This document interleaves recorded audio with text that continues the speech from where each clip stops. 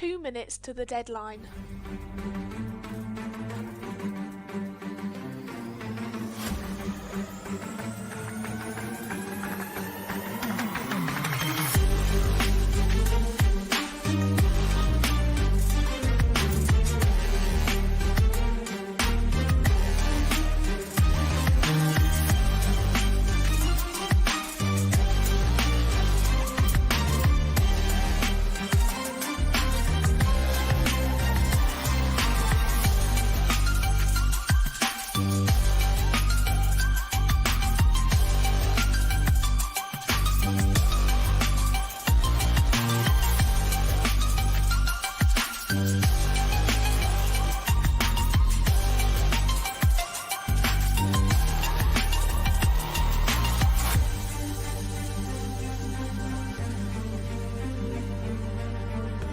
One minute to the deadline.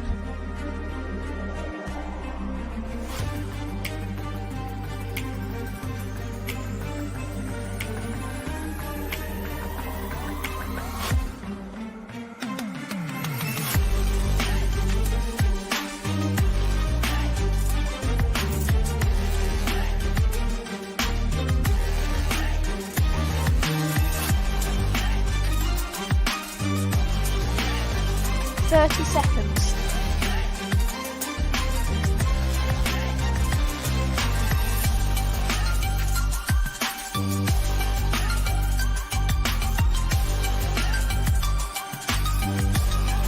Fifteen seconds.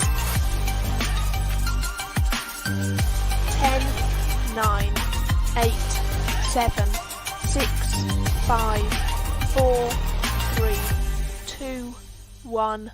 Deadline.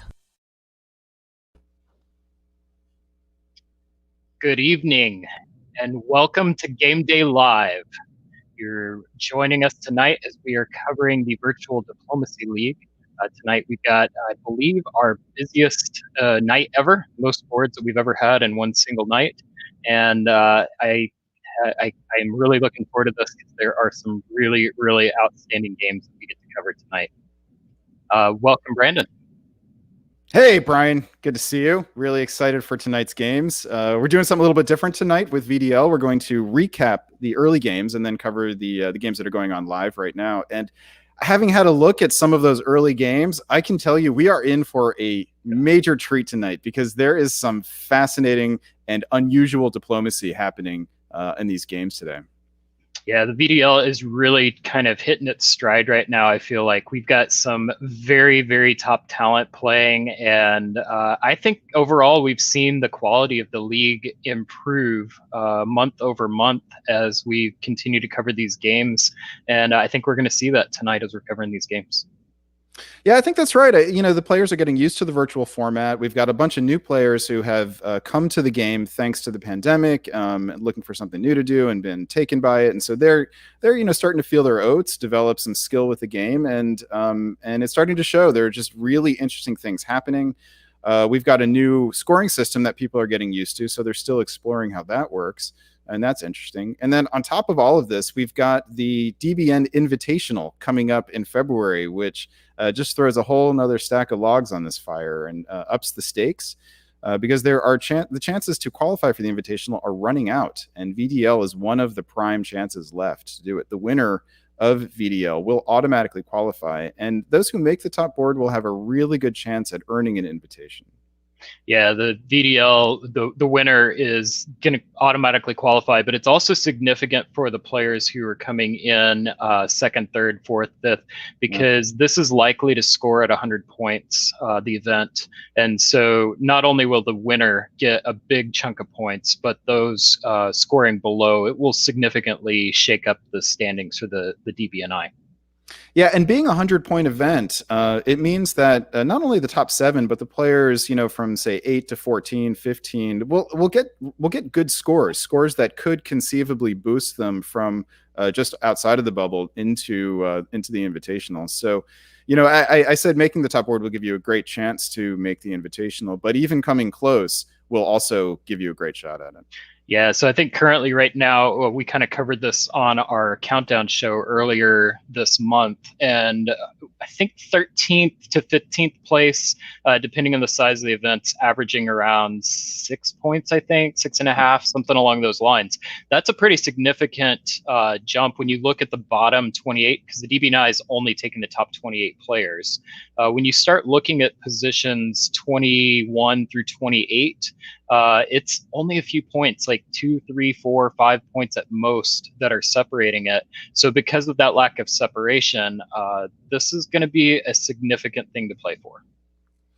And apart from this, we've only have 2 face-to-face tournaments left on the calendar. One is the Virtual World Diplomacy Classic, which is going to take place in just a few weeks in the middle of December, and that's looking like a big tournament, which will probably take the top prize for in terms of size of the face-to-face tournaments this year, which means it would replace Dixie as the 100-point event for that category, and that would mean that lots of points are in play, and that would be a big shakeup in the standings because everyone else's points who've earned points through face-to-face would be adjusted because of the Virtual World Diplomacy Championship. Yeah, the other big shakeup is going to come when Nexus Season 5 finishes. They're playing their finals right now. We've done a little bit of coverage before the show, and I think we're going to try and figure out some way to cover the post-game. Yeah. But that's going to be really exciting to see how that impacts and shakes things up as well. Yeah, and then on top of that, we've got the last face-to-face event of the season, which is going to be Cascadia. That's going to be at the end of January.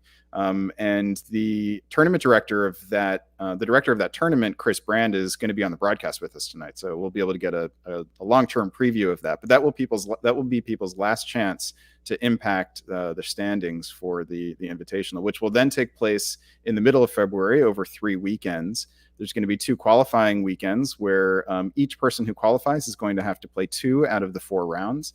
And then the top 7 from those will qualify for the top board, which will take place the following week. And these are, God, remind me, is this the 13th, 20th, and 27th of February? Sounds right. I'm horrible with dates. We should know that. I know, right? But yeah, that sounds right. It is February 13th, 20th, and 27th. Yes. All right, good for us. And we'll get Chris Brand's info on Cascadia. But yeah, so time's running out. Events are running out. VDL is happening right now, and VDL is a great way to qualify. And it's also a great competition on its own. Yeah. You know, this is a year-long competition. We've got 7 games tonight. These are the 28th through 34th games. 26th through 32nd games of the season. So a significant chunk are happening tonight. There's only going to be one more game day for VDL before the season is over, and the bids for the top board are awarded. And the top board will take place in January. Yeah. So, and we'll cover that here on DBN and have a good time doing it. I'm looking forward to that. Yeah, and this is league play. It's something you and I have done a lot with the Windy City Weasels, and it's so much fun. I love these year-long events that go on. You get to know the players and learn their styles, and it becomes a little bit of a game within a game. And I'm not going to spoil anything, but we've got a guest coming up today who knows a little bit about success in league play. So looking forward to that later in the broadcast. Yeah, somebody who has taught both of us a lesson. Yes, yes. Despite us having a lot more experience. For VDL though, yeah, I'm with you. This is one of the things that you and I bonded on. We both joined the Windy City Weasels around the same time, about 4 years ago. And we both just loved playing with the same people week in and week out, getting to know them, building up a board reputation, and sort of having to carefully manage that board reputation. And that's something that these VDL players are getting a big dose of. The games have been going on since March. VDL sort of coalesced as a unique entity sometime, I think, in June. And so these players have been going at it now for several months, and the competition is getting fierce. Yeah. So you don't happen to have the standings, do you? I do. I was not prepared enough to share the screen ahead of time, so I'm going to do it right now. Let's see if I can get the right one. Here we go. This is the map, which includes the tonight. In first place, still riding on the accomplishments of the first half of the season are Tanya Gill. Tanya Gill was really ruling the roost for the first half of the season. Hasn't played a whole lot since then. Has been busy with some life stuff, but is very much keeping her eye on things, and is going to play on the top board in January and in the Invitational in February, and very much wants to win. So so even though she hasn't been around recently, she is here in spirit. Second place currently is John Anderson, who is playing today. We'll see him later, and he's someone who sort of took the circuit by storm midway through the summer. In third place is Jim Fan, who is a newer player. We don't know a whole. We haven't had him on air before. We'll have to correct that. And I believe he is playing tonight. Eber Condrell, who was a Weasel, who has moved out to Colorado now, in fourth place. Hal Schild, who has been an active player recently and is in fifth place. Sixth place is David Miller on the strength of a single result that scored him 72 points. If David were dedicated to playing VDL, he would have the inside track to the championship. To the top spot. And but so far hasn't had his interest in VDL kindled by that big result. In seventh place is Stephen Hogue. He is playing tonight. In eighth place is former Weasel Ali Adib. And ninth place, George Linkert. 10th place, Morgante Pell. George was going to play this evening. I don't think he played earlier, but was pulled away by a personal issue. So we're not going to get to see George tonight. But it's good to see him up there. He's a dedicated player, and he's from the Minnesota club. And hope to see him have some good success when he comes back. Yeah, a couple things that stand out to me. You already touched on Tanya's success early this season. I'd almost break up the season in two halves. The first half was the season of Tanya. The second was the season of John. It'll be interesting to see if we have a third act in this story and if somebody else picks that up. But right now, it's been the Tanya and John show, and it'll be fun to watch if that continues. I think rivalries are great for any kind of competitive environment. It's good to see one here. The other item is Hal Schild. Hal's played 6 games with the VDL now, and I respect this kind of player because I feel like that's the kind of player that I am, where it's just through persistence and just continuing to press on and learn and repeat the play that I'm able to adjust my score up. And I see that with Hal. There's not a lot of tops for him, but he's survived very frequently and has had some success as a result of it. And being hard to kill in Tribute is rewarded. You get survival matters in Tribute in a way that it does not matter in a scoring system like Sum of Squares. And in the way that the VDL standings are calculated, this matters even more. VDL takes your standing score is the sum of your best 3 scores plus the average of all of the rest. So if you get eliminated a lot, your average of the rest is likely to go down. And that can really matter. You usually in Tribute, you usually get somewhere between 10 and 20 points for surviving. And you can see how closely these players are bunched. 3rd to 10th is only separated by 17 points.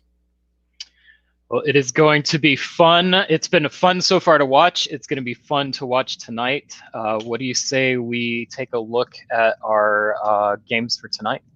Sure. Well, before we do, why don't we have a peek at our top participants tonight based on their invitational ranking. I'll let you call these ones out since I did the VDL. Sure. So these are not the VDL standings. These are the players ranked by their DBNI standings that were just released on the Countdown show a couple of days ago. John Anderson is the highest ranked player playing tonight, 2nd place. Tommy Anderson is playing tonight in 5th.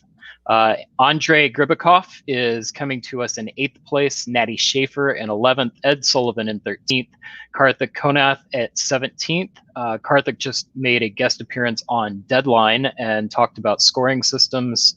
It was a lot of fun to watch that. Yeah, Peter, impressive kid, I'll just have to add. Absolutely. Peter McNamara in 20th, Farron Jane in 23rd, Jason Massbaum in 30th, and Jackson Roberts in 32nd. I kind of stuck my neck out a little bit for Jackson Roberts. I predicted that he's got the chops to make it to the VDL top 7 to compete and get some points and make his way into the top 28. I'm rooting for you, Jackson. I don't want to be wrong. Come on, buddy. You can do it. Well, I'm looking forward to seeing how that works out tonight. Yeah, one of the things that stands out to me is that we've got bubble players who are here, players who are right around that 28 mark, who are here to try to solidify their position I'm curious to see if they can do it. Absolutely. Ed Sullivan coming off a big event at Carnage. I think he went up 35 places to come up to 13th. We've got Farron Jane, who also made a huge jump. I think she had the biggest jump in the top 28, moving up to, I believe, 39 places or something like that, from the 50s into the top 28. So I really feel like Karthik's probably safe. It'll be close. He'd like some points. Any kind of points would help him out a little bit. But everybody below that, Peter, Farron, especially Jason and Jackson, are going to need some points, and they're going to be hungry. And VDL is a great place to try to do it. So, all right. Well, so we had today. Let's pull up the map here. Today we had, all right, and that is. Go over to VDL 26. So just to give our viewers a little bit of a map here, we have 7 games being played today. 4 were played earlier. So 30, 31, and 32 are going on right now. We're going to come back to those and cover those live, the way that we do our normal live games. We're going to cover the 4 games that were finished earlier in what we call highlights fashion, or on the clock. And we've got a rotating cast of analysts who are going to do this. And let me bring the first one on. Let me get it right, who that person is. The first one that's going to join us today, or for right now, is Chris Brand. So let's bring on Chris. Hey, Chris, welcome to the broadcast. Hi, thanks. It seems like it's been a while since I've been here, but it's nice to be back. Yeah, because you were playing, right? You've been playing in these events. I played an event, yes. I played Carnage. Oh, and did quite well. You made it into the top board there. Yeah, I did quite well up to that point. and then messed up Spring 01, and yeah, well, the less about the top board, the better. In Italy, that never builds probably isn't going to top a top board. But we all know you as an Italy expert, so we just think that actually worked against you in that situation, unfortunately. As sad as it was for us to see. However, I do remember you in that tournament, in your 4th round game, inventing a new opening. Yes. And so anyway. I mean, I'd never seen it before, and I believe we're going to see it again tonight, aren't we? Yeah, I was just looking through some of the games, and it's not quite the same as the way I did it, but it was very interesting to see that move there. And yeah. All right, well, we'll tease that. I think that's the game that you're primary on in number 29, I believe. So we'll come back to that. For now, you are the secondary analyst, Chris Brand. We're going to ask you about Cascadia later in the tournament, but for now, we're going to dive into the games. Let's see here if I can do this right. All right, the primary analyst for VDL 26 is going to be Brian, and Chris, you're going to be the secondary analyst, and I will. First, you know what I need to do as the host? I need to introduce the players, and to do that, I will remove this clock, which are with our fancy tech graphics, obviously not worked out completely. VDL 26 finds in Austria Andre Janeko from Lisbon, Portugal. Janeko, I think. Andre Janeko, that's it. In England, Mark Utterback from Omaha, Nebraska. In France, we have Peter McNamara from Melbourne, Australia. In Germany, Morgante Pell out of Vermont. In Italy, the aforementioned Eber Condrel playing from Denver. In Russia, Miles Holcomb out of Canberra. Oh, I know I didn't say that right. I apologize. Australia. In Turkey, we have Matt Lynch coming to us from Dublin. This is a very international board, and this game started early in the morning Eastern time. Brian, do you happen to know exactly what time this started? I don't. I want to say it was something between 2 and 4 a.m. Central Time, something like that. I don't remember exactly. It was early. So this time is it is morning for the Europeans and evening for the Asia Pacific players. So a little bit of morning, evening for them. But we still have some North Americans playing here. Morgante Pell and Eber Condrel. Eber Condrel staying up late and Morgante getting up early. Same with Mark Utterback. All right. With that, why don't we dive in? And Brian, you're going to tell us what happens in this game starting right now. All right, so this will be my first time on the clock. I'm looking forward to it. Spring 1901, let's go ahead and get those moves up. There's a lot to talk about here. First of all, we see Russia and Austria are DMZing in Galicia. This is a trend. We have seen it a lot in VDL, and it is continuing again. Italy and Austria use the key opening. That is also something that we have seen quite frequently in these VDL games. But I think the big one is that Turkey and Russia successfully DMZ the Black Sea, and Russia opens north. So we have what looks to be the early makings of a juggernaut. In fall of 1901, the Lepanto alliance keeps the juggernaut bottled up. England convoys the army into Scandinavia, showing a lot of trust for France. And we'll see if that pays off. Let's go to spring 02. In spring of 1902, Peter rewards England's trust by building a fleet in Brest. Upset by that French fleet, England chooses to defend against France rather than Russia and loses Norway in the process. In the east, we have gridlock. There is an evenly matched Lepanto alliance versus the Juggernaut. They are even in both unit strength and in missed opportunities, as we'll see in fall of 1902. I thought it was interesting there that Russia put the army into Norway rather than the fleet. That seems to me like a little bit of a weak move then.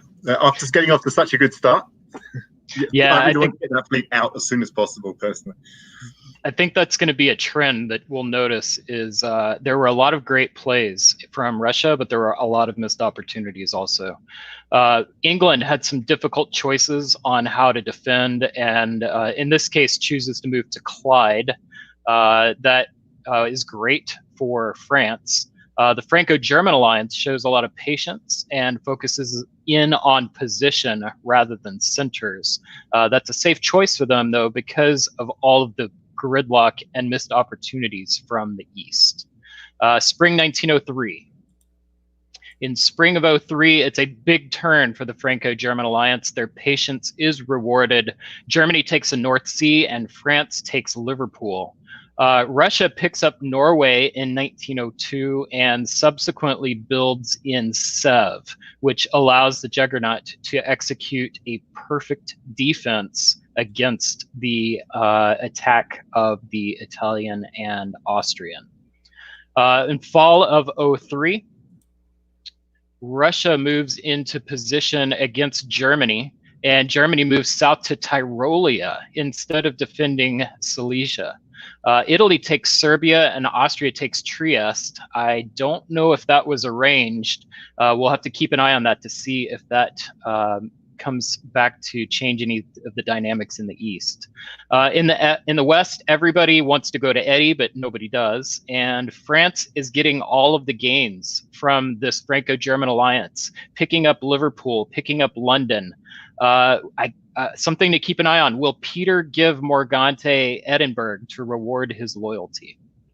There's also that Russian army down in the south moving to Armenia, which is an interesting move. I don't know how to read that at this point in the game. I almost feel like Russia recognizes that they got to the English dots too late, so they need to go somewhere else. But there's a little bit of a move towards Germany, a little bit of a move towards Turkey. It's almost like, I need to do something. I'm not quite sure what yet, maybe. Yeah. Spring of 1904. The answer to the question about whether or not France will be giving Eddie to the German seems to be no. Peter's moving his units into position so that he can force Edinburgh. Germany loses Berlin and moves into Burgundy. All does not seem well for the Franco-German alliance right now. This was also a big turn for the Lepanto alliance, who appears to be sticking together after all, and is rewarded by taking Romania, Galicia, and the Aegean. In fall of 1904, France does help Germany into Edinburgh, knowing he can take it whenever he needs it. Very smart play by Peter there. Morgante takes back Berlin, and one of the big questions of this game for me, another missed opportunity for Russia. Why didn't Russia support Berlin and build in Moscow? Russia had a great position with a ton of offensive potential, and now it seems precarious as everybody's kind of bottling him up. Spring of 05. That move, he actually leaves Berlin willingly here, yeah? Yes. It wasn't, so yes. This wasn't a misorder. This was a negotiated, yeah. Okay. Yeah, absolutely. In spring of 05, we bid farewell to England, and note that while Germany finally got a build from the Franco-German alliance, he had no centers to build in. Taking advantage of this, Peter decides it's go time, throws everything he has at Germany. Also note that Eber is not moving his armies away from the Austrian lines. Is this a precursor to a stab? Fall of 05. The answer is yes, but we saw it, and so did Andre, who cut a deal with Miles, and instead of Austria losing centers, it's Italy that is forced to disband.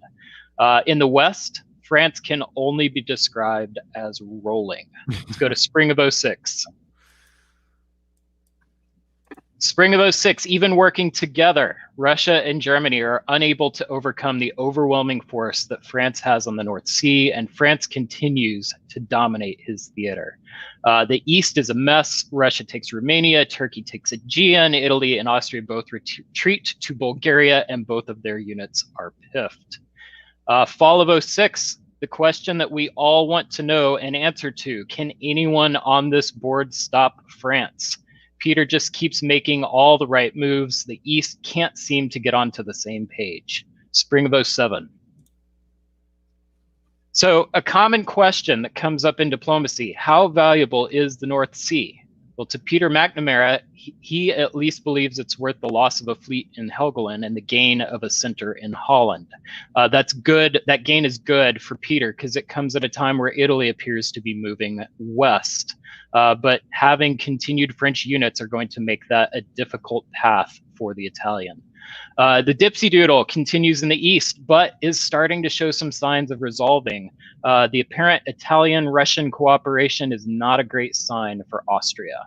Fall of 07. I thought this spring term was interesting in that Italy built 2 fleets, and yet France didn't react to that at all in the moves. You see, there's 2 fleets.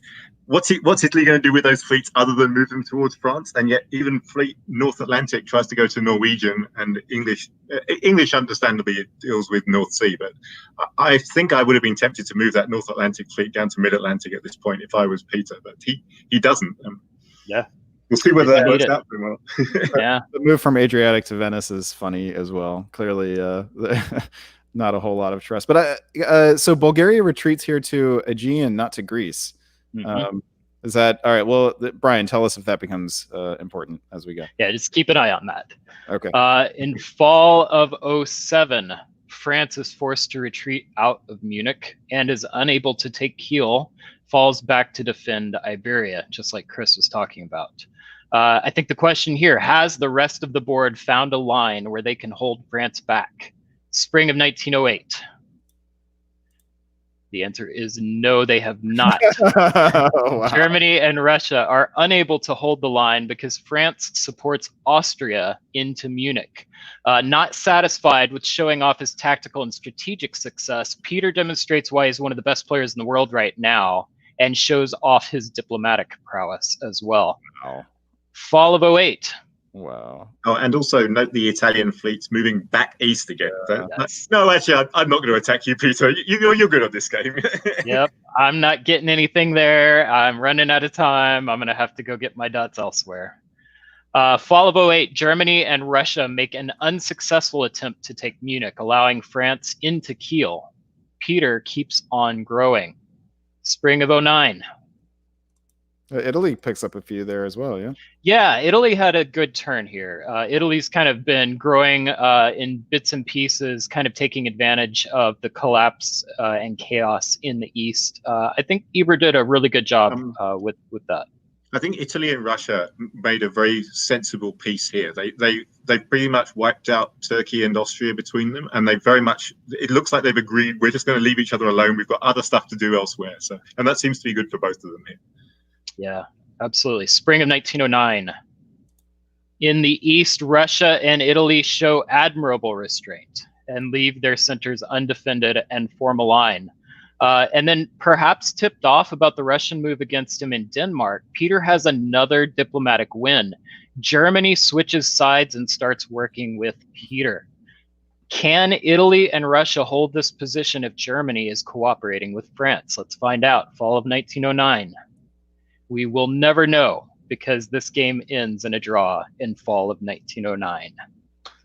So this is a agreed upon draw. This was not due to the time limit, although the time limit may have been fast approaching. We don't know exactly how much time was left. But either way, it's this game draws with France about to pick up a dot, assuming that Germany stays on side, which seems to be a pretty safe assumption at this point. So you can ask whether Peter should have just waited until until the spring to do this. Chris, what? So you popped in there a couple times. What overall stands out to you about this game? I mean, everything went right for Peter as far as I could see. The early game looks maybe a little bit dubious, but once he started rolling, he's just gone from strength to strength. Right? He's never really had any significant opposition in this game. In fact, you've almost got to wonder why did he agree to stop at this point, because I don't see things getting any worse for him here. I mean, he's not losing anything from this point. He's only got dots to gain. Right? The West resolved quickly, which obviously helped him. The East was a mess for a long time with lots of switching alliances and things. So that's fairly common. If one side of the East or the West resolves quicker than the other side, then the people who've done well on that fast side will do well overall. Right? And Brian, do you think, was there a point in this game when you think the rest of the board should have gotten together and pushed Peter back, or do you think that the stresses between them were just too great? I think the East had several opportunities to make an alliance and stick with it. One of the notes that I observed with this game, it reminded me a lot of draw size scoring kind of alliance structure that I used to play growing up. In that style, it's very frequent for an alliance structure in the East to form, an alliance structure in the West to form. One of those theaters resolves, and then the survivors come and beat their heads against the wall at the stalemate line. This was a little different because you've got the smaller powers surviving and things like that. But the reality of the situation is there was a strong alliance structure in the West that was able to resolve quickly in Peter's favor. Due to a little bit of luck. Some of that had to do with how England chose to defend, but a lot of really good guesses, great tactics from Peter. And then just the East did not make those same decisions. There was no alliance that ever really formed. It was a 2-on-2. Nobody made the switch. And once there was a strong 2-on-2, they canceled each other out, and Peter took advantage of that. All right, this was an interesting game. It feels, knowing what's to come, this feels like a relatively straightforward diplomacy game. Before we go, Brandon, I did want to go back to spring of 1904. Sure thing. I just was really impressed with the decision that Peter made here in his defense of Iberia. And I just wanted to point out, I think it's a good lesson for all of us. Peter is shifting his army into Gascony and risking Portugal. So it's a little bit of a gambit. But that army build allows him to defend Spain, Brest, and Paris. And were he to lose Portugal, he's in position to take it back. So I think this is just a good example of an experienced player making smart choices with how to position his units so that they're the most effective. And I thought that was worth pointing out. It is also interesting. I was drawn to that as well. But also the fact that England kept that fleet mid-Atlantic means that Peters had to use like 3 units to cover all those dots this turn. So it was a good move on England's part as well as on France's part, right? Although I think that's something that might actually have worked to Peter's advantage by maybe misleading Germany and Russia here into thinking that they had some time or space to continue sparring.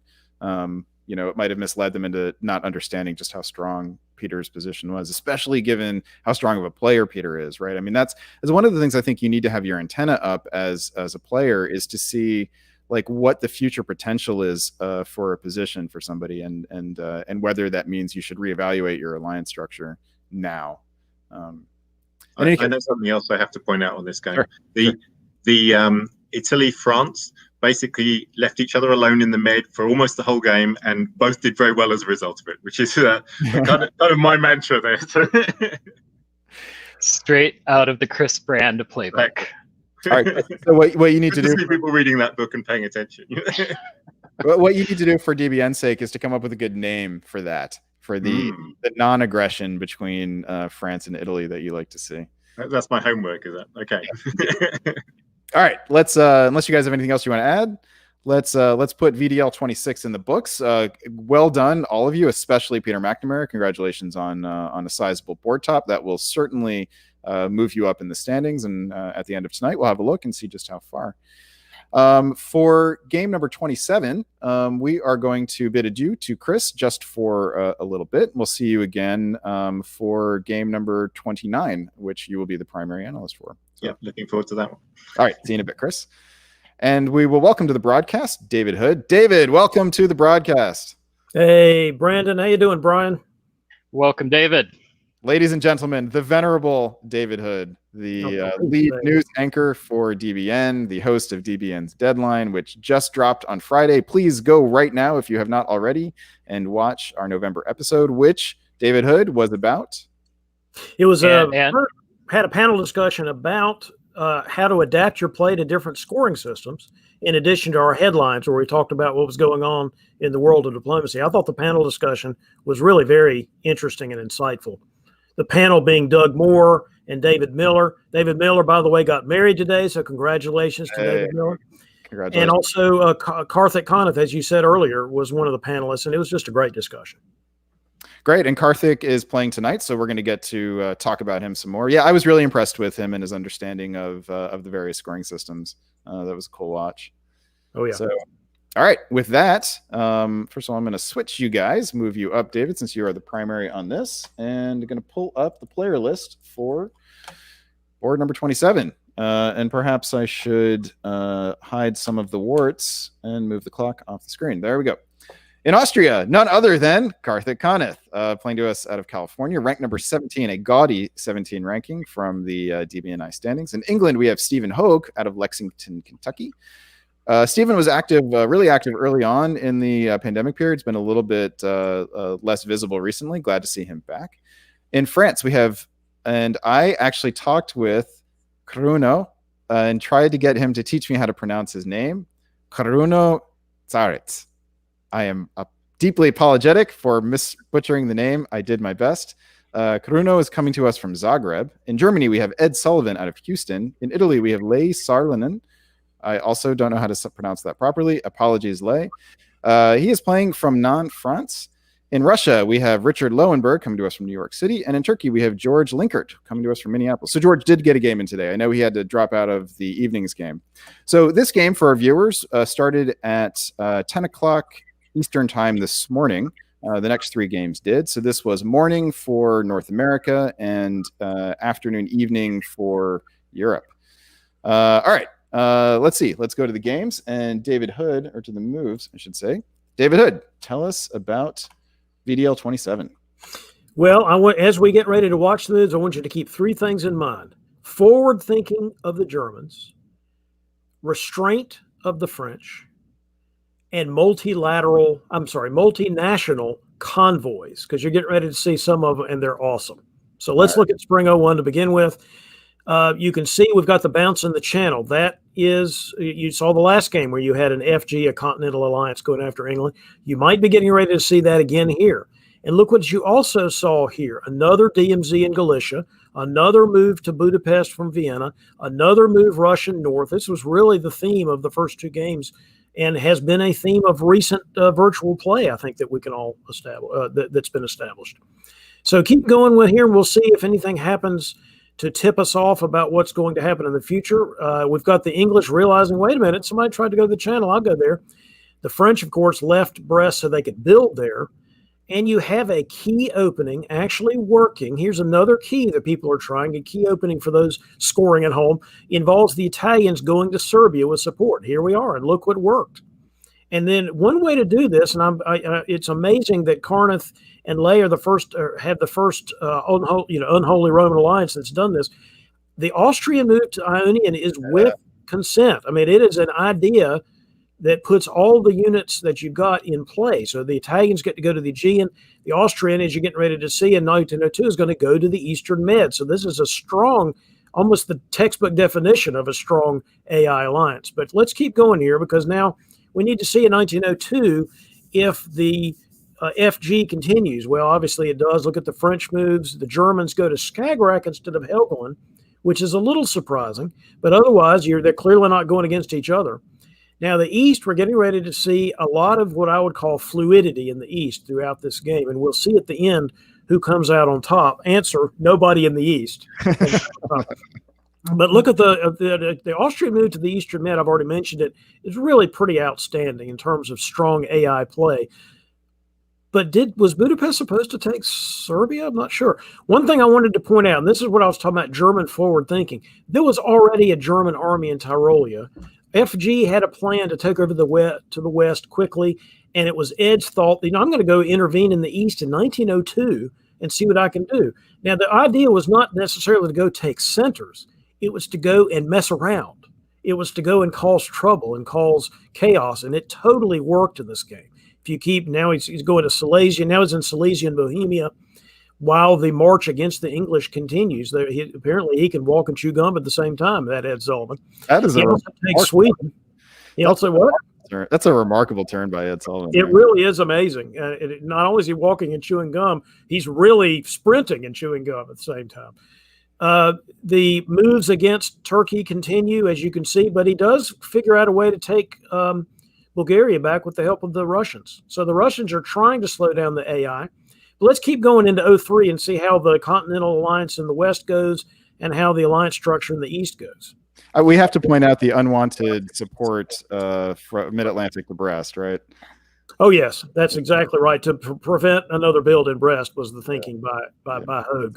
It's always fun when you get away with that. Oh, yeah. And that was really a good idea, because what else was he going to do with that fleet? So it made a lot of sense. All right, so look at the good bounce, the good guess by Stephen Hogue in the spring of 03. You might have assumed, if you were the Germans, that the English would think you were convoying to Yorkshire. Instead, Steve guesses right. Not only did he protect English Channel, he's able to bounce at Edinburgh. Now, there's only so many times you're going to be able to guess right when the FG's coming at you, but it's great when you get to do it at least once.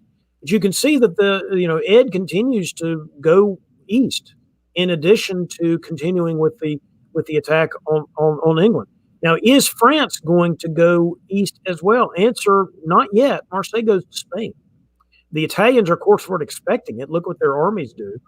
But we do have an interesting switch around here. What is Bulgaria and Eastern Med doing? They're taking out the Aegean fleet. And what? And the Austrians are helping the Germans into Galicia. There's clearly some negotiation going on here. Carthage is trying to figure out how he can thread the needle here, dealing with the Germans, dealing with the behemoth coming in some way. Maybe he's hoping to get on side with the Germans and take advantage of that. But we'll see how it goes as we go into the fall 1903 turn. Steve Hogue's luck runs out. He does not do a good guess here and loses London to a convoy. The French do not move into the Med, and the Italians actually move away because, of course, we just saw that the Austrians and the Turks got together and messed around with the Italians. So that means that Ley has to come up and go to the Tyrolia and try to figure out what else is going on. Here's the first multi. And I say first because there's more coming. So there's one from Smyrna into Greece. It's always fun to see good convoys, but when you see a multinational convoy, that's incredibly fun. It goes around the Austrian fleet. That's great. It's really great. So the Germans, of course, take Warsaw. So he's not only intervening in the east to cause trouble, he's actually getting a center out of it. So let's see, can the French and the Germans continue their attack on England while the Germans do their thing without the alliance falling apart and without the Eastern alliances changing to defend we're going to see as we get into spring 04. Another convoy this time through the French through to Liverpool. England is obviously going down the drain. Germany is doing his best to play a bunch of different people against each other. Warsaw holds. Why is Warsaw holding? Because it's a diplomatic thing between him and Russia, I think. Because Sweden doesn't support the attack on Norway. So there's clearly some interesting negotiations going on in the background, and you will see that more as the years progress. I want you to look at the Turkish conga line. He actually made a mistake here, I think. He was intending, the dance steps got all mixed up. You know, he put his left foot in, he put his right foot in. So instead of convoying Greece to Smyrna to do the conga line, he totally flubbed it, and none of his guys moved, which I think is fun to watch. And it would have worked. It all would have worked. Well, it's fixing to work in the next turn. You'll see. But the French are coming. The French are coming, and the French are there. Western Net. So the FG is basically done. It's done with its work in the West. It's already redeployed to the East. It's a class example of what Brian was talking about a minute ago with the other game, where you resolve your side of the board quickly, run on the other side of the stalemate line. Man, has it already happened here. And because you can see in 05, it just continues. Now, there's the Turkish conga line he was trying to do the last turn, and he does it right this time. So he spends 2 turns basically rearranging his forces, does George, which he probably thought was fun, but we'll see if it really works out for him. All right, fall of 05, multinational convoy to Apulia because the Italians and the Turks have not really worked together much yet. How about them working together this time? So we're gonna convoy to Apulia. That might be a way to maybe deal with the fact that the French are coming, and the French are, as I said, already there in the East. And unfortunately, this isn't to release the Kraken moment, is it? It's not a Kraken. It's more of a the French are coming. Let's help. So it's not an IP that was intended to be a late breaking alliance that governs the board. It's a late breaking help kind of situation. More like a hostage. Yeah, very much so. Now there's a lot of holding. There's a lot of supporting, and there's just a lot of negotiation going on. And that was my point of it. And I think that Ed Sullivan is behind a lot of it. And he really takes advantage of it as you can continue to march the turns if you want. And you'll see that he's got all sorts of deals worked out here. He doesn't. There's no fighting really in Scandinavia. He's actually leaving Silesia and going now to the west or something. I mean, all of this has been sort of fluid, and you can see in the next turn that you just forecasted there. Now you've got the Germans going back because now they've cut another deal with Karnath. With Karthik Konath about going into Romania and doing all that. So we've got even more going on. You now have Germans in Galicia, Tyrolia, Bohemia, Warsaw, Livonia. He does try to take Norway, and one of the themes at the end of this game is Norway shall not fall. But everything else is falling, unfortunately, for the Russians. And you'll see they're losing Moscow. The French continue to march into the Med. There just was no way to stop it. And there wasn't, even though there was a little bit of screwiness. Wait, is that another multinational convoy I just saw to put the Italians into Smyrna? Answer, yes. Another one. So the Italians have decided to go government in exile time. They know they're gone. They want to relocate to another place, and why not relocate to Turkey? That seems like a good place this time of year. Look at the utter domination of the FG Continental Alliance as they have just forced their way into the East, just unmercifully forced their way. Just when you thought that Ed was going to take Norway, Norway shall not fall. Why does he do that? Okay. I don't know. It does because it's a good story for me to be able to say that by the time you get to 1909, you've got the Russians who, by God, are going to defend Norway no matter what. And here they are. And I would say lots of other things. Karthik made some deals here to try to get as big as he could. He knew the game was up. The FG was totally defeating the East. And so he cut some deals, I think, to try to do the best he can. But you can see the government in exile there with the Italians have basically taken over Turkey as the government in exile. But otherwise, there's not a whole lot to say here. Keep going into 1909. Time you've got the Russians in Norway because Norway shall not fall. Now let's see if it's never going to fall because that's where Russia ends, in Norway. But so this this game ended by time limit or by draw, agreed draw, not does. time limit. It does. It's another one of these things that's supposed to break you and Brian's heart, because even though it's under tribute, they've decided to do a shared board top. Huh. Well, the reason I said French restraint in the very beginning with my last 10 seconds on the clock, the French could have forced a different result. They could have done some stuff here to take some German centers. They did not do it. They exercised restraint. Maybe that's Ed Sullivan diplomacy. I'm going to take away the maybe. That's Ed Sullivan diplomacy. So Yeah, go ahead, Brian. I noted the same thing. This was a return to form for Ed. He moved up 35 points through some impressive and sometimes cutthroat play at Carnage, but this is him getting back to his wheelhouse of just finding a good, solid alliance. I didn't think there was anything particularly flashy or amazing about the play. It was just slow, methodical, smart, steady, consistent play. And it clearly worked, and it's not my style. I'm certainly going to be going for a top at the end of the game, but it's clearly working for Ed, who's made his way up to, I believe, 12th place in the DBNI right now. Well, I was going to say, I think in addition to just the sort of the slow, steady progress, there was a lot of diplomacy going on in the East with Ed and the other players. That was my point earlier about there being a lot of fluidity in the East. I think Ed was probably involved in those negotiations, and he's the one that actually won all of those negotiations, including his negotiations in the West with Kruno about how this game was going to end. Because I think it ended with a French top quite easily. I mean, as you can see, the French could have taken London. They could have done all sorts of things. And they did sort of foray a couple of times into Ed's territory, and I think they were able to make a deal even given that. And what a great welcome for Kruno. Welcome to the league. I believe this is the first game, probably the first player we've had from Croatia joining us. And this is a great result. Kruno played in the last VDL game along with another Croatian who's a friend of his. I chatted with Kruno earlier, and they played one game before. I just looked it up. Kruno was eliminated in the one game that he played. So this is not a matter of taste that what I'm about to express here. It's not that I have a problem with this with what happened here with the split board top.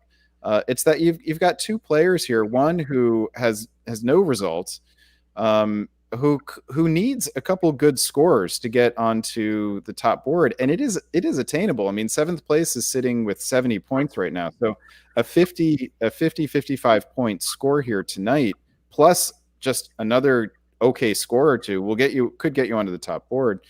Ed Sullivan is sitting in 20th place right now with 44 points. He only has 2 games on his docket, so this game will put him up into 70.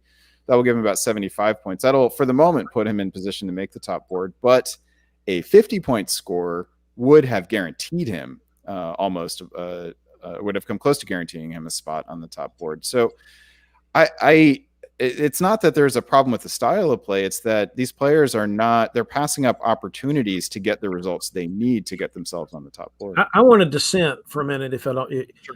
And I'm dissenting not on what you just said, but on the possibility that Ed could have pulled that off. I think Ed realized that France was the one with the ability to top the board and deny him the shared board top, and he negotiated with his way into the shared board top. When I went back and looked at these moves, I didn't see a great opportunity for Ed to get out in front of Kruno. There wasn't. I thought I remembered seeing him, but it seemed like Ed sort of took his foot off the gas somewhere in the middle of the game, maybe right around here. Go look at spring of 06. This was a point that stood out to me. In spring of 06, there's a feint, if you will, where Germany moves west, perhaps against Austria or something along those lines. And it seems to maybe like sucker Russia into moving against Turkey or something along those lines. But instead, go to the fall of 06. If I can find, there we go. Okay. Yeah, he moves back and he continues to press into to Russia, and he does end up getting most of those Russian dots, but it takes a lot of effort and a lot of time to do that. When I'm looking at this position, one of the big questions for me in this game, there's a pretty defensible line in Scandinavia, like Germany and Russia could have said, you know what, we're good here. We don't need to fight each other. We'll take the centers we have. And then Germany could have moved in working with Russia to take on all those Balkan dots that are sitting there, that juicy piece of the Balkan pie. And I did, it's a big what if for me right here. David? I think you guys you don't like the shared board tops. You're looking for a reason for Ed to have not. I don't think Ed ever had a shot at topping this board. It was always going to be hard for him to get the jump on France. It really was. I mean, maybe in this situation he goes to the English Channel in the fall or something. But look, but he's losing Edinburgh, and the French have a lot of units that could easily pull back. All he's got to do is pull those units back to defend and not go further into Italy. I mean, the way if you're in an FG and you want to stab France to get the lead, great, but France has to be more out of position than this for that to work. And by doing so, you're actually giving up all those gains that he would have made in the East. I don't know that Richard would have stuck with Germany if Germany attacks the French. Why would he do that? He'd attack the Germans. It's a hell of a lot easier to attack the Germans than anything else. So I'm not trying to defend Ed too much. I'm just saying I think that the real person that you all are saying should have done something is actually Kruno, not Ed. Kruno had a chance to get a better result. Now, maybe he didn't care because he's new to the VDL, and this was a perfectly fine result for him. So I get that. But I just don't see, and I looked for it. I said, did Ed give up a chance here? I just don't think he did. I think he probably did as best as he could have done in this situation myself. Assuming the game was not going to end, assuming the game was going to end here. But if the game doesn't end here, I'm still thinking France is in better shape at the end of, if you advance back to the last turn, France is still in a better position than Ed is. I think Ed is really happy the game ended with a shared board top. He's almost thrilled with that because he was certainly going to lose that if France wanted it to happen. Brian? Oh, Brandon, my final comment is not related to anything other than the fact that I think we need to call George Linkert the convoy king. I have played with George in the one VDL game that I played, and he was involved with the multinational convoy, and I love to see that commitment and that entertainment from the convoy king, George Linkert. George is nothing if not entertaining. Yeah, although in this case, Lay, we should point out, actually was party to all of those multinational convoys, including the one that went back into Georgia's center. Go Lay, go! Yeah, I'm with you, David. I think that by the end of the game, Kruno had definitely had the stab opportunities that were passed up. But I actually agree with Brian that I think there were. This is a moment where Ed pulled back and. Had Ed put his foot forward, I think that could have created avenues for board top. I personally probably would have gone after the Russian centers here and wrapped those up while then pushing back against finding a way to push back against France in the West. But all right, I won't draw you guys back into that conversation. Just putting out yet another challenge for Ed Sullivan for the future. So Ed, hope you're listening. Look forward to seeing you on a board again in the future. All right. Brian, shall we leave VDL? Do you guys have any final thoughts, or shall we put VDL 27 in the books? Let's do it. It was a good game to watch. I actually enjoy Strong Alliance plays on occasion, so I enjoyed watching this game. And let's give a congratulations to Ed and Kruno. I apologize again for butchering your name, doing my best. But let's congratulate you guys on ruling the board, because you guys did. And you guys shared the board top. All right. So, Brian, I think you and I switch positions. We're going to give David a break here, I believe. And then, is that right? I'm in 28. I'm in 28. And I want to be in 28 with you, Brandon. Yeah, that's right. We're just switching roles. Brian, you've already done it, I see. All right. Yep. So let's get right to it. We'll move on to VDL game 28. I'm excited with all of the hype. Let's find out what happens. All right. First, you got to call out the player list. I'll pull it up for you. There we go. All right. So first in Austria, we have Matt Lynch from Dublin, Ireland. In England, we have Evan Swihart from Cincinnati, Ohio. In France, we have Ben Kelman from Philadelphia. Germany, Liam Stokes from Victoria, Canada. Italy, we have Randy Lawrence Hurt, frequent commentator on DBN from Boston. Russia, we have Chris McKinney from Massachusetts. And in Turkey, we have Farhan Jain, who, as we talked about, made a big splash at the Carnage tournament that happened earlier this year from my former hometown of Austin, Texas. Before we switch off the screen, I just want to point out that this is a board with 4 players on the bubble here for the DBNI rankings, plus 2 others who have results in tournaments and who might be really hungry. So this is a board of players hungry for a result, and man, does it look like it. So let's pull on over to the map. I'll help out with that. And then I will release the mouse and let you do it. I will say I'm going to give this game a title, and the title of this game is Brain Freeze, because when you eat so much ice cream that it freezes your brain and causes pain, it's too much of a good thing. And that's what this board is for me. There is so much that happens in this game that it hurts my brain. And you know what? Let's put me on the clock because I do not know how. There we go. Brandon, if you don't mention the French opening, I'm going to be really pissed. So, but is this the actual Hood Hog? Is this it? This is the Hood Hog. Okay, yep. I never remember the exact moves. I thought it might involve supporting into Burgundy. Okay, so this is the Hood Hog. Yes. Ladies and gentlemen, you have seen it. Now tell us why this opening is named after you, David Hood. Because I'm the only person fool enough to say it makes sense. But Ben thought it made sense too. So good job, Ben. Way to go, man. So look, the things that jump out in this are how little trust there is everywhere in the board. We have gotten accustomed on these broadcasts to seeing a lot of DMZs in interesting places that we as face-to-face players often see bounces. This is a turn where we see bounces in every contested space, including the English Channel, a place that we don't often see bounces. That's the one place in face-to-face that we often see being DMZ'd. But here we've got English Channel, Burgundy, Galicia, even Galicia, the place that never gets bounces anymore, and as well the Black Sea. So this opening move was just awesome, and it presages just the fireworks that are to come. So you can move ahead here to follow 02, or follow 01, sorry.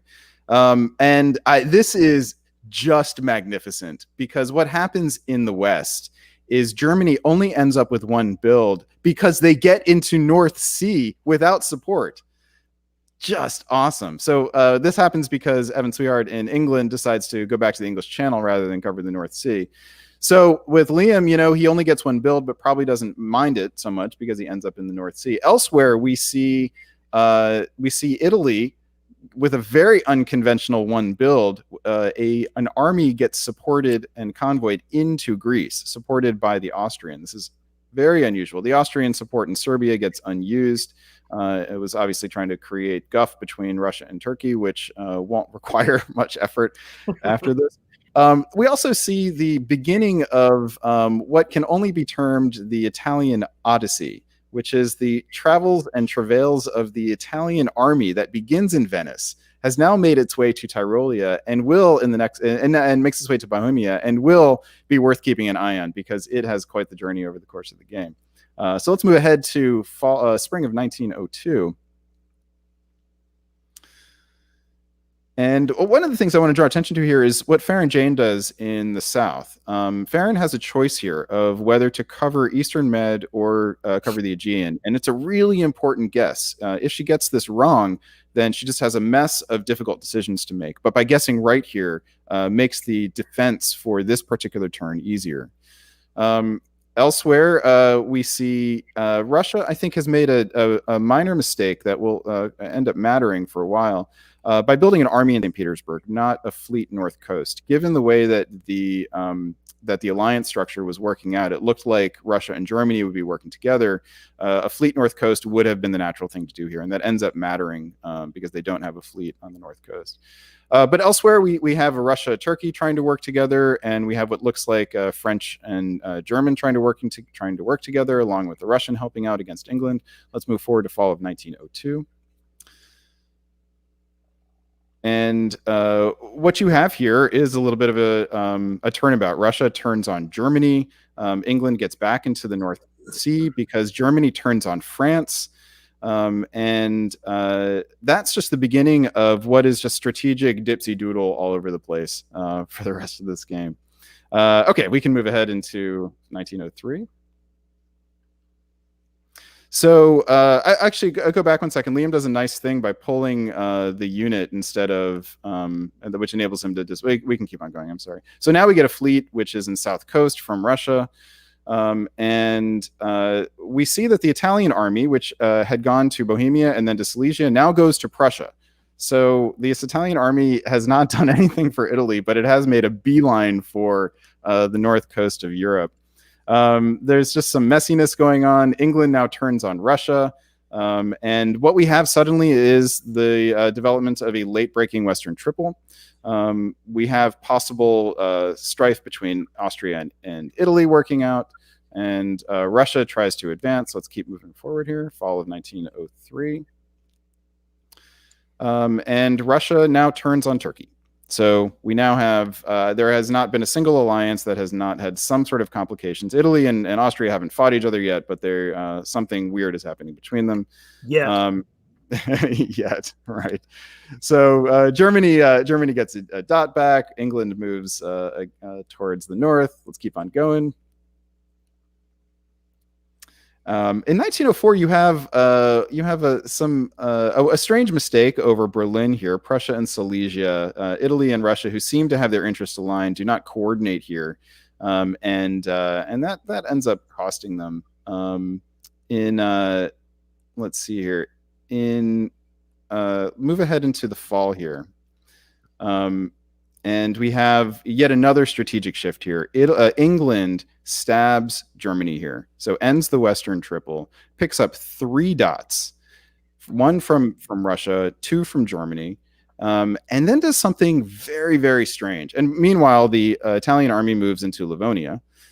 So it has now... That's what they do. That's what Italian armies do, typically. Yeah, it has now moved from Venice directly to Livonia with only a one-turn pause to take an ineffectual stab at Berlin. But Evan does something which I don't understand here, which is with the opportunity to put down 3 units, Evan only puts down 2 in the winter of 1904.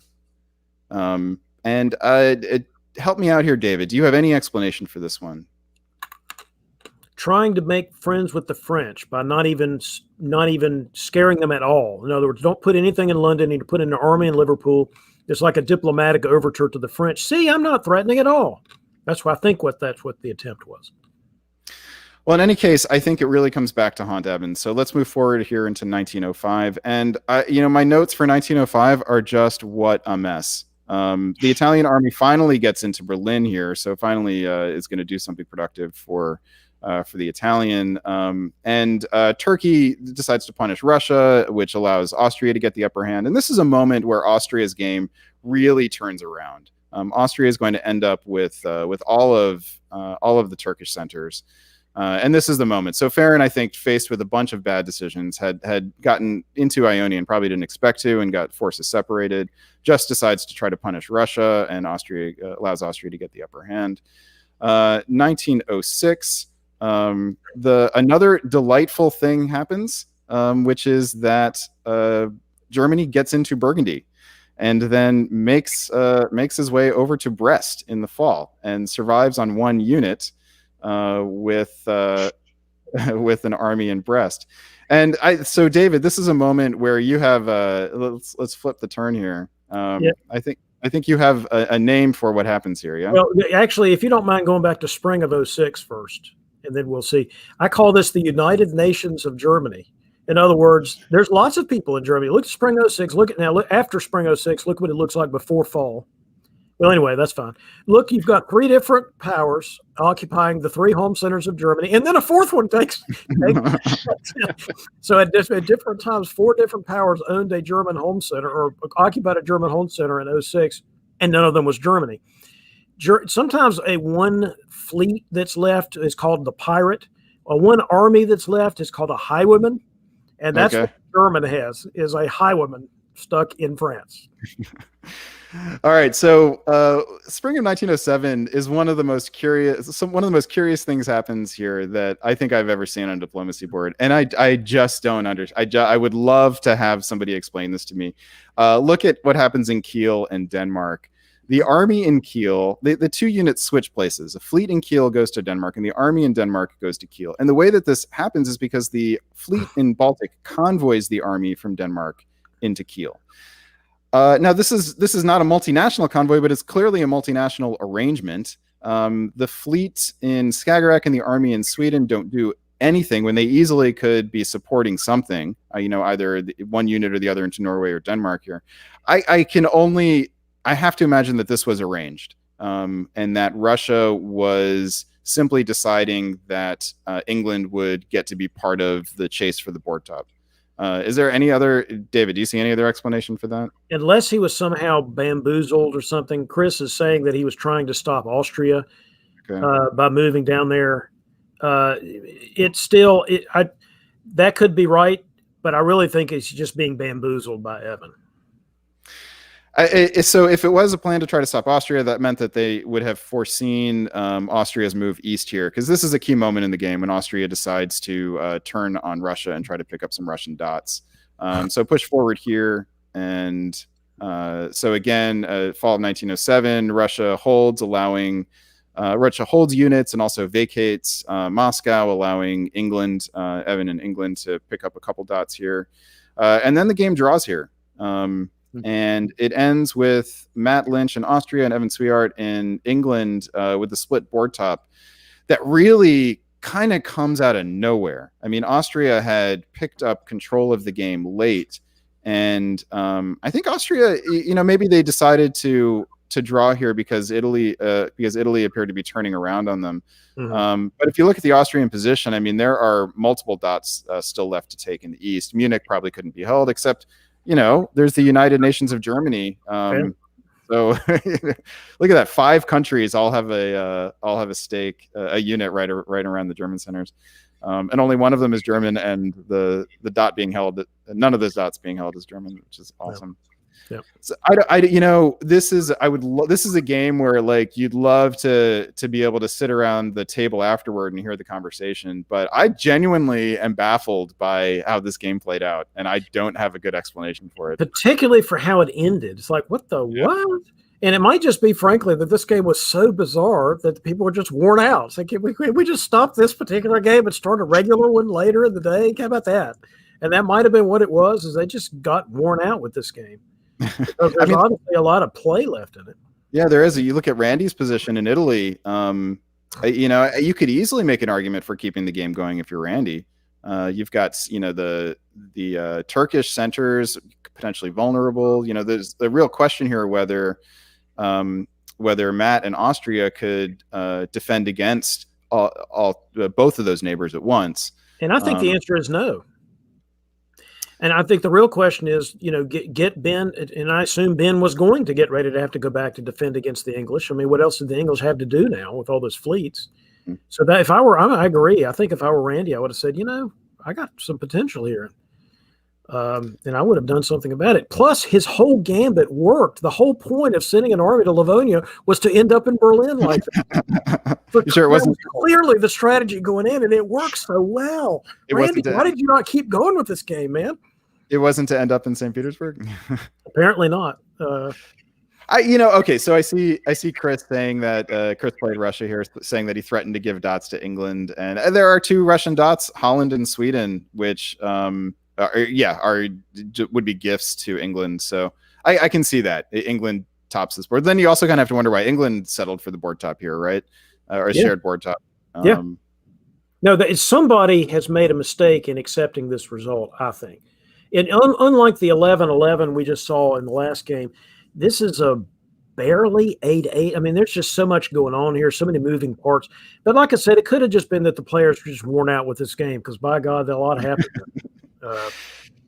Yeah, it's a head spinner. And this is definitely one where you just have to put your tongue to the roof of your mouth and wait until the pain subsides.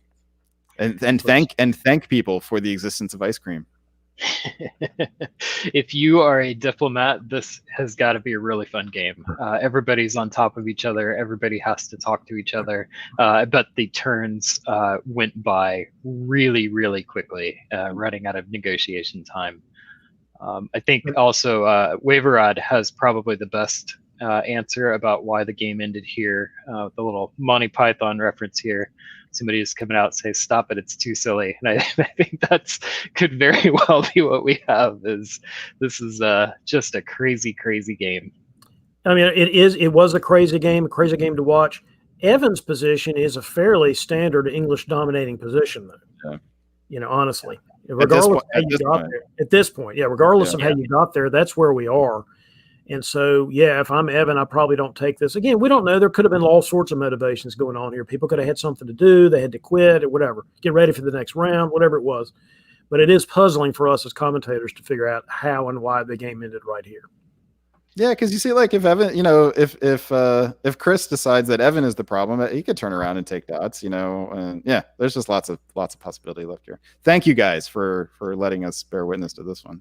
Oh yeah, it's certainly fun, certainly entertaining, for sure.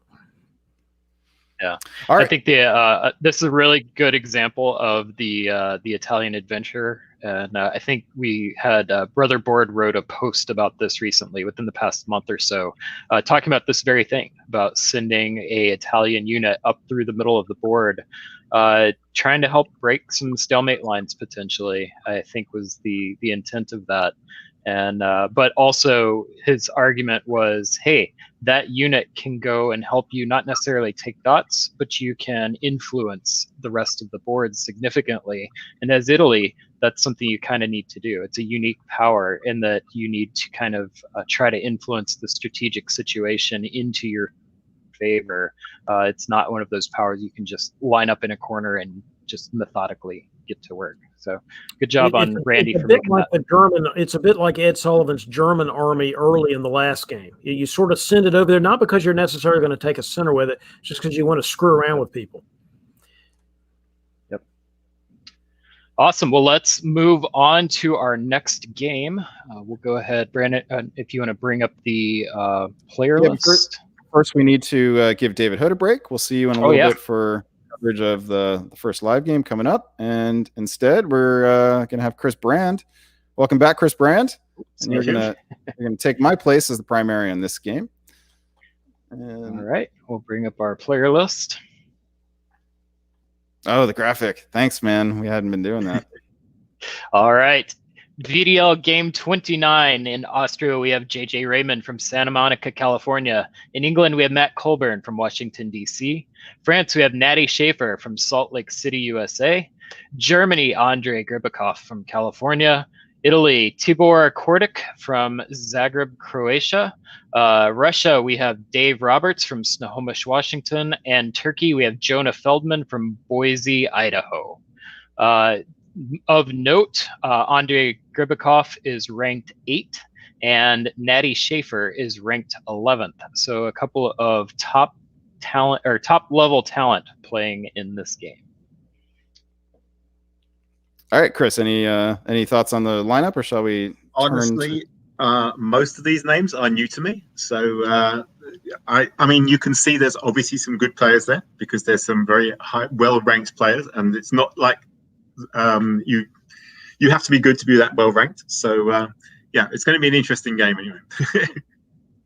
All right, let's head on over to the map, and Brian, I will leave you to it. All right, so we will begin in spring of 1901. You are on the clock.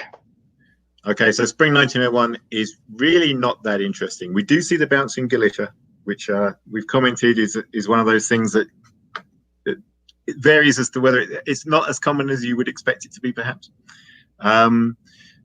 We do see a DMZ in Burgundy, DMZ in English Channel. Generally speaking, though, there's nothing particularly exciting here. The only possibly noteworthy move, I think, is maybe Venice to Trieste, but Italy getting an Austrian dot, presumably by arrangement, but we don't know for sure. Let's move on to fall. Fall is much more interesting. Okay, so first of all, in the west, we see the English convoy into Belgium supported by Germany. So beginning of an EG alliance against France, maybe. Putting that army in there, though, that's not bad. You could put that in there as Germany, and you can then change your mind in next year. It's not that big a deal, but it's certainly notable. Denmark does not bounce Sweden, is also interesting. But the fun part for me here is down in the Balkans, where Trieste supports Bulgaria to Serbia. So you'll notice that the Smyrna army is still in Smyrna. It's not in Constantinople. And this is more or less the move that I played at Carnage in the fourth round in Carnage. So what the difference here is that Italy put the army into Tunis rather than bouncing Greece.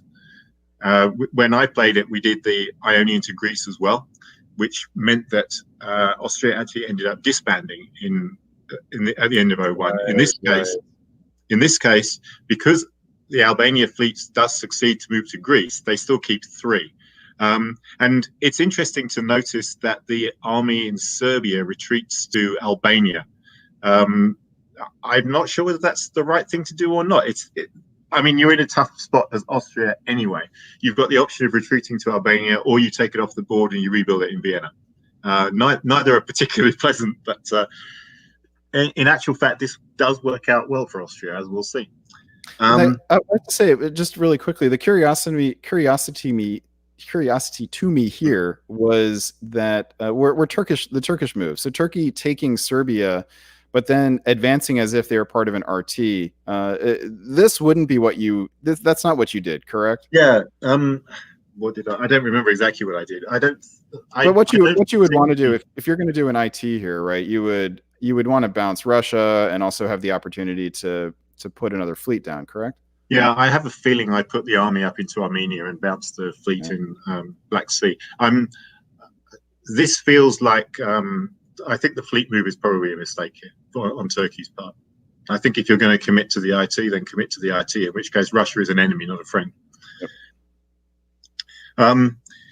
So spring 1902. So if you're Austria and you face that kind of 1901, obviously the natural thing to do is say to Russia, hey, can we help me out here? Because we're facing this IT. It's not good for you if I die quickly either. So here we see the Russian army in Romania support Austria back into Serbia. The other Austrian army covers Vienna in case Trieste goes there. That's perfectly reasonable. But that does allow the Turk to retreat to Budapest. That actually turns out to not be a big deal. The fleet in Constantinople goes to Bulgaria east coast. So whether this is a realization that, actually I probably should have bounced in Black Sea, I don't know. But that's definitely more of the anti-Russian move. And again, the army actually goes up to Armenia. So this is more the sort of position I would want to see as Turkey for playing this kind of. But in spring of 02, not in fall of 02, right? Right. Yes, it's spring of 02. So then in the fall, the West is the West. There's stuff happening. We still see the EG, I think, at this point, right? Yes, they're still pushing it down, trying to get into France. This is where England makes a bit of a mistake in the fall. I think the Fleet North Sea could have supported Norway. My fear, presumably, the diplomatic situation was such that he thought that Norway was safe, and therefore could push the fleet down into the English Channel instead. In which case, that turns out to be a mistake because he loses Norway to Russia while Germany takes Sweden from Russia. Sorry, yeah, that's right. Down in the south, actually, just go back to the fall again. Don't worry. It's slower in the beginning, but it'll be much faster later on. So Turkey has a very unfortunate turn here. The army that had retreated to Budapest gets killed, and also the fleet that had got into Bulgaria east coast gets killed as well. Both those, the Austria-Russia alliance is getting off to a really good start here, killing both those Turkish units, and now they're in a situation where Austria and Russia between them have everything except Trieste in that Austria-Balkan region. Okay, now we can go on. Turkey has a rebuild here because they had both units popped, so they rebuild as a fleet. And then, so here, Russia is now concentrating on Turkey. So this Austria-Russia alliance that was kind of forced initially by Italy and Turkey, it's still here. It's still happening. And Russia is now saying, okay, Austria, you go deal with Italy. I'll deal with Turkey, and we'll carry on with the same thing. In the north, this is where England is starting to make some progress against France, and there's is this one there's hang on, what did I write here? Oh, hang on, actually, can we go there? Can we quickly nip back to fall of 02? There's one interesting move here that I want to point out. The German army, oh, must be spring 02. The German army is down in Tyrolia anyway, and that's right. This was the move where the German army goes to Tyrolia in the spring, and in the fall it goes to Trieste. Now, knowing how the game plays out later, I wonder how much of whether that was to help out, specifically to help out Russia and Austrian alliance or not. We can't tell, but it could be foreshadowing of something there. What have we got in 03? Basically, things progress as they go, as they have. Russia is making good progress against Turkey. Austria is making good progress against Italy. Germany and England still look like they're taking out France. Russia, that fleet, though, has come round the top and it now gets into Edinburgh. And we've still got the Germany and England working together. Sweden supports North Sea into Norway. So the EG alliance still seems stable at this point. Moving into 04. Where does this change? It's my first time doing this. So here we see things change. England, the English Channel Fleet supports London into the North Sea. So this is the first time we've seen England and France working together. So basically England has switched side and is now no longer working with Germany and is now working with France, at least to some extent. Pay attention to Burgundy. The German army got into Burgundy. Now it gets kicked out again. That's going to be a bit of a theme over the next few years as well. Meanwhile, Russia makes very quick progress against Turkey, and the Balkans is very peaceful. You look at all those supports and basically nothing happening there. I'm not sure what Greece didn't even try and help out against Italy. Then in fall of 04, now this is where we start to see the theme of the rest of this game appearing. Germany and Russia working together in Scandinavia. See the German fleet, Sweden supports the Russian fleet in Norway. England and France continue to work together. They try and take Edinburgh, but that's thwarted by Germany and Russia working together.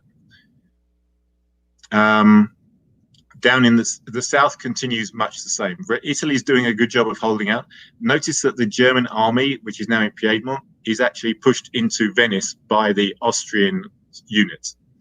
So we've got definite Austria-Germany cooperation here. If we move on to 05,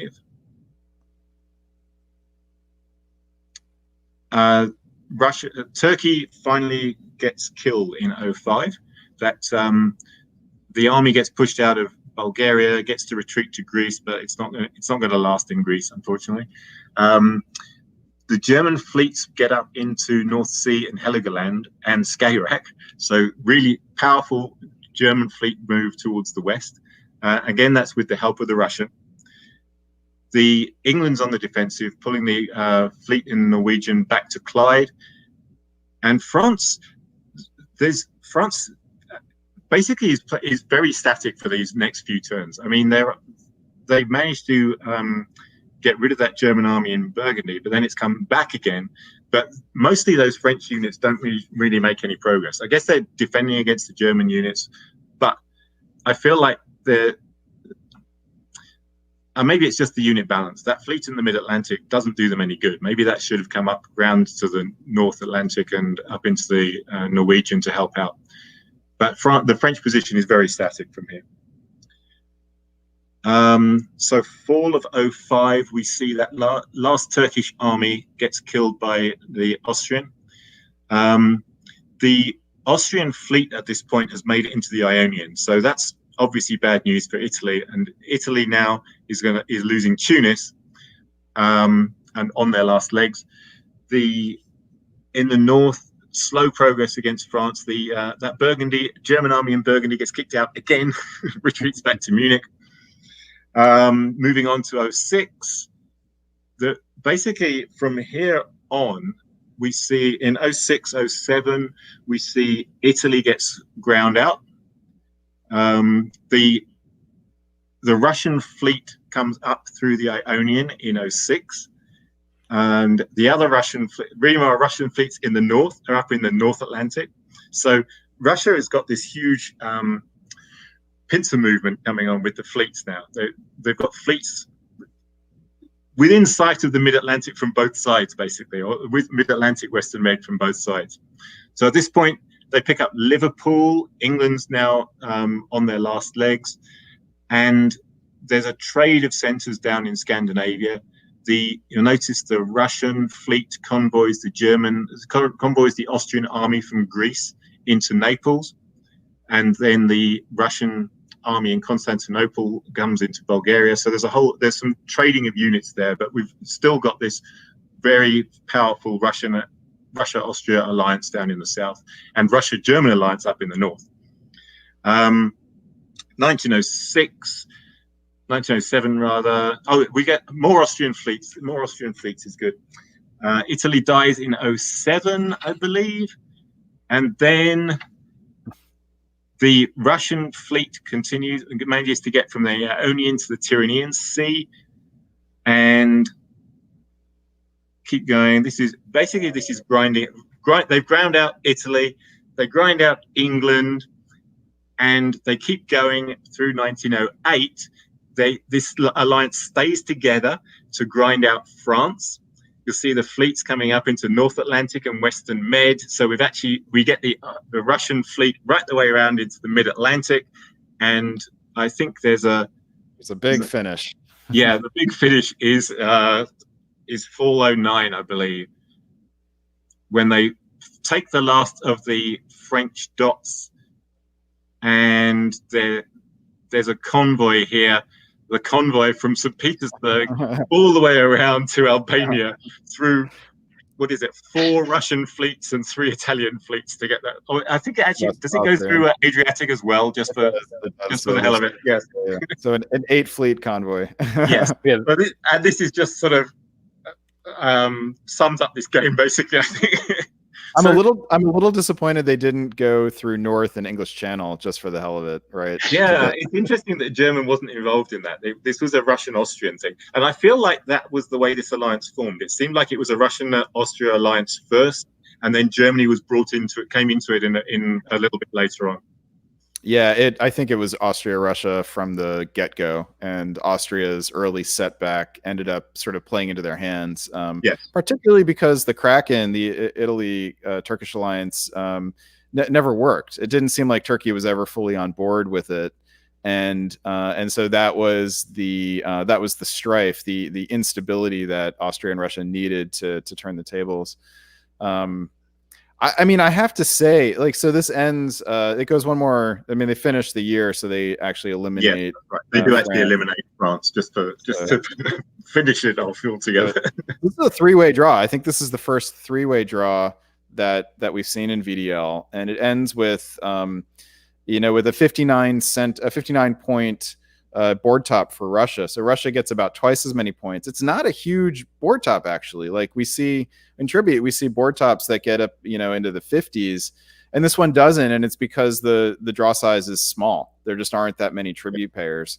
But I have to tip my hat to Dave Roberts, because from all the looks of it, this appeared to be a masterful diplomatic accomplishment. Like, this board was run by the puppet strings of Dave Roberts, and it seemed like he got everything that he wanted. Didn't seem like he ever really got attacked, in an ineffectual attack from Turkey. But I guess that was it. Basically, was that one little attack from Turkey that never really went anywhere, and the rest of the time it's just been on the offensive the whole time. Take the dot that you want, basically.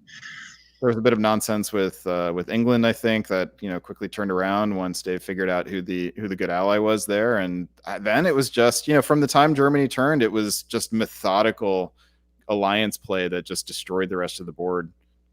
The Russian-Germany alliance is not an easy one to play. It's very delicate. You have to have a diplomatically finesse it, I guess, is the right way to phrase it. You have to be very careful with your diplomacy there to keep both sides on board with that alliance. Well, this is the kind of position that Russians solo in. Like especially when you go back and he had fleets in the West Med over here. Like he's on every side of the stalemate line is being surrounded by some sort of Russian unit. And I think that in this game, it probably doesn't have enough time to reach that point. But I am super impressed by that. At this position, all these fleets up in the north, pulling the fleet down through the south. And then the other thing that really stood out to me were all of the Austrian fleets. How beautiful is that? Yeah. There wasn't time to point out every time Austria built a fleet, but to end up with 5 Austrian fleets is in 1910. That's basically one every 2 years. That's pretty impressive. And that's also. Sorry, go ahead. I think JJ single-handedly rising the percent of Austrian fleets just with this one game. Yeah, I think normally if Austria's got 5 fleets in the water, then you're talking solo as well. At least it's in the conversation.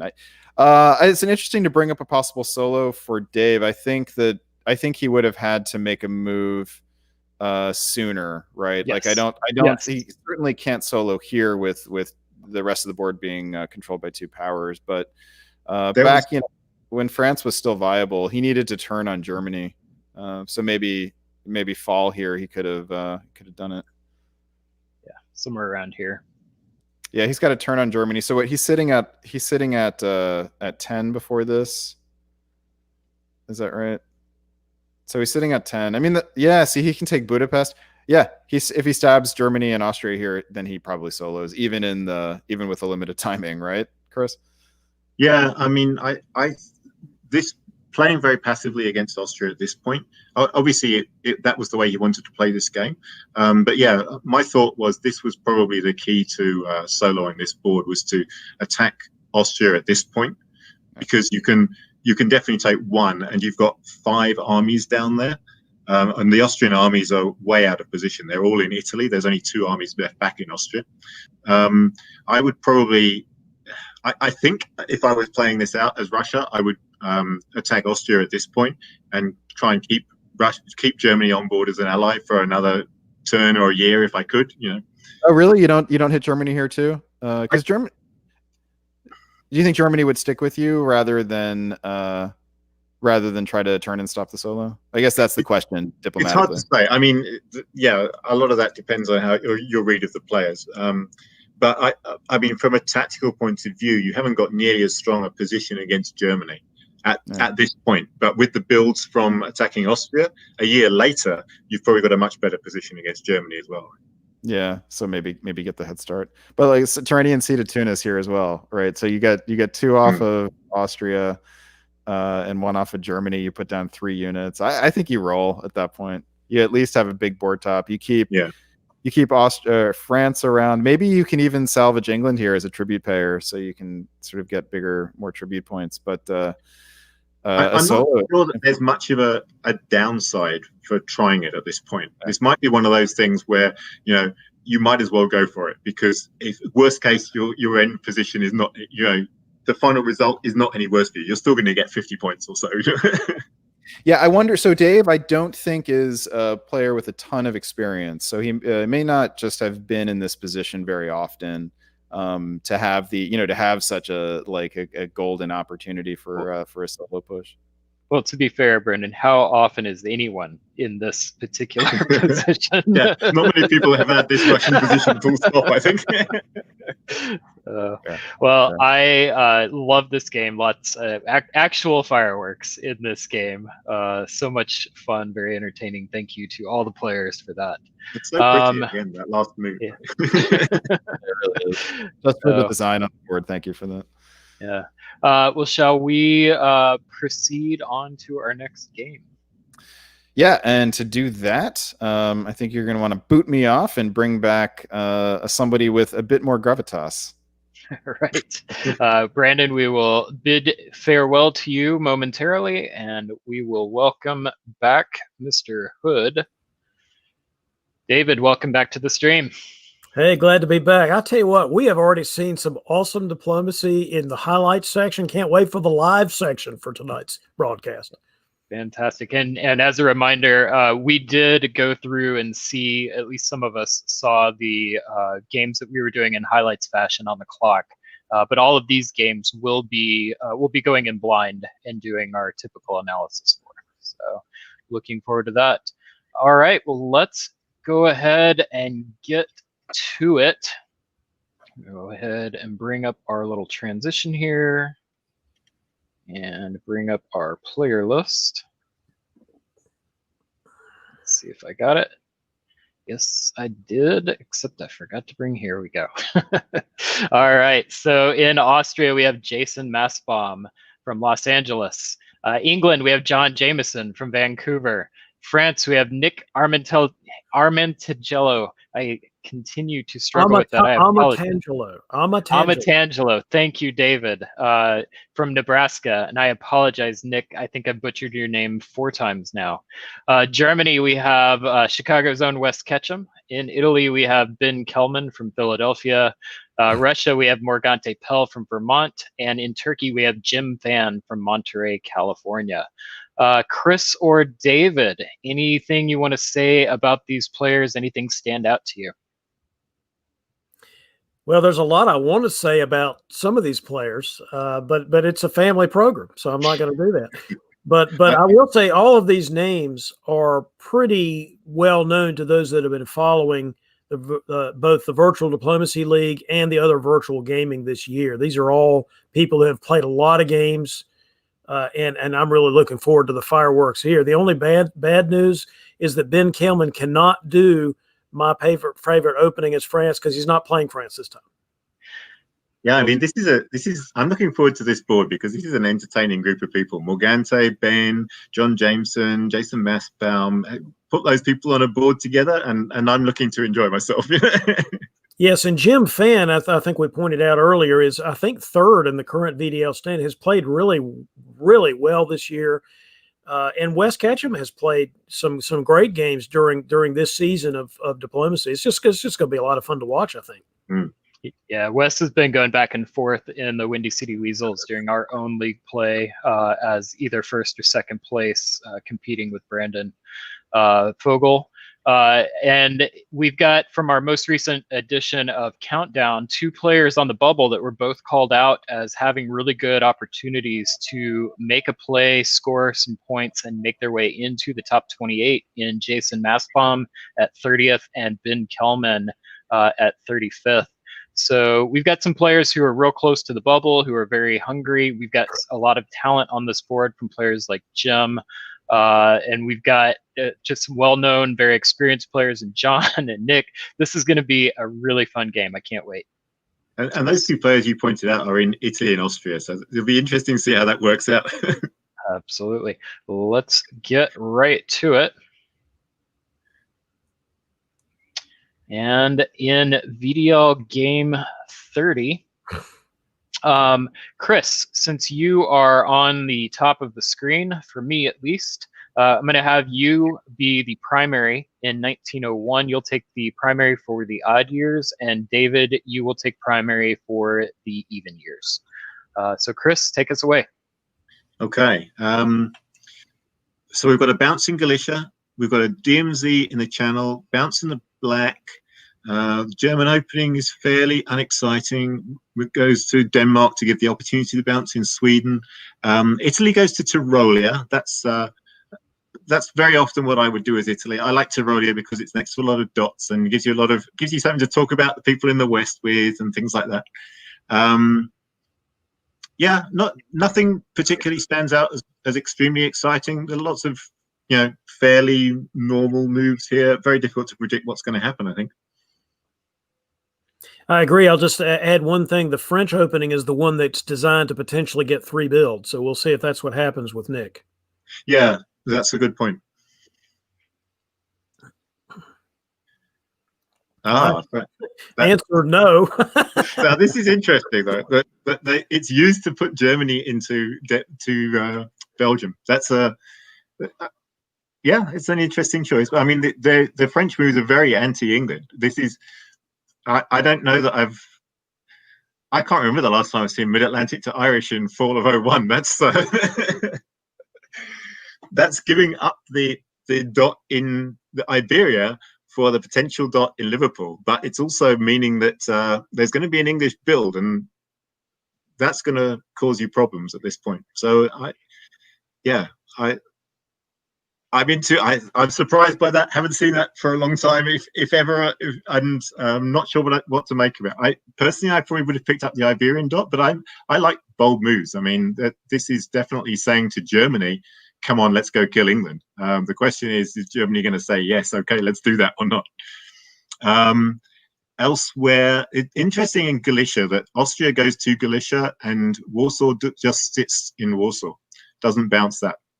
And the Italian army in Tyrolia moves to Trieste unopposed, and the other Italian army follows up to Venice, which is probably not what you want to see if you're Jason at this point. Other than that, around the Black Sea looks fairly normal. Russia puts the army into Romania, so the Turk gets into the Black Sea because of the support there. The Irish Sea move is the big standout there. Absolutely, the big standout. The other thing that stands out to me is Germany's the one that gets 3 builds, not France. Yeah, but I mean, if you're France and you're trying to get Germany on side, the putting Germany into Belgium makes sense to me. Sure, but it's just interesting that he's the one that ends up with 3 builds when we were speculating about the French getting 3 builds.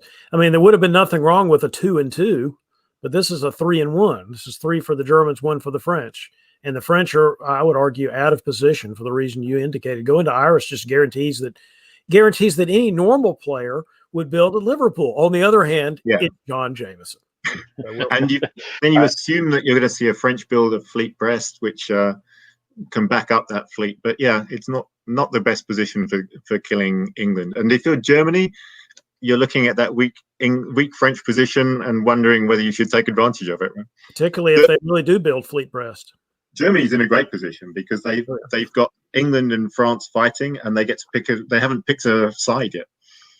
And no war with the Russians. Letting the Russians into Sweden can be so important for the Germans. We've talked about that on this stream before. It's not always the right answer, but it is often the right answer to let them into Sweden. Absolutely. Yeah. I think the other thing that I noticed, I don't know if it was called out, but Turkey made it into the Black Sea, which is of note. And Chris, you'll be happy to know there's no bounce in Trieste for the Italians. Yeah, and as I say, that's probably not good for Jason with the other army following up, but we'll see. It could be arranged. You never know, right? Right. Moving on with our builds, we do see the fleet in Liverpool. Seems like the logical build for that position. We do see the fleet as predicted in Brest from France. We've got a double fleet build from Ben in Italy, the fleet in Rome, and the fleet in Naples. Let's keep an eye on that fleet to see if it ends up a double move into Turkey or a double move against France, or if he takes 1 and 1. That's always fun to watch.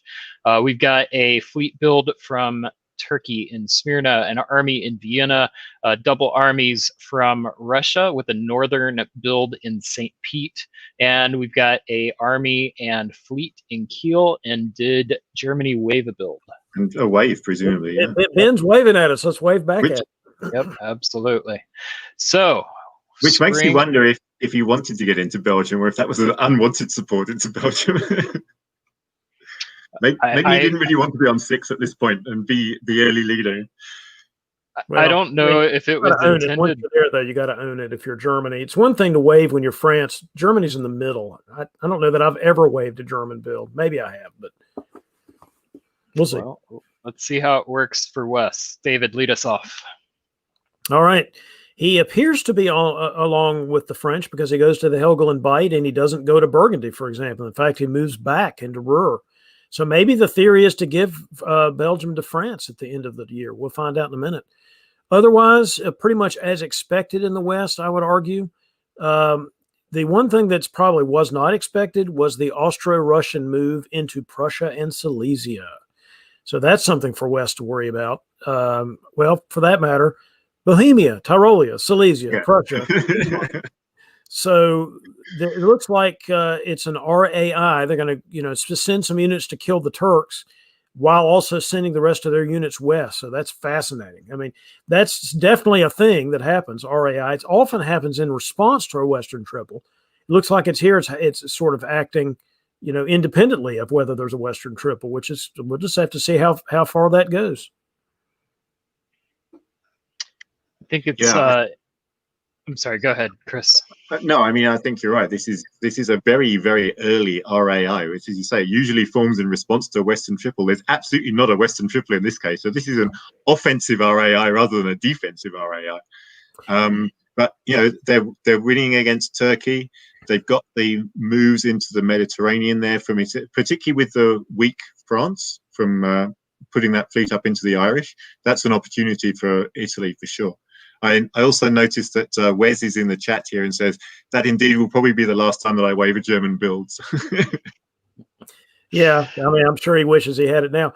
I mean, in some ways, this is the giant sucking sound. I would do a Ross Perot impression if I thought, A, I could pull it off, and B, anybody would know who Ross Perot was these days. But I would say giant sucking sound because that's actually what happened here. The Germans go and the French going north to kill the English sounds awesome, unless there's an RAI that could take advantage of your units going the wrong way. And RAIs are pretty rare, so I don't think you could have expected this. We'll see how long they stick together, but this is a really awesome move, I think, by the East. And they've got a great position here for 402. They can take Berlin for sure, right? And they can probably take Munich as no, they can't guarantee Munich, but they can guarantee Berlin.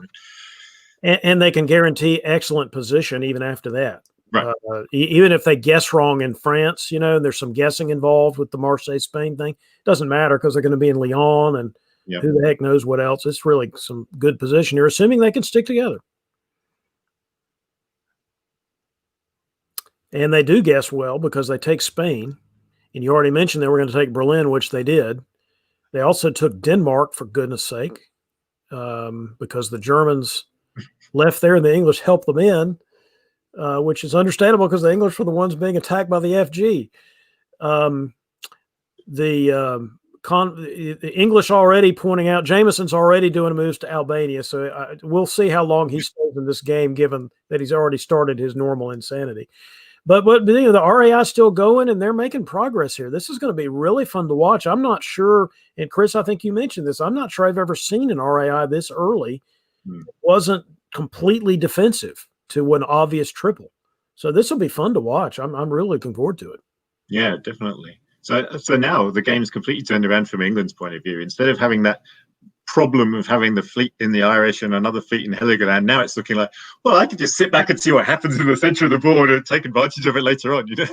It's a bit like being the Turks when you see a Western Triple coming. Yeah, it's exactly. Like, okay, that sounds good. Keep coming. Yeah, that's exactly what it's like. It's interesting to me. One of the big, most common alliance structures discussed in diplomacy is this Anschluss, the idea of the German, Austrian, we should never fight early. It's never good in the long run for each other, which I tend to agree with. But I will tell you, I've been coming around to the idea that it's not always the worst thing for Austria if they can manage the diplomacy right. It's not something I'd want to do regularly, but I'm curious to see whether or not this pays off. It's all a matter of timing, but the timing is really tricky if you're Austria in this situation. With the Western Triple, we talk about Germany being the exposed power, and with this particular triple, we all know who the exposed power is, and the question is going to be whether he can really pull this off in a way that doesn't allow him to get creamed by Russia or Italy or both. Yeah, if I'm Austria in this alliance, I'm definitely demanding more of the builds than anyone else gets, basically, to keep me secure from this possible stab later on. Sure, and he is the one to take Bulgaria here. So yeah. All right. In the winter, for our adjustments, Wes has his first disband in Holland.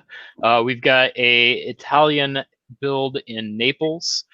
We've got an Austrian build in Vienna. An army in Moscow, fleet in St. Pete's South Coast. The St. Pete South Coast is very telling as anti-German.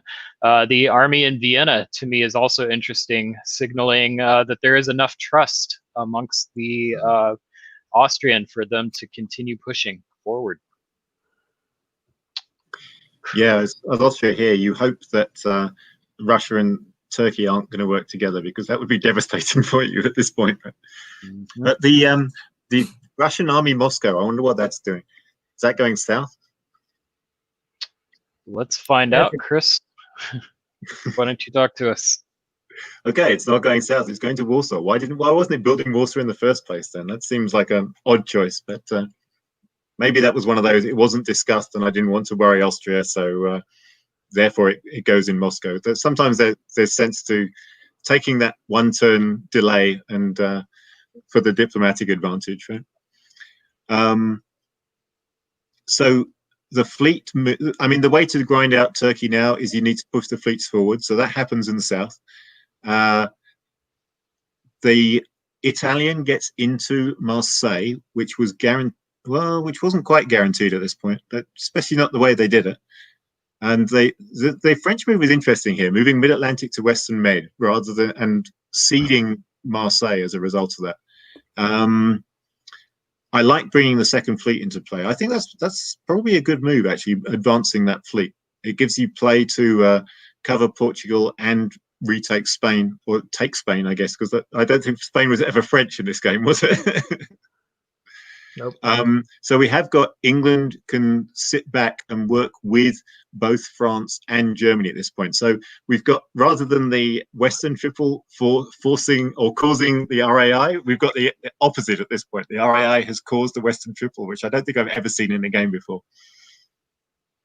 Well, does anybody enjoy John Jameson's support orders we just saw as much as I did? Go back. I don't think Wes did. Okay, so North Sea could have supported Helgoland, and Norway could have supported Baltic to Sweden. Yeah, but he did the other way around. So, good job, John. And you wonder. I mean, there's no way to know. On Backstabber, it shows you the arrow. You can see the arrows. Is this a last minute entered them wrong, or is it? Yeah. Do not ever try to logically figure out what John does. Just go with it and enjoy it. Is my advice to the world. All right. Fall of 1903. This is me again, isn't it? Okay. So Germany makes a bit of a recovery here. Wes manages to get the fleet into Berlin, which is a good thing. France does not do so well. I thought they were positioned to retake Spain, but they have not managed to do so. Is that just a tactical mistake? If Burgundy had tapped Marseille and Gascony was the mover, yeah, I think they probably could have guaranteed. Oh, but then there's always the retreat to Portugal anyway. So that doesn't do him any good. That's probably but I'd probably rather have Spain than Portugal, because if it's in Portugal, you can take it next year much more easily. I think he thought he was going to take Marseille. I don't think he was expecting Munich to hit Burgundy. Yeah, maybe. I would have expected Munich to hit Burgundy, though. Yeah, if you're taking Marseille, you take it the other way. Well, but then you let him into Burgundy, and that's not good either. Yeah, that shows you. I mean, what that says is that the RAI is in a great position at this point. Right? They've got France on the defensive. They've got Germany on the defensive. They're doing, and they've got They haven't taken any Turkish dots yet, but that's got to be only a matter of time. They don't need to. They've got them locked up in the Oh, box. Jim can't do anything. Yeah, they want to take those dots at some point, but yeah, there's no hurry there. Wow, this is really devastating progress already by winter 03. So in the winter of 03, we've got another disband by France in Gascony, yet another fleet build by Ben in Italy. We've got an army build in Austria by Jason, and that looks like that's it. Anything stand out with either of these builds? The only thing that stands out is that John didn't have any builds and thus had no chance to misorder. I think the Italian build is interesting. I think I might have gone for an army Venice at this point, because Gascony's open. France has only got one army. Gascony is open. I'm taking the Italian fleet build as I need to send another fleet down to the Eastern Med to help kill Turkey, so that it can be ready to do something afterwards. I think that's probably what he's going to do with that. But I think I'd rather get my armies across the stalemate line in France. Yeah, what I'm saying is I'm not sure the RAI is going to last all that much longer. Is what I'm trying to say. We'll see. We'll see. All right. So, David, why don't you lead us off in 04? Boy, you really, just as we pointed out a minute ago, and there wasn't any way around this, but you really don't want to lose Burgundy if you're the West. That's a bad sign. The Germans are going west, which is a choice that could be made, and that it was made, but it's an interesting choice. And maybe West said, John, if you're going to do that, I might as well just give in to these guys. And that might have been what happened there. But that's obviously going to make the Russians and the Austrians very happy that's what's happening. The Italian really is going to go down there, I think, to help kill the Turks. I mean, it'll speed up the death of the Turks. And in addition to that, the Italians need a unit down there to be involved in it. They don't want to be left out. They don't want to be the odd man out here when the RAI finally does fall apart. They want it to be somebody else. Otherwise, the big thing here is the East marches on and Germany doesn't even try to stop them. That's the big story here. Yeah, and I think you're probably right. I think that the German moves are probably a reaction to Jameson's moves last turn. That well, if that's the way you want to play this, then why should I bother defending against the Russian and Austrian onslaught that's coming here? And that's got to give John second thoughts, because Russia's once Germany's weak, Russia's next target in the north is England. So I think that was a bad mistake on John's part there. Well, maybe it was not intentional. Maybe John really did make the mistake. I mean, I play around with John. I love John. He's one of my friends. Well, but I, this is what happens. Germany's position was pretty crappy anyway, but John certainly made it. Yeah, but it could have been held. I mean, they would have taken Sweden, I think, if that support had been issued, right? And so, yeah, it obviously made a big difference. Oh, yeah. But yeah, losing Burgundy to Austria in 1904 is pointed out. The question is when is there going to be an RAI realignment? We'll find out. Does it happen in fall of 04? Nope, not yet. In fact, why would it when you're making this kind of progress? Paris, yeah. I mean, I think the Italians are in Burgundy, the Russians are in Kiel. Now, the English do get into St. Pete, I guess. Well, there wasn't anybody way to stop that. I didn't even notice that before. So John was going to take St. Pete. Now, that's probably a temporary setback. But Portugal's gone. Paris is gone. Burgundy's gone. Actually, Paris left. Why did Paris leave? Yeah. There must be some bad blood going on here. Maybe John was supposed to do something else that he didn't do. John upset everyone. or maybe France said Germany's given up, then I'm giving up. Maybe that's what it is. But anyway, they're all giving up. So we'll see what happens here. But it's not good for anybody that's not the R, the A, or the I. So France is down to 1 now, right? Yeah, they're going to have Brest. And how often does France? I mean, France often Germany's going to be at 2. I'm sorry. Go ahead, Chris. France down to 1 in 1904 is very rare, and to have it be Italy and Austria who own the French dots is like unheard of. Surely, this is really great alliance play in a way that I don't think I've ever seen before, and I think you said the same, Chris and Brian. Yeah, I mean, look at the position down in the south as well. The Absolutely. last Italian army has gone west, so Italy can't stab Austria. There's no Austrian units next to an Italian unit, an Italian center anymore. There's no Italian units next to an Austrian center. About the only thing is the army in Romania that destabilizes things a little bit, but and not much probably. Yeah, I mean, we'll see what the builds are. I mean, they're all building, for God's sake. So we'll see. Oh yeah, we'll see what the builds look like. Every Austrian build is next to Trieste, so sooner or later that could happen. Well, and at some point, Italy needs to give Trieste back to Austria because it is Austrian. You would think, but maybe not. We'll see. This is an interesting point in the game. Before we see the builds, let's take a moment and talk about whose position we would want to walk into. So, Chris, I'm going to start with you. Who do you want to be on this board right now? So one of the things we said earlier about the RAI alliance is if you're Austria, you want to be the biggest out of that alliance. And I noticed that Austria is the smallest out of that alliance. So I'm not picking Jason's position. Sorry, Jason. Russia's definitely had a setback with England up in St. Petersburg. And it's going to be... It's a little bit difficult to get those fleets up into the North Sea, which is really where you need them. Although if you still want the if the German fleet is going to help you, if the German fleet is still going to be around and is going to help you, then maybe that's not so bad. I'm leaning towards the Italian position. I love that Italian army in Burgundy. They can force mid-Atlantic now, even if France isn't still helping. And every time they build in Venice, they're very close to those Austrian centers in the middle there.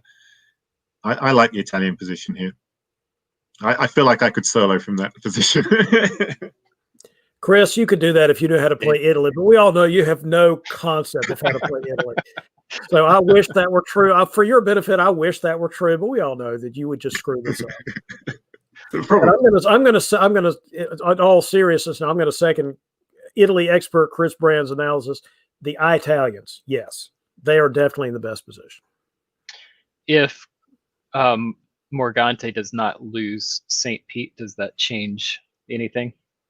I think that is a marginal difference. As I said earlier, I don't know that that's a long-term problem, but that does. I mean, I probably would have voted Italy anyway, but that makes the vote for Italy even more secure, I think, in terms of Russia has a build here, right? So losing St. Petersburg isn't disastrous. The main thing that does, though, is it prevents another northern fleet for until at the earliest 1906, right? And I feel like that's too late. If they could build in St. Petersburg now, ideally, or next year, then the Russian position is so much better. But not being able to build another northern fleet until 1906, I think, is going to hurt. It might depend on what the Russians' next move would be, though. It's conceivable that at some point this alliance should break, or it probably is going to break down. It might be now. You make a deal with John and go attack the Austrians. I mean, who knows? But I still think the Italian position is better than the Russian one. Yeah, you could. I mean, the Russian could build Army Warsaw, walk in on the Austrian home centers, basically. It may be a little early to do that because the Turks are still at 3, but the Turks have fleets. Yeah. So if you're the Russians, you're like, maybe I can cut a deal with the Turks and get them back in the game. I don't know. Yeah, I mean, I don't hate the Russian position at all. I think but I do think Italy's got the edge here. You can do great things from this Russian position for sure. Yep. Well, with our adjustments, we say farewell to the final French fleet. We've got John building Ariel Mendez, Pinate. I see you in chat, and you should be happy with the army in Liverpool. We've got an army in Venice from Ben Kelman. We've got Army Vienna from Jason in Austria. We've got an army in Moscow from Morgante, and Wes is forced to disband his fleet in Helgoland. David, what stands out to you with these adjustments? Well, I'm not sure anything tremendously stands out. I mean, the French fleet dying makes sense even because in theory it could have screwed around a little bit, but why? because of the Italian. I mean, the Italians are coming anyway, so I don't think any of these builds are surprising, honestly. I think the German one is interesting because if Germany is helping Russia, the fleet is far more helped than the armies, and also the armies you can't control. You've lost Belgium and Holland anyway, unless this unholy Eastern Alliance is willing to let you keep them, right? I think he's assuming that might be happening, and he's trying to stay alive to potentially come back. That would Yeah, I mean, your only hope here is that I guess your only hope anyway is that there's a breakup of that alliance. And if that does happen, then yeah, you probably want the two armies. But if you don't think that's happening, then you probably want the fleet. So maybe that tells us something. Maybe although it's all pretty marginal. Maybe Wes knows something we don't because he's got the negotiations that we don't. With all due respect to Wes, whichever two he kept, his position was still not going to be great. So yeah. Yeah, so Chris, lead us off in 1905. Sure. Well, we don't see a breakup of the alliance there. We see a bounce in Trieste, but I would imagine that's probably arranged. We do see the Turkish dots start to disappear with the Italian put into Smyrna and an attempt to put the Russian army into Constantinople. Which is interesting. I suppose you put it into Constantinople, you pop that army, then force it into Ankara, and the Austrian follows up into Constantinople. So it looks like they're planning to split this one, split the Turkish dots between the three of them. Italian fleet goes up into mid-Atlantic, which you always love to see as Italy, as particularly in this case where there's nothing up north. There's two English fleets, and that's it. You were probably more worried about the Russian fleets than anything else as Italy at this point. What do you mean there's nothing up north? There's two English armies. Yeah. And armies don't bother me as Italy. No. I wonder who gets Brest is what, the only question I can see. Austria's taking Belgium. I guess Italy probably is going to be put into Brest. That would be that's what I would expect to see. Put Italy into Brest, put Russia into Holland. Yeah. Everyone gets two builds. Is that right? Are the Russians going to get two builds? Or are they just no, because they didn't get into Constantinople. So yeah, they're not going to take St. Pete, although they could have. Yeah, I don't know why they didn't move Sweden to Finland. Just not to go to Norway. They could have. Sweden to Finland would have been much better. I was expecting Sweden to Finland. That surprises me. With the build of the army, I think that's probably a mistake. With the build of the army Moscow, surely you want to guarantee St. Petersburg. And Sweden's not a problem. You're not worried about holding Sweden, right? The other one that stood out to me is that it's Italy that takes Smyrna, not Austria. So once again, Ben's getting the upper hand from those movements down there. You just thought he was going to take Smyrna. That's true. Getting ahead of myself. Chris. Yeah, they didn't have the units to guarantee holding Smyrna at this point. So this is the right play from Turkey. I mean, so many times you end up playing this position in Turkey where you've got everyone attacking you and you just have to do the tactics to hold out. And Jim's done a great job of this so far. To still be around in 1905 when this RAI forms so early that, it's not an easy job to do. It doesn't it doesn't sort of shine out on the board, but the fact that there's still three Turkish units there and he's just now going down to two in 1905, well played, Jim, to get to that position, honestly. We were talking about how good the Italian position was. I'm not sure that's true now, Chris. What do you think? I mean, positionally, yeah, but look what happened build-wise in 05. Yeah, it's interesting that they didn't go into Brest. They left Brest alone. I'm not sure what that's about. Yep. That seems like not the ideal thing to me. The Russians did take St. Pete. I was going to say, look at the Russian though. The Russian move in the north is very impressive because it looks like England agreed to move out of St. Petersburg. So you don't have to force it if you can convince the other guy to move out. Either that, or he was trying to bounce again, and he got outfoxed by the Russians. One of the That's other. Possible. They might have been expecting a self bounce in Norway, and so it was an unwanted support. Right? Yep. Well, the result of all the fireworks in 1905 are that we bid farewell to West Ketchum. We see disband from John Jameson in Norway. Ben Kelman disbands for the first time with a fleet in Spain. We've got Jim disbanding the fleet in Syria. Jason Massbaum puts 2 armies down in Vienna and Budapest. And Morgante Pell is the big winner of the year, building Army Warsaw, Army Moscow, and Army Sev. I mean, could we have been not more what wrong? Jason wants to see, right? Could Chris Brand and I have been more wrong about? I mean, part of it is what in the heck are they not doing? Not taking out Brest? That's just weird. Yeah. So, apparently, Ben has maybe he's been cheated here by his alliance partners. I'm not sure. Yeah. I mean, obviously, Trieste was taken by the Austrians, and I said earlier then that might be the right thing to do, but maybe not when the Italians are losing a guy. The fact that Italy ended up disbanding, that's either a signal of they got something totally wrong on the tactical side and they didn't expect that at all, or it's, as you say, a sign of the breakup of the alliance, and that wasn't supposed to happen. I mean, maybe they thought he really was going to keep Smyrna or whatever, but still, why you wouldn't take Brest in that situation is puzzling to all of us, I think. Yeah, I mean, North Atlantic is a nice place to be, but having to pull the fleet is not. Yeah, I don't know. Obviously, you've got a choice there. So Morgante said that it was meant to be a bounce between Austria and Italy in Trieste. That was the order. Interesting. Very, very interesting. Yeah. Misorder by Italy that then cost it. Yeah, but okay. Very costly misorder. So But now now they take Brest, though, which makes sense.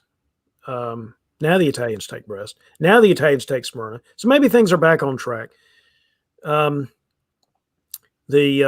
Russians continue to roll. The Italians are now going to take their center. Turkey's going out. France is going out. England's doing nothing, as they have been for a while, because what can you do with 2 armies stuck in England except eventually defend? So, wow. Game continues to march along in a way that nobody but the RAI likes.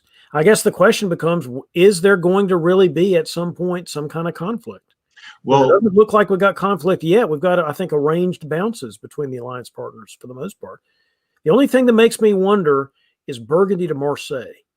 Makes me wonder what that's all about. Maybe that was just, why are you in Burgundy anymore? That just now touches totally friendly territory. Maybe that's all that is. I think that's all that is. The nice thing here for Russia, though, is that Russia's come out ahead of the 3 of them, and now has the armies there that even if they decide, oh, we should even this up, Russia can just say, no, I don't think so. I think I get the board top here, right? There's nothing anyone else can do about it now. You can't take any of those Russian tops away from them, really. Yeah, he's got 2 centers here in the bag, probably, Ankara, Norway, and he takes the freaking North Sea. Yeah. So his position's really great. I would go back and change my vote. Yep. Oh, it changed completely, for sure. So, I mean, I was going to wait a little bit longer, but this is another interesting point in the game. Is there anyone that's got a shot without dot throwing or anything like that? Is there anybody that's got a shot of catching Morgante at this point in the game? There's always a shot, I would argue, unless you've clearly forced the stalemate line and you're going to solo or something. There's always some kind of shot. But man, it's hard to imagine. In fact, if you advance to the winter so that we see what the supply center count is for winter of 06, Austria's only 2 behind. Austria's taken all the dots they can, though, apart from the Allies' dots. That's really true. That's really, really true. They haven't got a fleet up next to England. So unless, I mean, we could see an Austrian army convoyed into England. That would be kind of cool.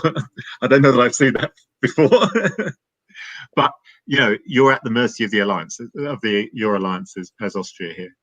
Second game in a row where we're seeing 3 powers just try to rub out everybody else. Second game in a row for that. This is only 1906, and I know it. Yeah, it's basically done. I mean, they've pretty much got to that sort of 10-10-10. Well, I mean, who was going to fight him? Jim couldn't fight him by himself. John was John's moves and his units are simply not effective to fight them, and the French and the Germans didn't try to fight them. Yeah. So, couldn't have. I mean, this is a result of just a really, really well executed early RAI attack on the West in a way that is, frankly, has taught me some things about how that could work, and maybe we'll teach our viewers how that could work in a future game. Yeah, we may just start having the entire meta of the game shift to the dreaded Eastern triple. It could become a thing. I mean, honestly, I've learned a thing or two from this game, because this is, I would not have seen the early play of this game working out like this. Maybe it's just because John's in England. I don't know. just when I thought I'd seen it all in playing this game for 36 years, whatever it is, this is a new one on me, and it's fun to watch. Oh, definitely. In winter of 1906, we say goodbye to Nick. We've got a double fleet build from Ben. We say goodbye to Jim in Turkey, and we've got another army build from Russia in Moscow and an army build from Austria in Budapest. Chris, does anything stand out to you with these adjustments? No, I was hoping that Jim was going to outlive Nick here, because he's done a great job. But and to be fair, they took Brest a year too late, so I feel like Jim should have outlived. The two Italian fleets are interesting. I mean, realistically, if you're Italy at this point, you can't build an army, really, even if you want to, without sounding the alarm bells with Austria, right? Because the only place an army can go is into Austrian docks, really. But you don't really need the fleets either. You need a fleet. You need a fleet for sure. You need a fleet, yes. Yeah. It would be nice in Italy to build an army in Rome, but I don't think you can, because then all those Austrian armies are coming your way, and Russia's the big gainer at that point. We've kind of reached the point where the triple's running out of dots to take without moving against each other. It is time for the reckoning. I might have waved one of those builds if I was Italy, actually. Build one fleet and wave the other one. No, that almost guarantees the Austrians are going to attack you if you're that weak.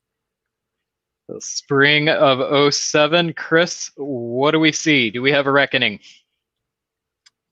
I see a whole lot of nothing between the three powers there.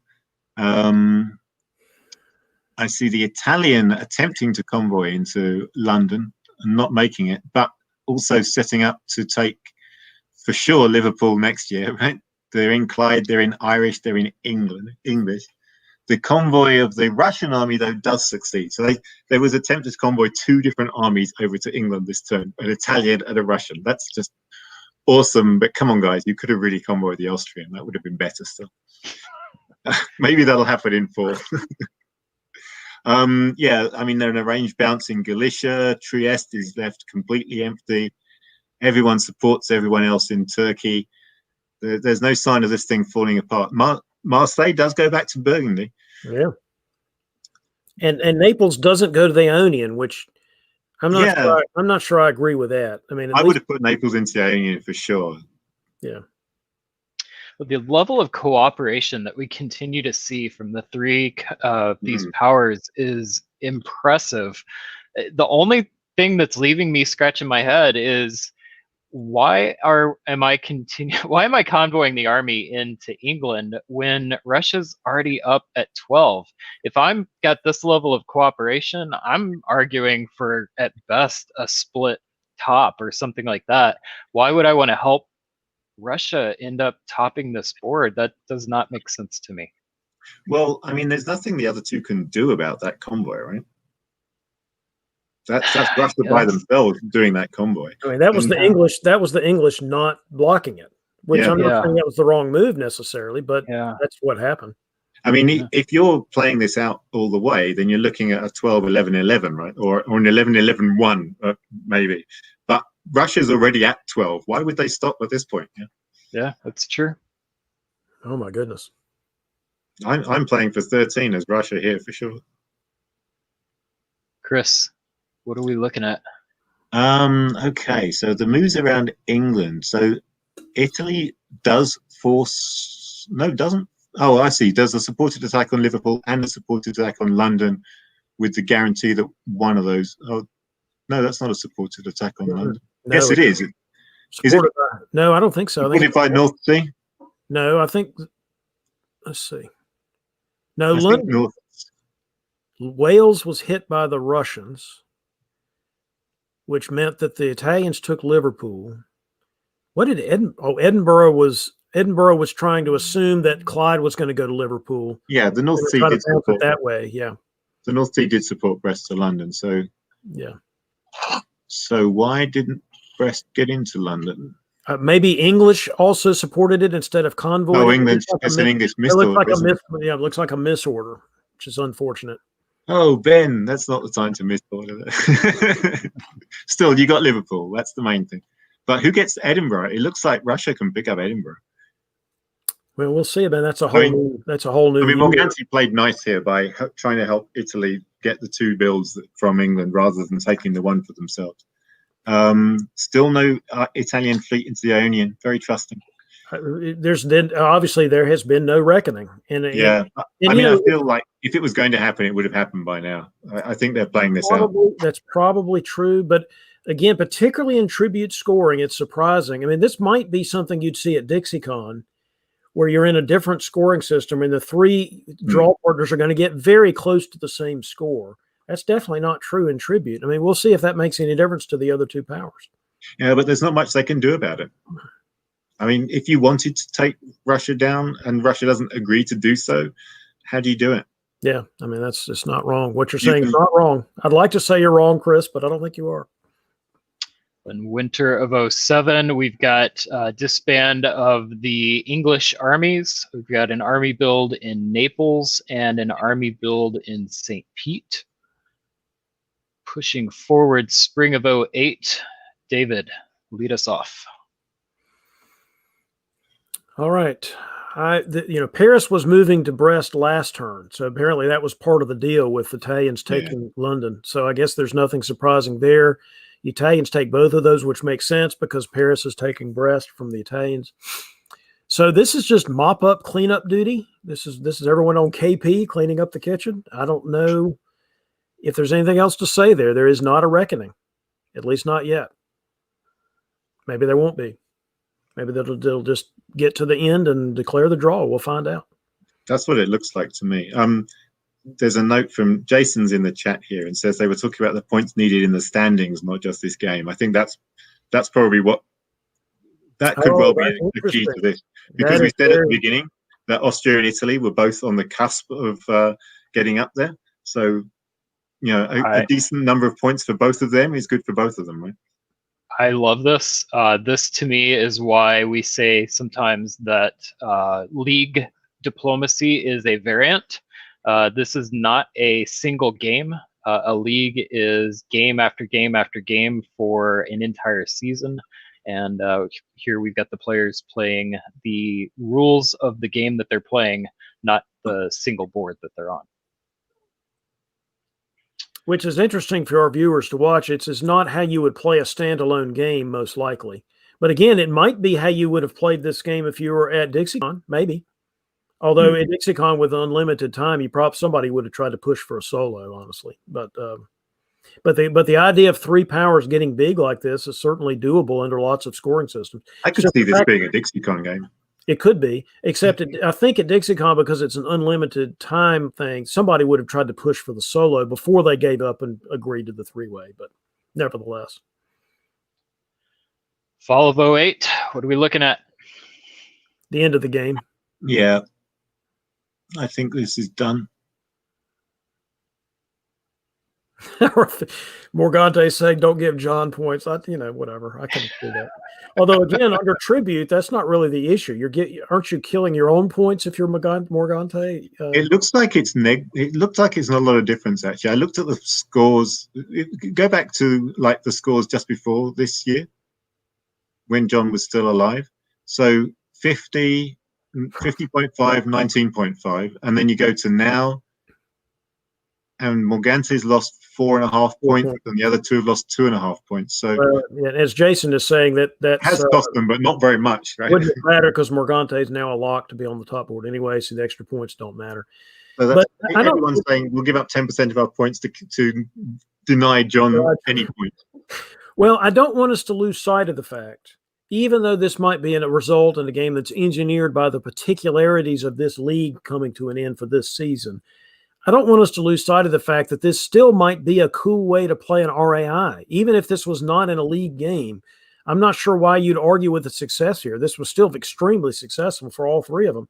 Now, maybe in a different scoring system or a different scenario, two of them really do attack the third or one of them pushes for something. But still, in terms of success, you can't argue with this success. No, absolutely. I think it's, I've been in plenty of games where there's talk right in spring 1901 of so shall we do a Western triple. I've never been in a game where there's talk from spring 1901 of shall we do an RAI, and perhaps that's a mistake. Perhaps people should be talking about that because this game sort of proves that it's a viable approach to the game. Yes, and there could have been some stabs of that alliance earlier that would have made sense under a different scenario, but that doesn't mean the alliance itself was a mistake. It was obviously extremely successful. Yeah, I mean, I think it's very similar to the Western Triple Alliance in that, yes, there's one power that's sort of more vulnerable than the other two, being sandwiched between the other two. But, plenty of Western Triples end up as 11-11-11 or 12-11-11, something like that. Or even the Germans figuring out a way to stab one of the partners. I mean, it happens. Yeah.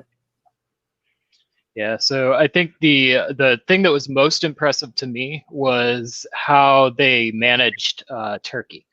Is you can't move that far west that quickly without having Turkey under control.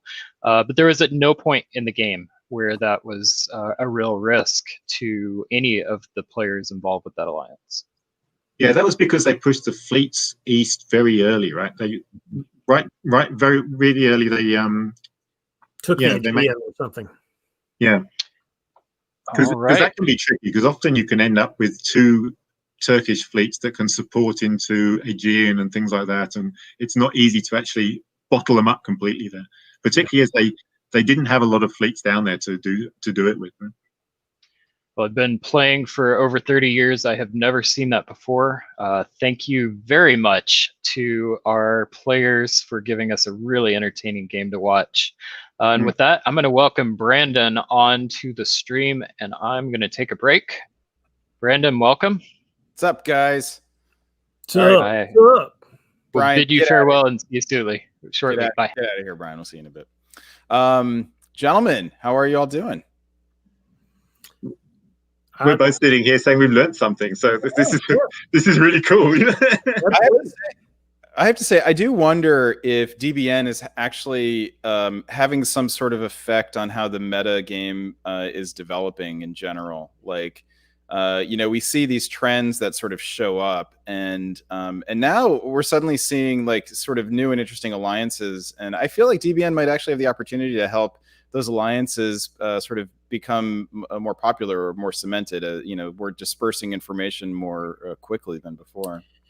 Brandon, I appreciate the segue because the December episode of Deadline News is going to feature a panel discussion about opening alliances. Which ones are the favorites? Which ones are new? Which ones don't get tried that ought to get tried? And I can imagine that we're going to hear about this RAI in that discussion. I look forward to it. I'm glad we didn't plan to have that cross promo because we would not have pulled it off. No, not as well as this is. No, definitely not. All right.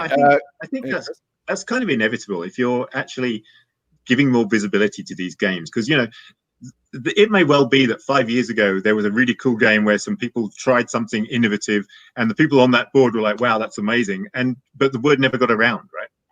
Whereas now being able to actually see these games and everyone being able to see what happened and that actually worked really well, I should try that in my game. I think that's a really good for the hobby. That's really true. Absolutely true. And I hope actually that this does happen because there are certain things that are sort of easy to do on the diplomacy board. And easy, I mean, from a diplomatic negotiating standpoint. Like the Western Triple, we fall into it regularly because it gets you out of certain diplomatic strategic difficulties. And it would be really nice to have something similar in the East. Just something that becomes a kind of bogey that the bogey person that the other side of the board sort of has to pay attention to. Something to balance to the Western triple. The Eastern triple that people have tried to use in the past and try to promote is the rat, the Russia, Austria, Turkish. And the problem with that one is Turkey is just so far away from the stalemate line.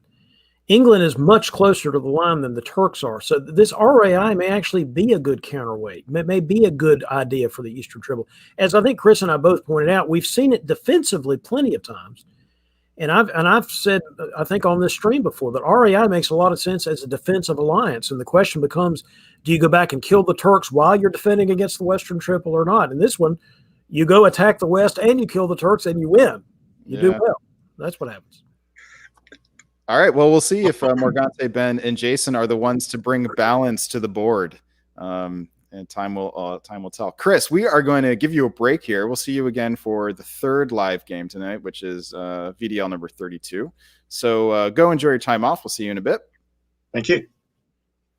And now to help us analyze game number 31 is a special guest, first-time commentator. Let's welcome to the broadcast, Corey Nesland. Corey, welcome. Oh, we can't hear you because you are muted. You're going to have to unmute yourself. There you go. Hey, Corey, let's try that again. Welcome to the broadcast. No, we still can't hear you. What's going on? All right, I'm going to give Corey a little introduction while she is fixing her audio. Corey Nesland is a Windy City Weasel and has been, let's give her a little bit of privacy. Corey Nesland is a Windy City Weasel who has been playing with us. This is her second season. Or third season. Oh God, she'll come back and tell us next when she comes back on. But she made a big splash soloing in her second game ever as Turkey at CODCON, and then has gone on to win the league championship. Last season's league championship which was just played a few months ago. Let's try this again. Hey, Corey, can you speak? Hey, can you hear me this time? Yes, we can. Okay, great. And we ironed this true. out before too. Technology. Yep. I will. I was just singing your praises about your soloing in your second game ever, and was last season your first season with the Weasels? It was. So I soloed on my third game actually, and then I also believe I won the season in my rookie year. I think that is the case. Okay, so last season was your first season. We didn't get to play the game until August, I think. Yeah, it was real late. Thanks, COVID. And you showed us how it was done. So Congratulations on your Weasel League championship. Thank you. It was a really fun game. I really enjoyed it. And you can go back and watch it on the Diplomacy Broadcast Network. That's right. We broadcast it here. I'm glad to hear you enjoyed winning the championship. Can you tell us a bit about how you got started with diplomacy? Yeah, I mean, to some extent, it was a little bit by accident. I was on meetup.com. I had just moved to Chicago and was kind of like looking for something to do. And I saw a new board game group out there and I was like, oh, okay, I could do this. I actually knew about it for probably 4 or 5 months before I actually came out because I was like, I don't know about spending, 5 hours arguing with 6 other people. But I'm glad I did eventually come. It's been fun. It's been great having you in the club. What can you tell us a bit about what you like about diplomacy? I personally really like talking to people. I like the negotiation aspect much more than maybe the pure strategy. I know that's something that a lot of other people really like, but for me, I just don't have the same kind of like good time if it's just like the backstabber games where you're not really talking to anyone, you're just straight playing it. I really love the face-to-face community. Everyone is so nice. I ended up going to a tournament in Seattle where I didn't know anyone, and I pretty much was just like immediately welcomed, immediately embraced within like an hour of being there. And no one knew me. I didn't know them. So that kind of showed me how like connected this community was, at least the face-to-face version. I know that like the VDL games and other servers are trying to pull the online community more towards the face-to-face and vice versa. And I think that's fantastic. So hopefully when COVID is over, some of these online players will actually be able to come out and meet us as well. It was a great experience for me. And hopefully we'll get to see you on one of these boards sometime soon. I think you've been busy with some applications and schoolwork and stuff. Yes. But will we be able to see you on a board sometime soon?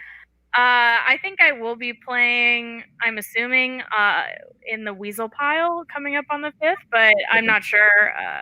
I'd love to play a game this year, but it's hard to say given how little of it we have left. All right. Well, there's still some, as we advertised earlier, there's still plenty of chances to play in the series that's leading up to the Invitational. But in any case, we are really glad to have you tonight to help us break down this next game.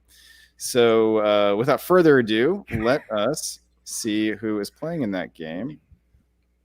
And fancy graphics are going. Can I get the player list up in time? I can, but I did not switch us over to it. Here it is. VDL 31 finds in Austria Peter McNamara playing out of Melbourne, Australia. In England, we have Jackson Roberts coming to us from Orange County, California. In France, we have Kevin O'Kelly, Chicago's own Kevin O'Kelly, longtime Windy City Weasel. In Germany, we have JJ Raymond coming to us from Santa Monica. JJ was in one of the games we called earlier today. He was JJ of the 5 fleets, the 5 Austrian fleets, I believe. Oh. In Italy, we've got Liam Stokes coming to us from Victoria. I think he was in one of those games playing Germany. He was the chaos agent that was the highwayman at the end. Right. Oh, in Berlin. Right. Or Brest. Germany of Brest. In Italy, as that was Liam Stokes, he's playing Italy in this game. In Russia, we have Pace Racer. We have his last name, actually. I just haven't entered it. It's Pace Rodel. He's coming to us from Missouri. In Turkey, we have Hal Schild coming to us from Alexandria, Virginia. All right, this is the lineup. We got several players who are on the bubble. I know Hal was in the top 7 for VDL. So we've got a lot of players, the good players. This is a fun board. David, what are your thoughts on this lineup? I just love to see Kevin O'Kelly back. I've known Kevin for a while and played with him, and having him back in VDL play and online play is just fun to see. But otherwise, Peter's obviously a threat anytime he's anywhere near a diplomacy. If he's in the same zip code as a diplomacy board, he is a threat. Liam is always an entertaining guy to watch and has had good results this season. So this should be fun. Yeah, and Peter had the big French result earlier today, so he's looking to get another good result and try to cement his place on the VDL top board. Yeah. Corey, do you want to add anything to your knowledge of it? You've played with Kevin O'Kelly before, yeah? Yes, I have played with Kevin. I think I may have GM'd for everyone here except for Pace. So I think Pace is the only person on here that I'm not familiar with. Right, you were GMing for a bunch of the tournaments earlier in the year before you got busy. Yeah, okay. Like the first 6 months, I was GMing for almost every tournament. When you were GMing, were you eavesdropping on conversations or just playing hands off? I did a lot the first half, and then I didn't want to distract the players, and that was definitely one of the issues is that it's already a complicated game. Having eavesdroppers is a little bit hard, but if people were okay with it, I definitely did listen. Yeah. All right. Well, if you recall anything while we're going through the game that helps give insight into what these players might be going through, definitely pipe up with that. Let's turn to the map here, and we are going to have David be the primary analyst on to start out with. So you'll do the odd number years, and Corey will be the secondary to start out with. All right, David, let's have a look at some spring 1901 moves, and here they are. Openings. What do we got? The bounce in Galicia and the bounce in Black Sea, of course, stand right out. Otherwise, fairly standard openings, I would argue. Even the hold in Venice, according to our stats that we were looking at earlier in the fall, was the most popular opening for the Italians going into the October tournament, Tempest. So I'd say all these moves are fairly standard. Corey, do you want anything else stand out to you? The only thing that immediately stands out to me is that it looks like Kevin supporting Paris into Burgundy, he may not trust JJ. Like they may not necessarily have started out with a very good conversation. Not sure though. It's almost a little disappointing not to have an army in Tyrolia just to see what would happen. But I would assume JJ feels differently. He does. All right, let's push ahead to fall of 1901. And David, tell us what happens here. Well, starting in the West, a question always is, what do you do about Belgium? And in this case, the English convoy their army to Belgium. So we'll see if it goes there to die, as sometimes English armies do. Not only do the Germans let Russians into Sweden, they support them to Sweden, just showing you how friendly J.J. Raymond is with Pace Racer. In terms of the East, again, I would say the only thing that stands out is the Italian move, which I think we saw in the last game, where the Italians take Trieste and move up to Venice, emphasizing to Austria that I'm taking Trieste not to borrow it, but to keep it. Corey, what else do you want to draw our attention to? Well, I guess I would say I think I was absolutely right. Either JJ or Kevin was not sure of the other one. I'm not sure that it's great for Jackson to be in Belgium, but I'm not sure. I don't know what kind of conversations they were having, but by supporting Bot into Sweden, I would assume that JJ is, not going to be part of a Western triple. And then, yeah, I mean, everything else looks kind of standard. I do think it was interesting that Liam waited until the fall to move Venice into Trieste, especially if he's going to go to Aegean. Corey, I missed something here entirely, which was that he went also to the Aegean, which is typically the move you make if you're with the Austrians, but then you don't move the army up to Venice if you're with the Austrians. So now Liam is an unconventional player. We've seen that already today. We've seen it in past games. He likes to try and do sort of new and newfangled things. So we'll see what's going on here. Yeah, to do this in the fall is a risk. I think this is what you're picking up on, Corey, because Liam isn't guaranteed to get Trieste. Austria could pull a double cross here and bounce the army out, in which case Liam would get no builds. But it gets away with it here, and then the follow up from Apulia to Venice is definitely eyebrow raising, and we'll keep an eye on that. Let's talk a bit about the taking of Romania with the fleet from Russia. So this is supported by Bulgaria. So Hal is on board with Russia taking Romania with the fleet. From my perspective, this can cause some significant problems with an RT. How do you guys feel about this move? David, let's start with you. Well, it can be fine with the RT if you're, and I think I mentioned this in some previous stream, if you're going to kill the fleet in Romania so that the Russians can rebuild it. It's easier to kill if there's 2 Turkish units that can attack it right now. So that's a thought of what's going on here. And sometimes that can be the source of a very strong RT, that you've come up with a way to kill the Russian fleet, which is a source of instability in a Russo-Turkish alliance throughout the whole alliance, unless you do something else with it. So that is a thought. But in general, I agree with what you're saying, Brandon, is that really, if you wanted to make quicker progress against the Austrians, you put the Ukraine army in Romania, support that in. But I'm not sure this is necessarily an RT. I mean, if it's an RT, then why are you going to the Black Sea at all? Unless you're going to use it to kill the Russian fleet and let them rebuild it. That would be the only RT reason for it to work out this way. Corey, you like to play Turkey. I think it's your favorite country, right? Well, after the recent win, I think my favorite might be Italy, but Turkey's pretty good. Good. I like Turkey a lot. I mean, that was my first winning country. I mean, either they're planning this very well and they're going to work together and this is organized, or I don't know, it might turn into a mess very quickly. At least that would be my perspective. All right, well, let's push ahead here and see how the builds work out. Winter 1901 finds England putting down both a fleet and an army, the fleet going into Edinburgh here and the army going in London. Germany puts down army and fleet as well, with the fleet going in English-friendly Berlin. So this very much looks like that Germany at least wants an English-Germany alliance. France, for their part, waves a build and just puts down an army in Paris. So this is a bold move by Kevin O'Kelly. And appears to be safe with it, at least for the time being. You have to wonder about where that Kiel army is headed and whether Kevin might have outsmarted himself. Elsewhere, there is a big surprise, which is Fleet Sevastopol. So Russia, whether Turkey thought there was an RT or not, has now officially declared that there is not. And now the question is, who wins the tactical battle for the Black Sea? Because it's actually not guaranteed to take the Black Sea. There are things that can be done if Austria helps to guarantee this, but it's not 100%. All right, guys. Corey, I'll start with you. Do you have anything on the builds that you want to draw more attention to? I mean, I'm still just staring at the fleet Sev.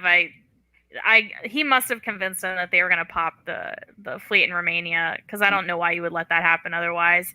And now the Italian fleet in Aegean is looking really good from my perspective, especially if you're Russia. So maybe they had worked something out prior. I don't know.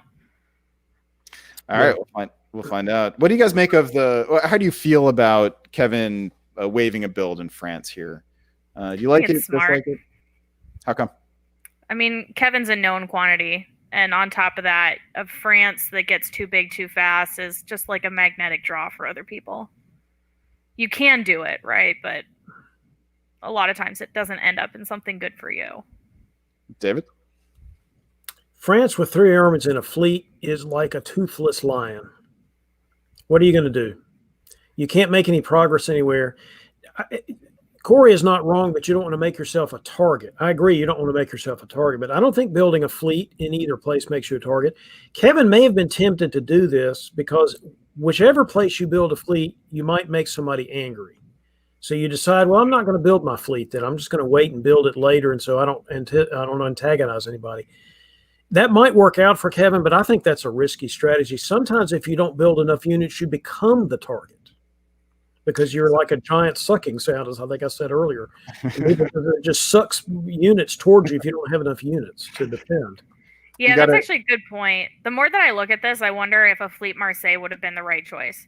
Because even if France is going to say, like, oh, I'm going to try and work with England or Germany, Italy is already trying to somewhat commit its forces in another direction. So maybe the Fleet Marseille would have been a better choice here. But I'm not sure. So, David, you meant an old toothless lion, not a toothless baby lion that's so big, I assume. I will let you amend my comments any way you want. You're the host. And Kevin, and maybe it'll work out with Kevin here, but I'm a little suspicious of how this is going to work. But we'll see.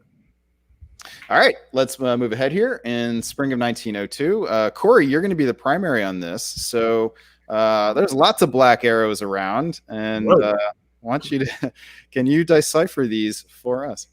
Well, the first thing that jumps out is the convoy of London to Norway. So that's a pretty obvious sign right there. I don't think there's any going back from that, especially when you have Berlin going to the Baltic as well. I mean, that's not a good sign if you're Russia. It doesn't look like they're making any moves for black. So I guess I'm not really sure why you would build the Fleet Sev unless you just assumed from the builds from Jackson and JJ that they were coming for you, which makes sense. So maybe you have to like change your plans, but that sucks, right? Because now you have 2 fleets stuck on the black, and if Turkey is going to be your friend now, what are you going to do with those units? Nothing. Really important. I see Venice going to Tyrolia, which I think is interesting, but it kind of looks like that might just be to get leverage on Austria. Yeah, this really looks like Pace has been struck by some strategic regret, actually, and decided to change directions after the builds. So it looks like we have a Western triple. What do you guys make of Burgundy to Munich here? David? That could be part of the triple. You're actually throwing that army in the fall into Bohemia or something. So it's a possibility. If not, it's Kevin being the toothless lion that bites you anyway, which I think would be fun for me if that's what happens here. But my guess is that that's probably what that is. It's intended to be a quick redeployment to the east. Now, which it would might explain not work. why Paris moved down. It would, Gascony. Because otherwise you would go to Burgundy with that. But I'm saying you might say, if you're Kevin, you might say you're going to do this, and then you just happen to stay in Munich in the fall and pull the plug on it. But it's interesting if that's what happens. I mean, we're going to have our second game with a triple to watch. We'll see. I do find it puzzling, might not be the right word, but interesting that the Turks are accepting the Italian support into Greece, with the Italians sitting in the Aegean. Maybe that makes sense, but it's sort of short-term thinking. You think we might see Greece turn green? Is that your? That would be my guess, but I guess we'll find out in a minute. I'm interested to see what happens with these 3 French units in the south. Does Gascony get convoyed to North Africa? Does Marseille make it into Piedmont in order to open up Marseille for a fleet build? Or does Munich hold and Mid-Atlantic goes to English Channel and we get a big switcheroo? All right. Or the Irish, which couldn't be blocked. Well, so attacking England and Germany in this one turn. I mean, it might be very Kevin O'Kelly. Why don't we find out? And the answer is, ta-da. Tell us about it, Munich, Corey. That's interesting. So Munich tried to walk out, but was blocked by Russia. Would be fascinated to know if Kevin went to Pace and was like, hey, just in case, like, if you don't have anything else to do, could you walk into Bohemia? That would be pretty interesting. I also see Marseille bouncing with Tyrolia and Piedmont. And of course, MAO is coming into West, which makes sense. I am now really questioning what Liam was doing with that fleet in Aegean, because now it really feels almost useless because Ionian is now going into Tunis. It seems like a little bit of a weird play. I don't know that Italy is going to be able to defend against Austria and France at the same time. So I also think the self-bounce in Norway is interesting, but I guess that makes sense, right? Because Norway's going to go into St. Pete. That does make sense. And then, what is this? Well, is Denmark trying to do? It is. The self-bounce is interesting because it keeps presumably the reason for it was to keep the fleet in the North Sea, right? Which gives England some purchase over Germany here. It keeps alive the possibility that England can turn on Germany if they want to, or even France. Or France. Yeah. I think you could keep North where it is, right, and not really worry about it because it's not like Germany can force you out right now, but Norwegian could be sitting in Norway just to prevent a backfill if something didn't go correctly with Russia, but maybe you decide it wasn't that big of a deal. I think Pace moving to Bohemia is almost certainly intended to help the French keep Munich. What else was the purpose of it? Yeah. Kevin says no in the comments. Because but why would you not support yourself to Silesia or something why doesn't Germany ensure that he gets out? I think that's intended to, maybe not, but I think that was intended to bounce the French in Bohemia so that he would take the thing from Munich from the Germans. It's almost got to be. Kevin says it wasn't. He's reiterating that it was not. Kevin may not. Kevin may not be a part of that, but I bet Pace was. Oh yeah. That's a fair point. It's a really nice oops. Yeah. I mean, you're trying to unhinge the triple. Yeah. And a good way to unhinge it is to do this. Even if Kevin says he didn't know about it, that doesn't matter. Absolutely. I'm curious. Sorry, go ahead. Oh, I was just going to say Turkey doesn't look like they're going to have a very good game. I'm curious as to why the Aegean didn't get into Romania here. The support from Romania specified the wrong coast. Oh my gosh! So this is a backstabber special that wouldn't happen in regular face-to-face.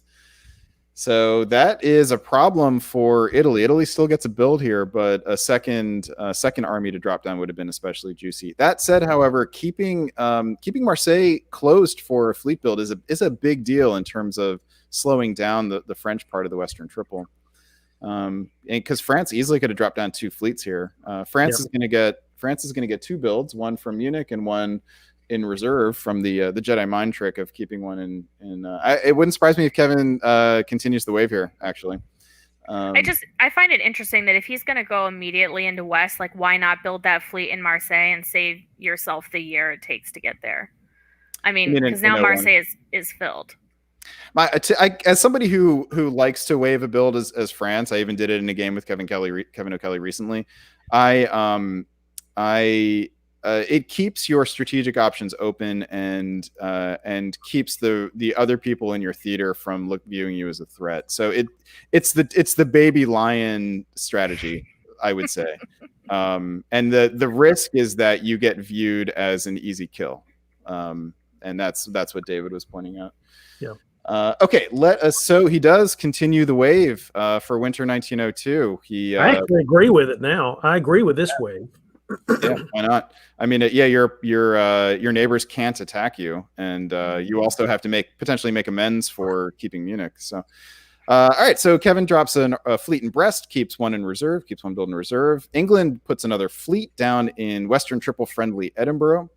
Elsewhere, Turkey gets a rebuild and puts down an army. Interestingly enough, you could have made a good argument for a fleet there in order to retake Black Sea. And Naples puts down a fleet. Italy puts down a fleet. No surprise there. And Russia chooses which poison they're going to drink. All right, let's keep moving ahead here. Spring 1903. What's that, David? I was going to say the English fleet build in Edinburgh was not triple friendly. Why not? Building another fleet there is not at all what the triple theory is. You build another army. Put an army in because the fleet can only attack your partners, not anybody else. So that is definitely not a pro triple build. That's a really nice point. In fact, yeah, Germany probably should have been worried about that. Yeah, and he's already got 3 fleets up there. So now he has 4. Well, he needed it to go to Yorkshire. You guys do not understand that he needed to so that the fleet could cover Yorkshire from somebody. Gosh, that really doesn't make any sense, does it? No. North wasn't needed to support, even if for some reason you decided that putting that Norwegian fleet in Norway is what you wanted to do. I mean, God knows why you'd want it, but you didn't need it. You didn't need North to do it. You could have put North into Helgoland or Skagerrak or English Channel and sent Edinburgh to cover North. Okay, talk us through the rest of the moves then, David. Well, the Western Triple, assuming that's what we've got here, continues to move as far as it can to the east.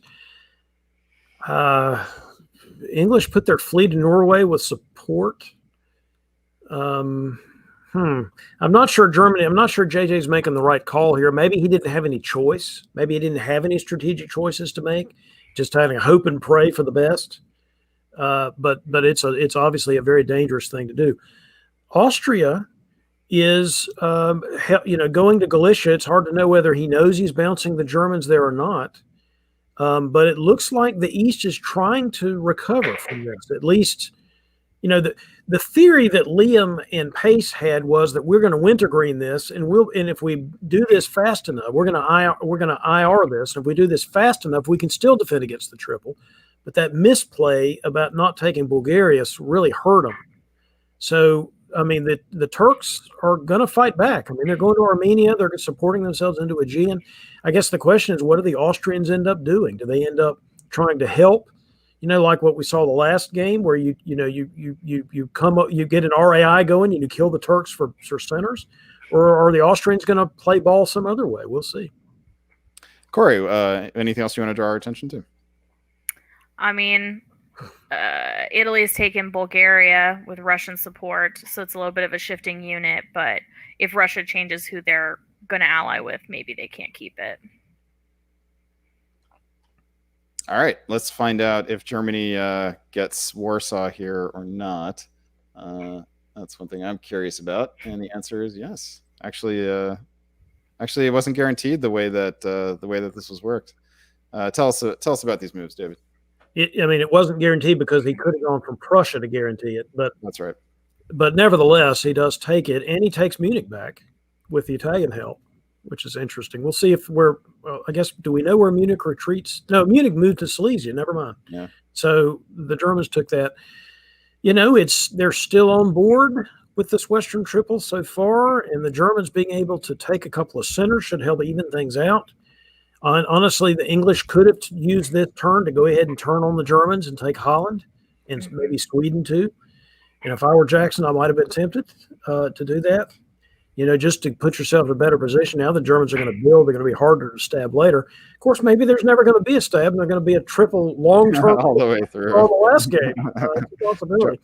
The Austrians, I do not think are on board with the I's and the R's Yeah. because look at what they're doing with Trieste. They're going to the Ionian. So this is if the Western Triple sticks together, they probably can make some progress.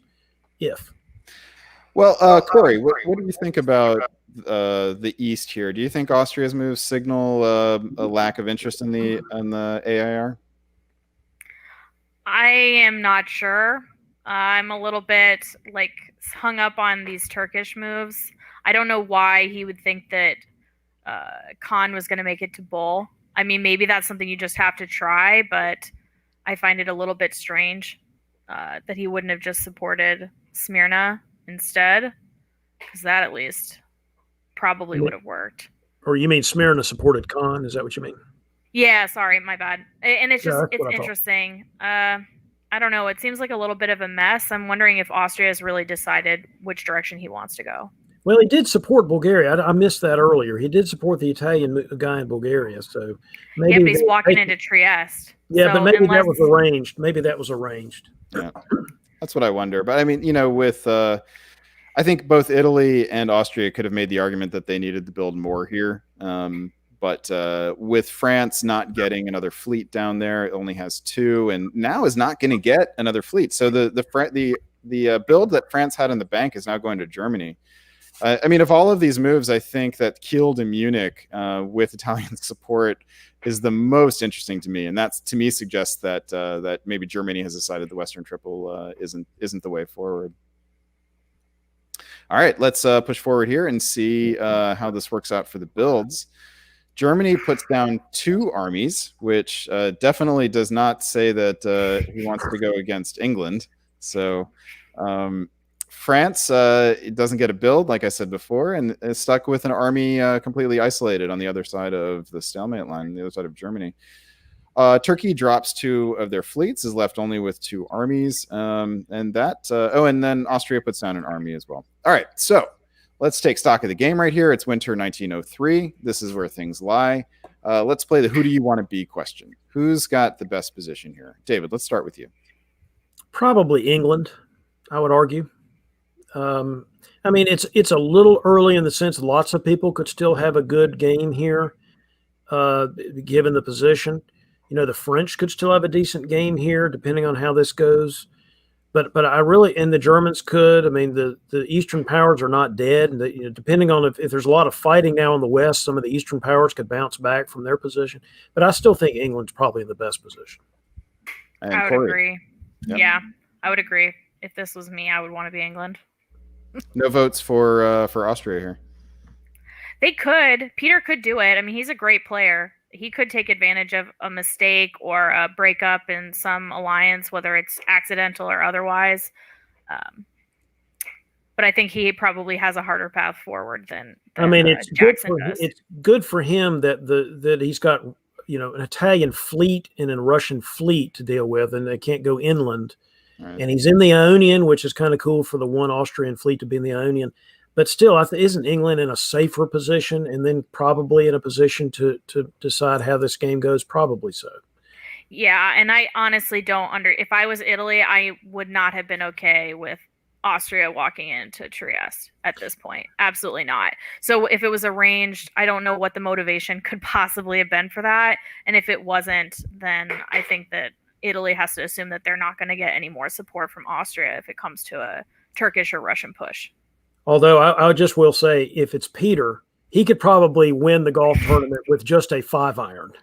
So Don't know what that means. let me put it this way: he could win a race. He could win a race with a 55 Studebaker. No, you didn't get that one either, did you? Anyway, I know what a Studebaker is. Okay, well, he is such a great player that he could probably do a lot with this position, even though I don't think it's quote the best position on the board. End quote. Peter for sure. It is Peter. I mean, he's right next to Naples. Yeah. So, he's got a great position to either convoy Greece or help Russia take out Bulgaria. I mean, what do you care if you have 2 Russian fleets right there? They can't go anywhere. Yeah. David, I think we need to send you to a course for how to talk to millennials. No, as I pointed out before, this is all on purpose. I'm just trying to show you how old I am, and I'm winning. I'm working that out. It's going to be fun for the viewers to see that. All right, let's get some more. Let's show some more of David's age, Corey. Tell us about spring 1904 moves, and then we'll just skip over whatever David has to say. Well, first thing I'm going to is Norway walks into Sweden. I don't know if that's arranged or not, but it's followed up with North moving into Norway. If I was Germany, I probably would be worried, but maybe it's something that they discussed, and so it's not a surprise to him. Once again, Kevin is using Gascony to go to Marseille. I find it interesting that Burgundy is not supporting it, but maybe he just doesn't want to be there. But I don't know what those two units are doing if they're just going to sit there and single-handedly bounce Piedmont. That doesn't make any sense to me as far as like wastage of time. Austria moves into Eastern Med. Is it? Yeah, EAS.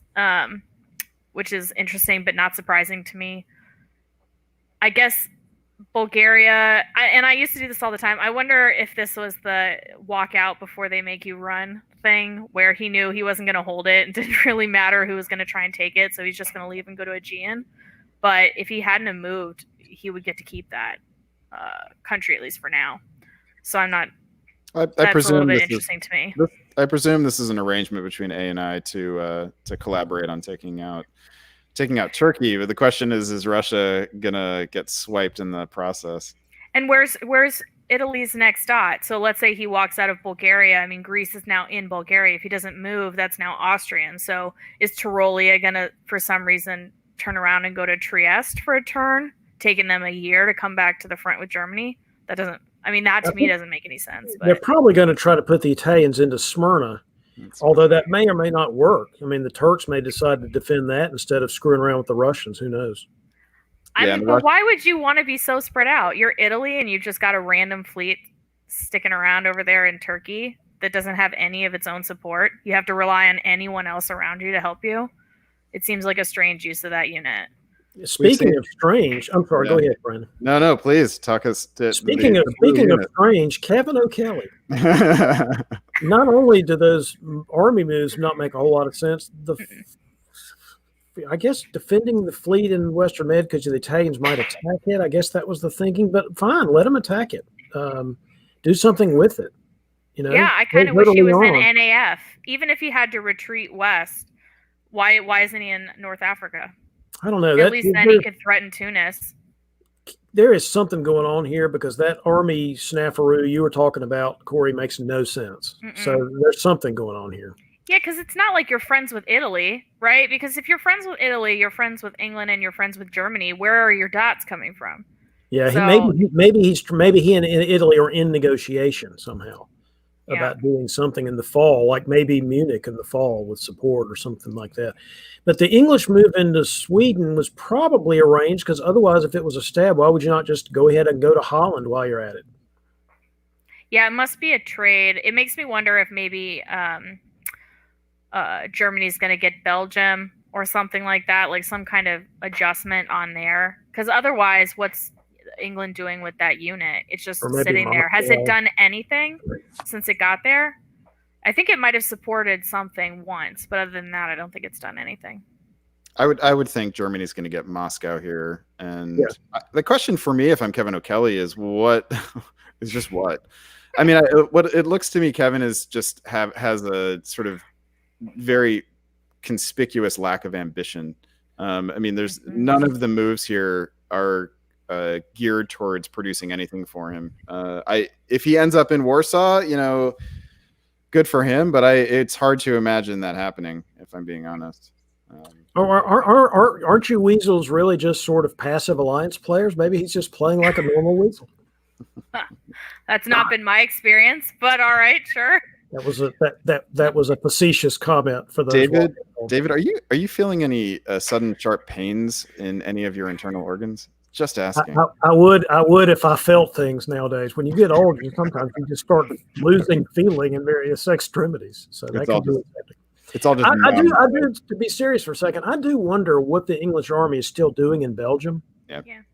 If I'm Germany, I'm like, why did that not convoy out 2 years ago? Explain that to me. Yep. If this is really a triple, so that's very puzzling to me also. All right, I stand corrected. That Silesian army does get into Warsaw, and the chorus of Kumbaya strikes up. So Corey, I'm stealing a slight bit of your thunder. Tell us what No, else. that's okay. I just see a lot of hold lines, and given that it's 1904, like, why are there so many holds? I mean, I'm sure it's all arranged and all that kind of stuff, and I'm sure they have great explanations for why they're doing that. But in a timed game, why are you spending this time sitting like this? It seems weird to me. And now Kevin O'Kelly, because he didn't move or do anything with MAO, is now stuck again holding West, which that's great. And I can't quite tell what's going on over here in Turkey. So Bulgaria tried to go to Smyrna with support. Is that convoyed? Yeah, convoyed. Who convoyed it? Is it Aegean convoy? Yeah, okay. So that's interesting. But Italy has lost Bulgaria, which was almost a certainty at the beginning of this year. And of course, they probably thought it was going to work. Why didn't it work? Because Constantinople supported Romania into Bulgaria, not Bulgaria into Smyrna. Yeah, which he could have done the whole time. I mean, Pace has been sitting in that position for at least a year, I think. Interesting. A very conscious decision, I think, on Russia's part to disadvantage Austria here. Yes, Austria here, because Russia was going to get Bulgaria either way. Mm-hmm. Yep. I would agree with that.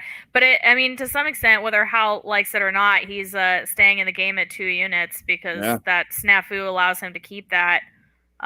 He got lucky, I think.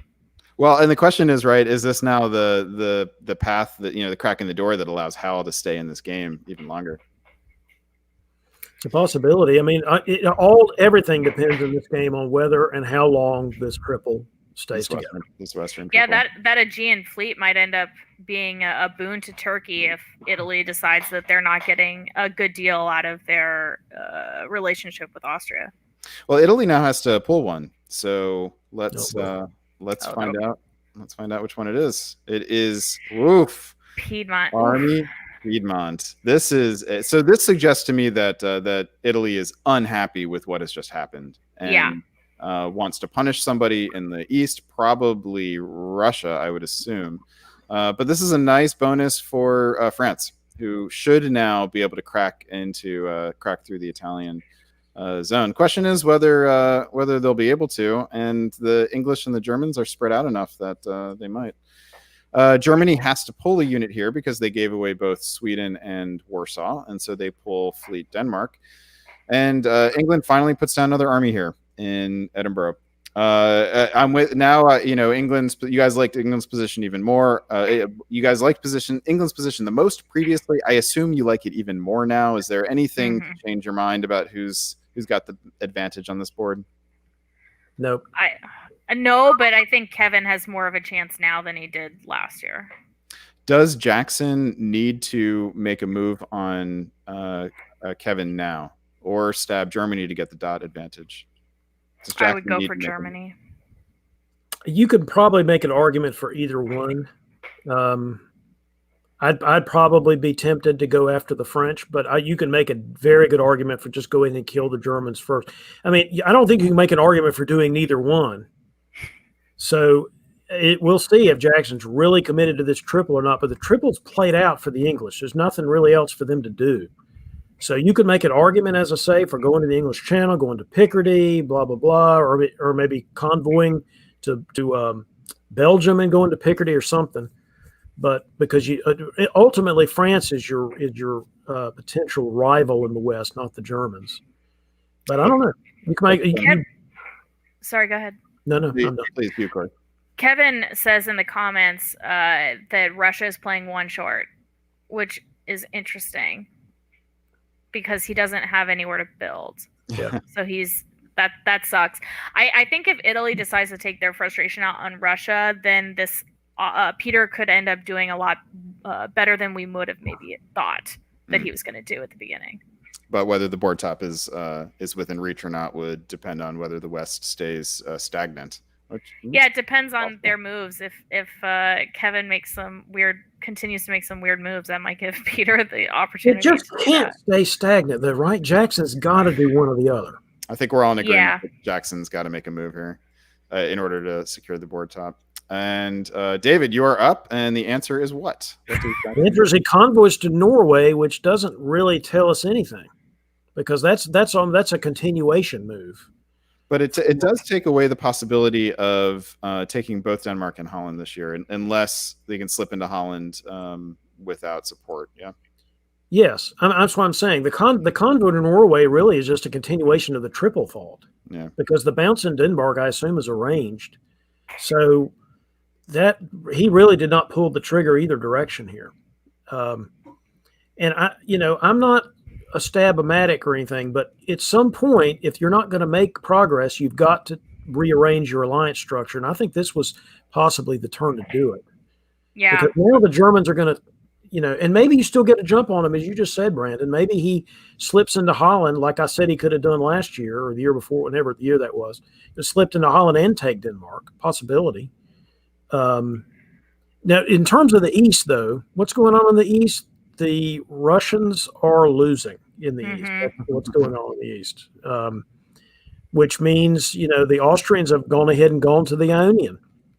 They don't even bother to stay down there to help kill the Turks off. They just go to the Ionian. Maybe because they realize that there's still a triple, at least at this point, or at least the French are still coming in the Med. They need to help. It's a very interesting situation in the East. Very. I actually think I'm changing my mind, and I want Peter's position. Oh, really? Okay. Yeah, I think he's got more of a lock than I would have suspected. Because now, with Russia going down, he basically has no one in his way for 5 dots. Because Germany would have to go through quite a few territories to get down there, and I don't know that he can do it in time, especially because Jackson's going to run out of options, like you guys were saying. Unless he's just going to sit around, he's going to have to attack probably Germany because that's where his units are. But I think Peter's got a great setup now. Watch him get killed. Watch him be like the second one out. But You're absolutely right that this was a spectacular turn for Peter, and frankly, a totally missed opportunity for Jackson. I just don't see what the theory is here, honestly. Also hard to understand what Kevin O'Kelly was doing with the fleets over there. Maybe he forgot that Mid-Atlantic borders North Africa and could be supported there by the Western Mediterranean. But that would have been a much better set of moves. So now he only has one fleet advanced, right? He should have two. There's really no excuse for not necessarily. I mean, the Italians could have attacked Western with support. I don't know. Yeah, but then he would be in North Africa and Lyon. Mm-hmm. No, that's true.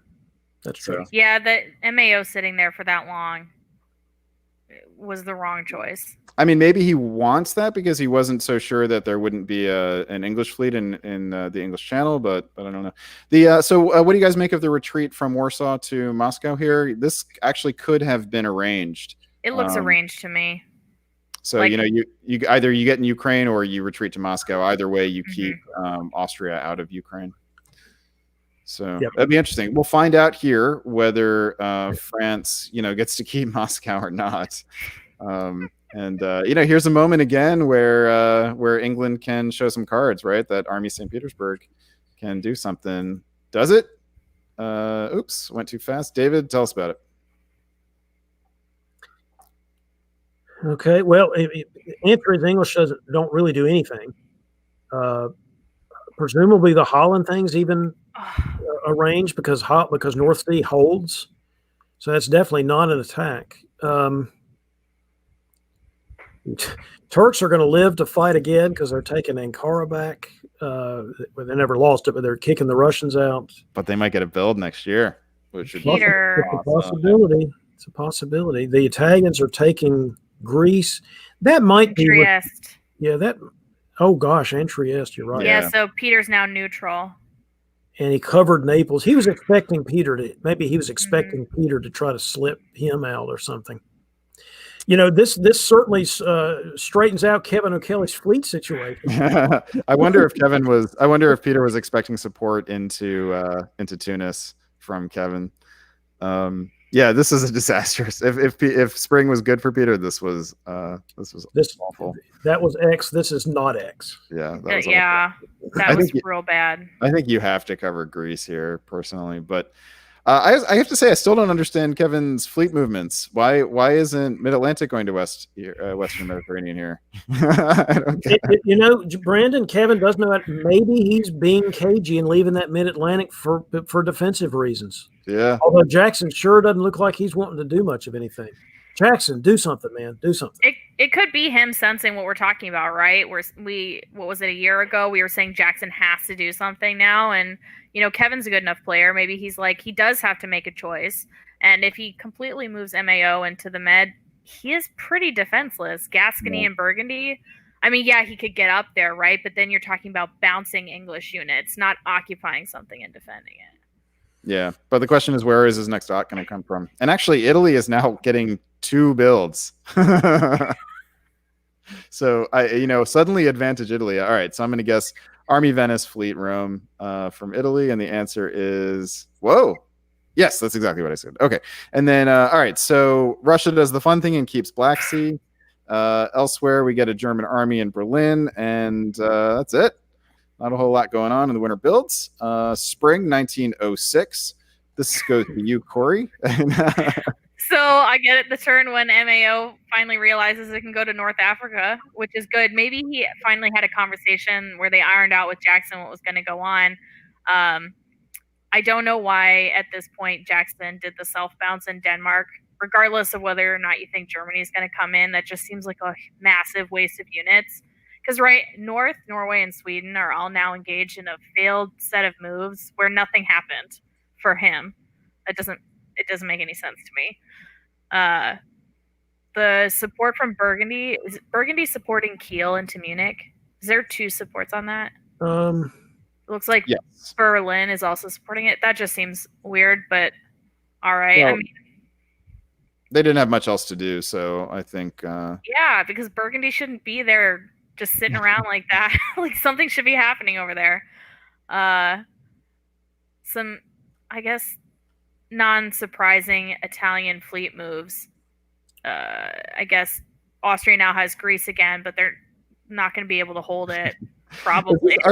Is the AI back on? Maybe. It looks like maybe the conversations that they're having haven't been too trusting at any given point. At any point in this game. I really want Turkey to get a build. Hal, I'm rooting for you, man. That would be awesome. I really feel for Peter now, because what it looks like to me is him backing up. Like he committed these units going north thinking, oh, I'm good. Now he's got to turn around, which sucks when you're that player. So yeah, sorry, Peter. I bet Hal was crestfallen to see Greece go to the Aegean here. Let's talk a little bit about Norwegian to Clyde. What's the rationale here? I mean, he couldn't just take it off the board, I guess. It was defensive in case the French went to North Atlantic or Irish, he can cover Liverpool. Yeah. But it's not threatening to the French, at least not yet. Yeah. All right, maybe it will. Maybe we'll get something other than Austria and Italy taking turns fighting each other in this game. All right, let's go to fall. Might be the only thing that happens. It is kind of the only. Well, and Russia and Turkey having fun. All right, we do. Shield. All right. Shield. Congratulations. That's awesome. So a nice self-bounce, getting to keep Constantinople from Turkey's perspective. Black gets into Sev with Austrian support, which is great. I don't know what you do with your fleet sitting in Sev after that, but at least you have a dot. You're not out. Well, let's talk about the German retreat here. Where did he retreat to? Germany retreated to into Armenia. Oh, gosh. Yeah. Well, I mean, Hal the only place has he could to keep retreat. his time interesting. Well, no, he could have taken it off the board, right? Couldn't have built anywhere. Well, no, he could have built in Berlin, I guess. But why would you Yeah. take it off the board? If you're in for the triple, you're in for the triple. It's English who can pull Yeah. the plug on the triple, not the Germans. Oh, and Yeah. I suppose Germany's not is going to have to pull a piece here, so it's more interesting to retreat it. It wouldn't be a rebuild. I have to assume that JJ right now is sitting here going like, what is happening? Like everything on the board is saying that Jackson should be attacking him. And he's just, I kind of wonder if there's a little bit of like paralysis in his mind from that extent, right? You can't do too much with your units because you don't know where you need them yet. You can't really commit them towards going to anyone because Jackson can just walk right in behind you. I don't know. It seems kind of boring to me. All right. Anything else here? We've got so Turkey survives here because Aegean goes to Smyrna and did not take the Austrian support into Constantinople.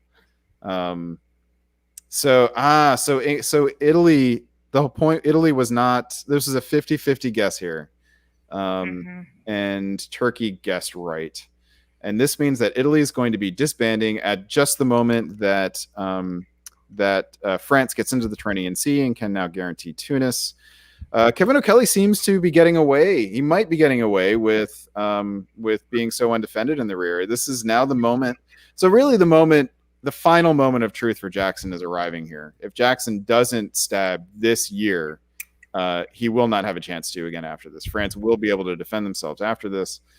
So Germany does pull the army in Armenia, which is a little sad because we could have ended up with one game with a German army in Brest and another game with a German army in Syria, and that just would have been cool. Instead, we do have the Italian pulling an army. We have Russia staying alive with a fleet in Sev, and we have the Turks putting down an army. So we have a 3-army Turk. Hard to crack that. Yeah. Without a lot of units. All right, let's see what happens here. All right, quick predictions. Who's going to top this board? Not who do you want to be. Who's going to top the board? Corey, start with you. And to give you the breakdown here, we've got Jackson at 7. And we've got 3 other players at 6. Those are Austria and France and Germany. Italy sticking around with 5, but probably not much longer. Who's gonna top this board, David? I'm going to guess Peter just because he's the one guy that I know will actually try to. And I'm not getting that feeling from Jackson or from Kevin that they're actually trying to top the board, particularly Jackson. I don't think there's going to be a individual player top. I think it's going to end up in a split with like 3 of them. All right, let's find out. Spring 1907, David, you're on tap for this one. Oh, I'm sorry. I was looking at the English situation again because they are doing absolutely nothing. Wow. Nothing. And I could have done that. You could have done that, Jackson, by not playing. When is the last time? All right, so Norwegian went to Clyde, but other than that, when's the last time any of these units actually moved anywhere? All right, spring 1904. When he took Sweden, maybe. I think Sweden. It was when this, yeah. This when is it. and then here, okay. When the army goes and over. And then they had the fleet that moved around that doesn't really matter. But all right, so fall of 1905. I don't want to be a broken record, though. So let me go back. Let's go back and see. I mean, obviously, Jackson, I think you ought to have done something eons ago. But let's just see the East. Let me look and see if there's anything that'll wake me up that's happening in the East. Not really. Honestly, the Italians are doing what they can, which is not very much, because the French were going to take Tunis. Otherwise, don't y'all see a lot of red? I see a lot of red, and it's not because there's a lot of red Austrian armies. There's some, but it's because there's a lot of red arrows. All right. So the question is, so Kevin O'Kelly is going to go up to 7 here. He's going to be tied for the board top. The question is, can anybody get more at this point? If Jackson's not good. Yes, they could. Oh, wait. They try to. Yeah. Bump. There we go. David, tell us about it. There we go. The only fly in the ointment for Jackson is that the French took Belgium from him, which is a little bit of an ointment. Fly in the ointment. Again, if you're going to make this move, that's great. But why is Clyde holding? Yeah, Honestly, yes. what are you doing? Because if you're going to make this move, I'm totally in favor of making this move. But why is maybe he's making this move not to actually attack the Germans or something? Gosh, maybe this is just a kind of this keeps England and France at 2 each. So I'm sorry, they go to 8. They're going to be tied at 8 here. Okay. But why do you hold in Clyde again instead of going to the Norwegian so you can rearrange your fleets and go after more stuff in Germany? There is no answer to that unless this is some kind of deal or something. If it was, though, why would Baltic go to Denmark? Well, right? no, he means a deal. He means a deal with his Leviathan partner, France. All right, let's so for good measure, Austria takes Warsaw here with Moscow support. That is interesting. That is really, really interesting. Not quite sure if it's wise. What do you guys think about that? Wise for the French, you mean? Yeah. So this helps weaken Germany, but it makes creates another rival for the board top on the opposite side of the board. You guys like that move? David, sorry. Is France really going after the Germans? I guess sort of is. Mm-hmm. If you're going to do that, then go to Ruhr and Burgundy and don't worry about this business about evening up the centers. Who cares? The game's not over yet. Go to Ruhr, go to Burgundy, and really go after the Germans if you're going to do this. I would agree with that. And I don't know, unless his fight with Italy is more important, so he's just going to be passively with or against Germany. Maybe. I mean, he needs to do something because Italy has become a stalemate. All right, let's find out. Winter Builds finds Germany dropping his entire eastern line. Italy drops the fleet in the Ionian. Presumably, the Austrian fleet will get there, which is always nice to see an Austrian fleet in the Ionian. England puts down an army, which is interesting, especially with the fleet on the opposite side there. But this is, I think, if you are England or France, you're probably happy to see that. France puts down 2 armies. So the Leviathan is 100% on board with whatever their plan is. They are both on board with it.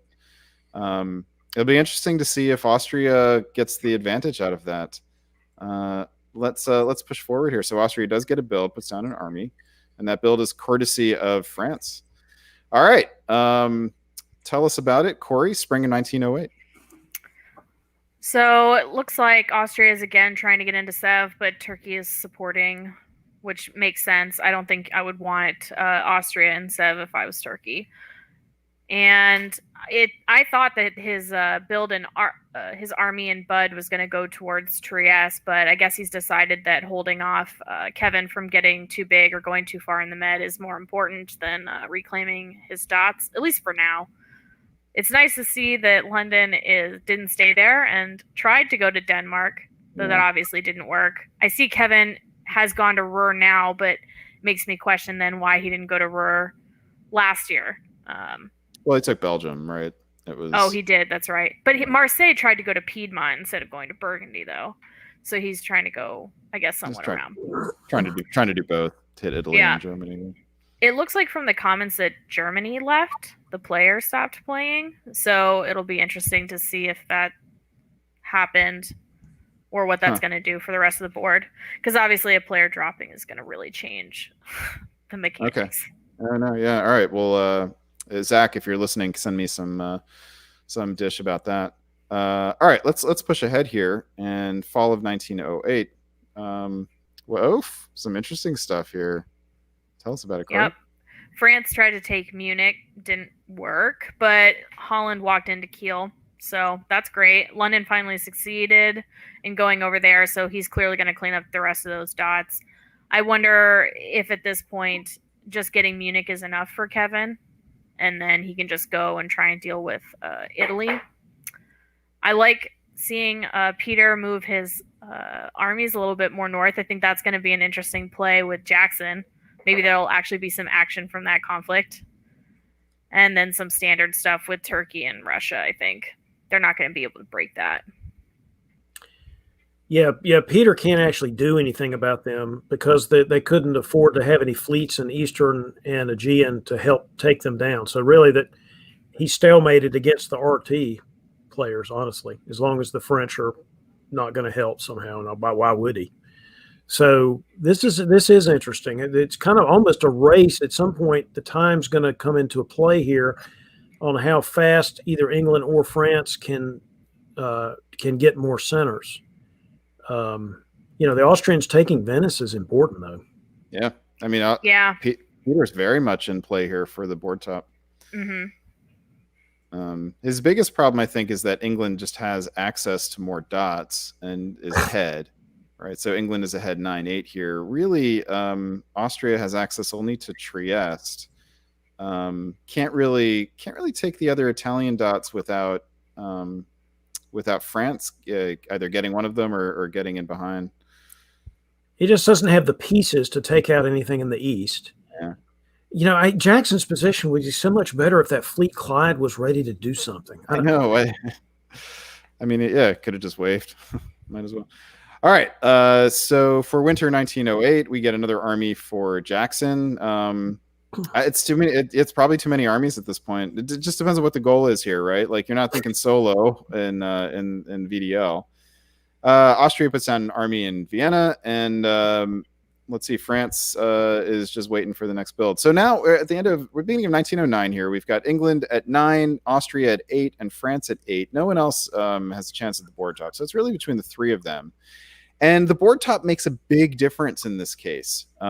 It's 36 points versus 14 points, just for a 1 center difference. So if these players are thinking about score, and it's not necessarily the case that they are, but if they are thinking about score, then 1 center is a big deal here.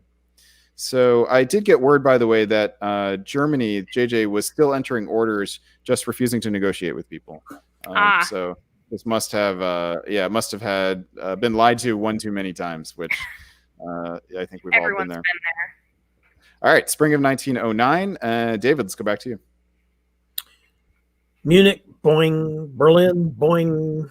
They're both gone, which I guess was going to happen almost regardless. Otherwise, really not a lot to talk about. Austria gets their units up on the line, such as it is.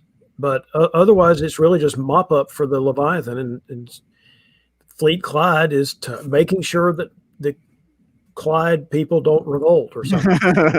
Those Scots, keeping those Scots down, by God, they're a problem. So you got to keep them down somehow.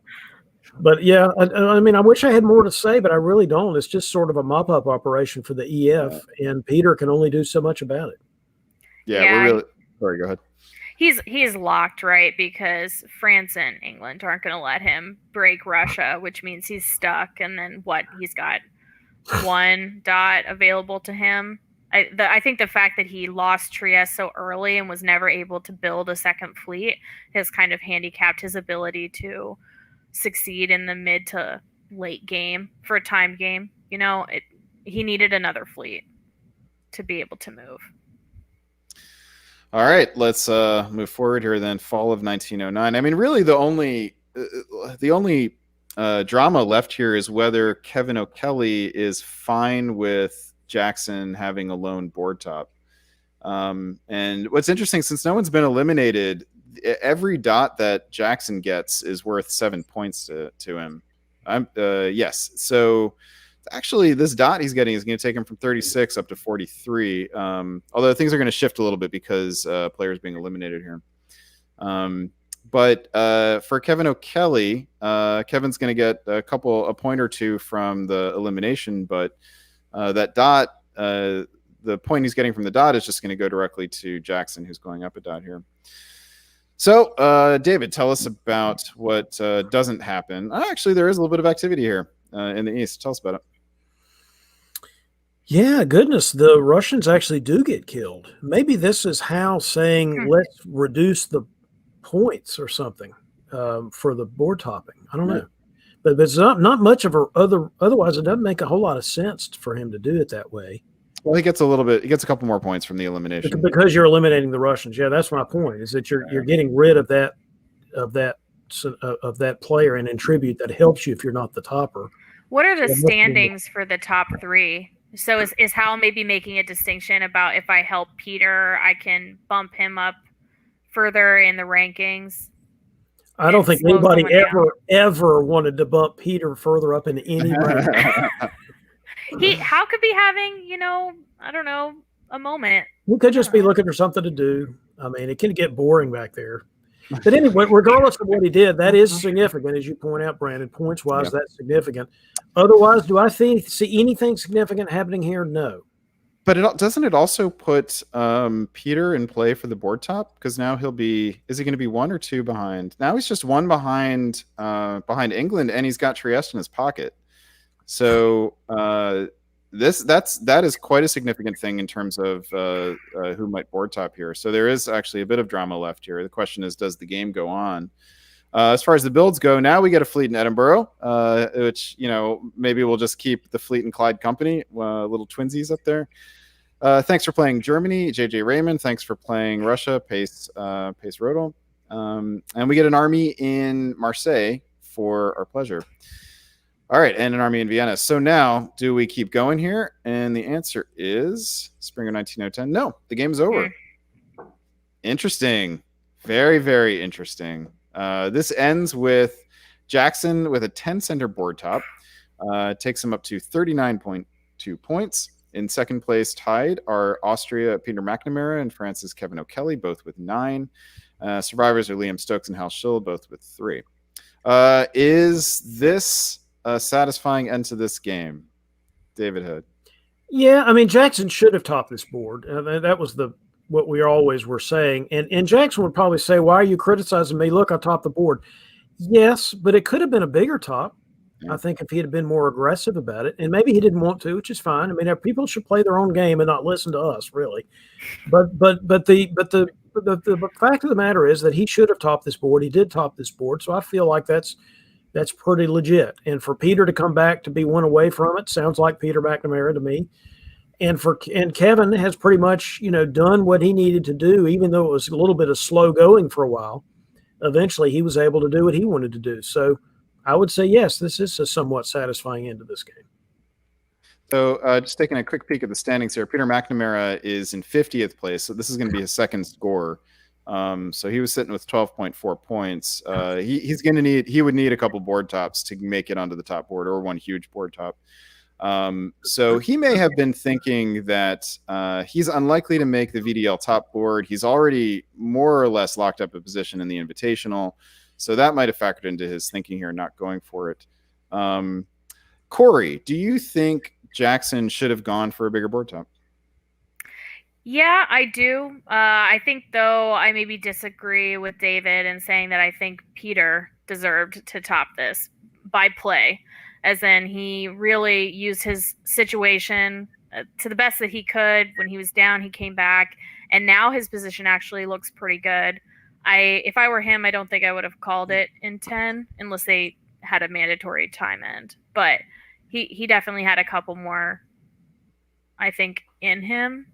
But it was an interesting game to watch. I think, though, that too much of Jackson and Kevin's time was spent up doing not much. And they probably could have gotten better results if they'd chosen to do something in the 3 years, I think, that nothing happened. Certainly JJ, right? Like JJ, Kevin, you could kind of see he'd put himself in a dependent position. And so he was trying to sort of thread this needle between not getting stabbed by Jackson while also making enough progress in the South to shore up his position. And he got away with it. Whereas Jackson had the upper hand the whole time and simply didn't use it.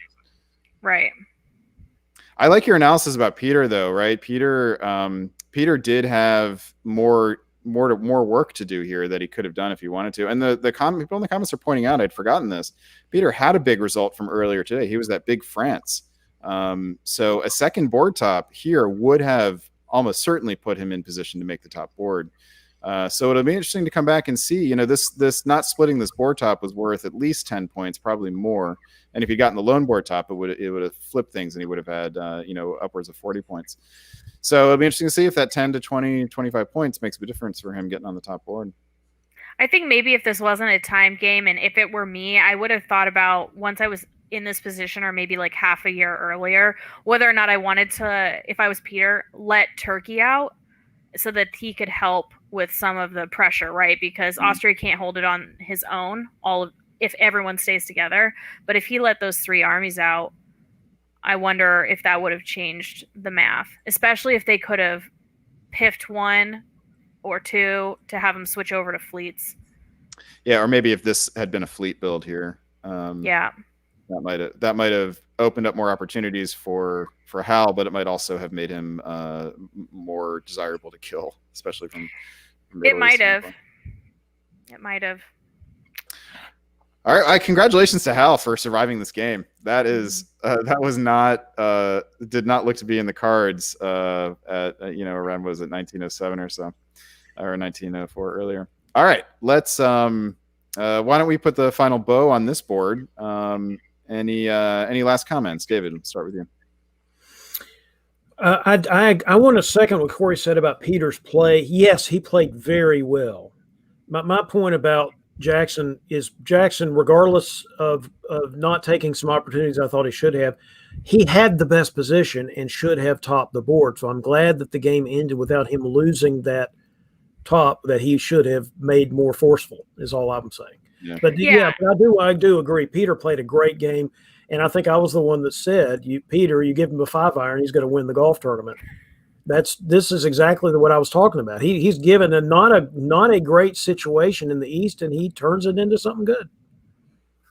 Yeah, and I'm not really trying to discredit Jackson. I think for the first, the early part of the game, I would agree with you. Jackson definitely deserved to win. He had the position for it. He got into the position very quickly. It's just that getting into position very quickly doesn't matter if you then don't do anything with it, right? So, but I think Peter used what he had at any given time correctly. Yeah, I agree. All right, let's put the bow on VDL 31, and let's thank Corey Nesland. Oh, first of all, congratulations to Jackson Roberts for topping the board. Nice job, Jackson. All right, and let's thank Corey Nesland for joining us tonight. Corey, thank you so much. Thank you for having me. It was a pleasure. Corey, great to see you again. Yes, absolutely. Nice to see you guys as well. All right, great work, and we will see you again soon. Have a great night. Bye-bye. All right, let's bring back to the stream Brian Preble. Brian, welcome back. Thank you. Happy to see Jackson making the move as predicted on Countdown earlier. Made me happy, Jackson. Thank you. Nice. We just need to see more of a killer move, killer instinct. All right. He did what he needed. And Corey, fantastic job. Thank you so much. Oh, yeah. All right, David, I think this is where we say goodnight to you, correct? Yes, I think it is. So enjoyed it, fellas, and I hope you have a good last game here. All right. Well, if you feel like sticking around and want to come on the broadcast at the end, say goodnight, you're welcome to. Otherwise, we will say goodnight now, and we'll see you again soon, David. I'll stick around. I'll come back in a few minutes. All right. Fantastic. All right. We'll see you in a bit. All right. All right, Brian, I'm going to cede the host chair to you and let you take over.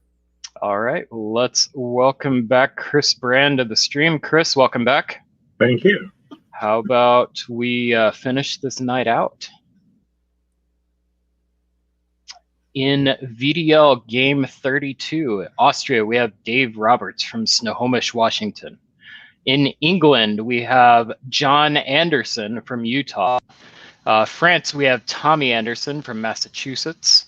Germany, we have Stephen Hogue from Lexington, Kentucky. Italy, we have Farron Jane from Austin, Texas. Russia, we have Chris Kelly from Chicago. And Turkey, we have Mark Utterbeck from Omaha. This is a fantastic board. Lots of big personalities and tremendous players. Brandon, why don't you start? Tell us about the players on this board. Sorry, let me catch my breath. This is awesome. First of all, Chris Kelly, great to see you, man. Welcome back to Diplomacy. You've taken an extended break. Chris is a longtime Weasel who is the reigning Weasel of the Year, which is the award that we give to the person who finishes in first place in the regular season. It's the regular season championship. Corey was the winner of the of our championship board, which is we call the Weasel Royale. So we have here with us tonight the two reigning champions of the Weasel League. And Farron is an up and comer. Steven has played some great games. Tommy and John are both tournament winners from this year. Dave Roberts played an awesome game earlier today. Really ruled a board as Russia. This is a great board. I'm looking forward to seeing this. Chris, anything to add? No, I think exactly what Brandon said. This is a great board. I'm looking forward to it. Absolutely. The matchup that I'm going to be watching really closely will be the battle between the Andersons in England and France. I've seen top players sometimes ally and say, hey, let's go get the other guy. I've also seen them try and cancel each other out. This will be interesting to watch how that plays out. So let's not delay any longer. And on screen right now, we go to VDL game 32. Brandon, why don't you lead us off? All right. We've got pretty boring stuff in the West. The most exciting thing that happened in the West is something that doesn't happen, and that's Marseille moving anywhere. Marseille holds, probably so that it can respond to something that Italy or Germany might do, but thankfully for France, for Tommy, doesn't have to do any responding at all. In the East, we have yet another DMZing in Galicia. This just continues a trend. This may be a place where DBN has helped accelerate some sort of metagame trend because, Brian, you and I have played together for 4 years now. We hardly ever see Galicia get successfully DMZ'd, and now it feels like it's becoming standard. Elsewhere, we've got what looks like a juggernaut opening. We see Turkey moving to opening to Khan here, and France. Chris Kelly welcomes that with a move to black. If Sev had gone to Romania here, I might have suspected an RAT opening. Still could be. Actually, we'll see if Khan goes to Aegean here and black tries to follow into Khan, and we get, I forget what that opening is called. But they can't do it because Smyrna didn't go to Armenia, so they can't do that sort of dipsy doodle. Anyway, Trieste, Venice goes to Trieste, and that's kind of it for the interesting stuff here. Chris, anything to add to that?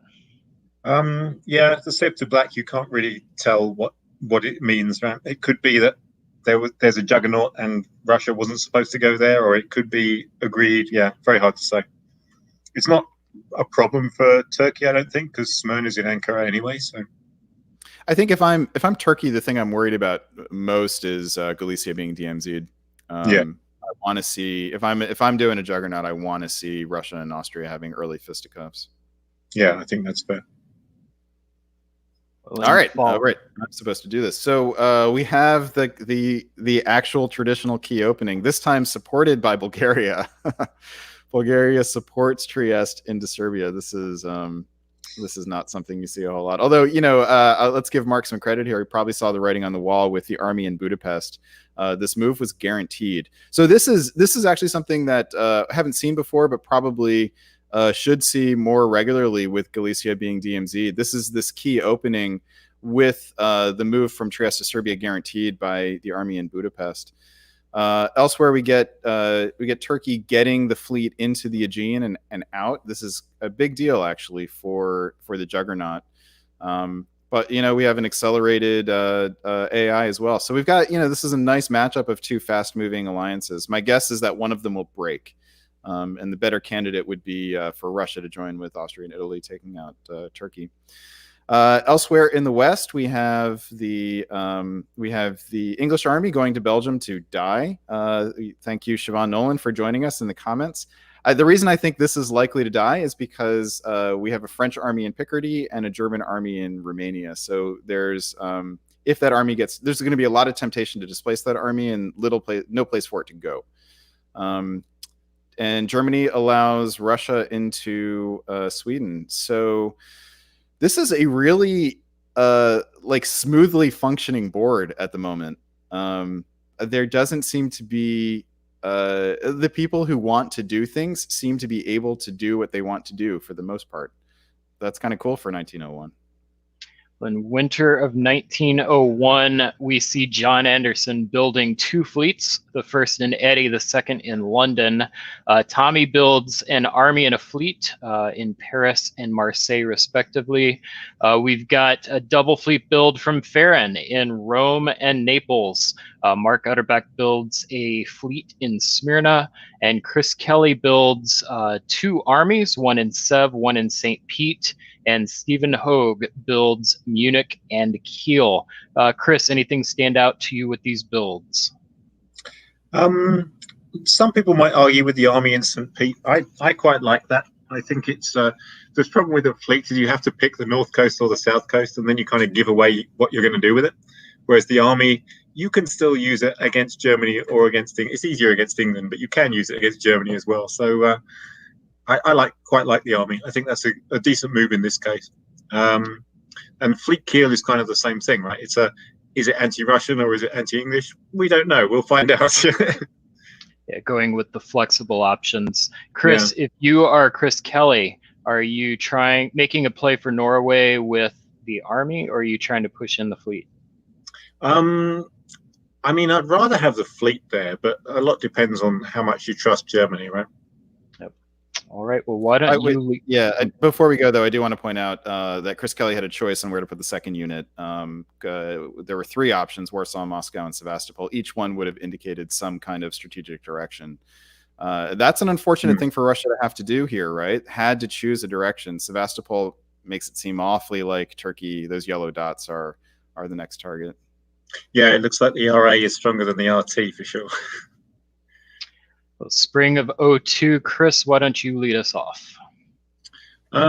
So we do see the Russians going for Norway, putting the army in there.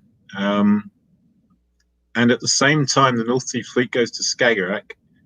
But Russia does seem to have Germany on side because Kiel went to Heligoland. So that's a good sign from Russia's point of view. They've got what they want there, more or less. I mean, the North Sea to Skagerrak is not ideal, but Germany's on side, so that can be dealt with. They've got, of course, the problem of defending St. Petersburg in the fall. But yeah, it's a bit of an awkward situation from that point of view. Nothing in the North Sea, though. So England's probably going to be more worried about the North Sea than taking St. Petersburg, I would think. But we'll see. French fleets heading very rapidly down into the Mediterranean, and Rome went to Tyrrhenian Sea. So that obviously wasn't completely unexpected. But why is Naples going to Apulia? That's not what you want to see if you're Austria. No, that feels weak. I would rather that stayed in Naples, if anything. I think. Yeah. I mean, it's able to cover Venice, but Venice isn't really under threat unless you were worried about Germany coming down. Yeah, that doesn't feel like a strong move there. Yeah, I think if you're worried about if you're Italy there and you're worried about Germany, you got real problems. Yeah, exactly. Other than that, the AI still seems to be together. There's a supported attack on Bulgaria, and Russia seems to not do what we expected. I mean, we were expecting Russia to go against Turkey, move that army down into Armenia, but instead, Ukraine goes to Galicia, and there's a supported attack on Serbia. So both those attacks fail. So this seems to have gone back to being an AIRT. So maybe that build in Sevastopol was planned all along. Although if their plan was to go against Austria, I would have built it in Warsaw. But maybe you're able to disguise it a little bit. The disguise didn't work in this case, but that doesn't mean it wasn't the intention. Yeah, I think, my guess is that at this point, Chris kind of wishes he'd built in Moscow. And at least had the army available for the northern move. I mean, the movement from Constantinople to Ankara suggests that that Russia and Turkey are not on, or at least Turkey didn't think, wasn't sure that Russia was on board. Yeah. But now Russia gets into Galicia, which is not insignificant, but AI have that line defended. And so now, Chris has the right number of units, but in the wrong place. So yeah, the RT attack in the south is a little weak. And we were talking about how do you take Norway earlier. This is the disadvantage of taking Norway with the army, is that Norwegian fleet ends up in Barents. It either moves there like this or it retreats there anyway. And then you've got to worry about how do you defend St. Petersburg. Whereas if you put the fleet in, yes, you've got to worry about how to defend Sweden, but at least you're not defending Sweden from the person you actually attacked. You're defending it from the other person who might have diplomatic reasons not to go there, right? It's interesting. I mean, John's got a real problem here. It's the advance on Russia is strong, but now has 2 German fleets on north. So John's going to have to make a choice here.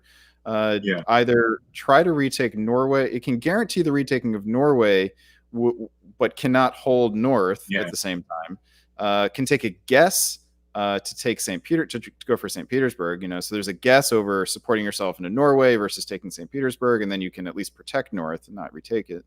So a real choice here for John. If I'm Tommy Anderson, I'm kind of sitting back and smiling right now. I have work to do. I need another build at some point, but all of the cards to play are sitting in my hand, not the other people around me. And you would imagine that Stephen is probably offering Tommy Belgium at this point, right?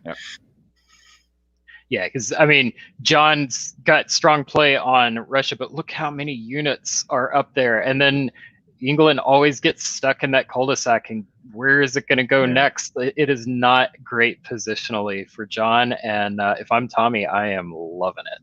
I think if I'm John here, I'm probably pulling Skagerrak back to north with 2 supports to guarantee it, and give up Norway and pull the fleet and Barents. But and maybe try to make an ally that way. Yeah, apparently that's not what he's decided to do.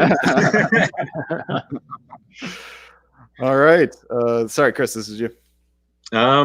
So he's continuing to push east, which is interesting. London goes up to north, but he guarantees. Well, yeah, the Skagerrak to Denmark is quite clever because it either guarantees that he gets into north or he gets into Denmark. No, that's not true. I guess if the ball had gone the other way, then he could have messed up both. But I would rather take a swing at Norway. I think you take the 50-50 at Norway and protect north. That's what I would do. He's ended up in the worst position here in some ways because he bounced in St. Petersburg. He's in the North Sea, which is good. But on the other hand, look at the French fleets. and as we said, the French army's taken Belgium, so I suspect we're going to see a French fleet built in Brest, and this is bad news for John at this point. I think looks like he's the odd man out in the west. Yeah, the Andersons. Yes, Anderson. Looking at the east, we were right that the AI line is stronger than the RT line down here. So the only movement is that Galicia becomes Austrian.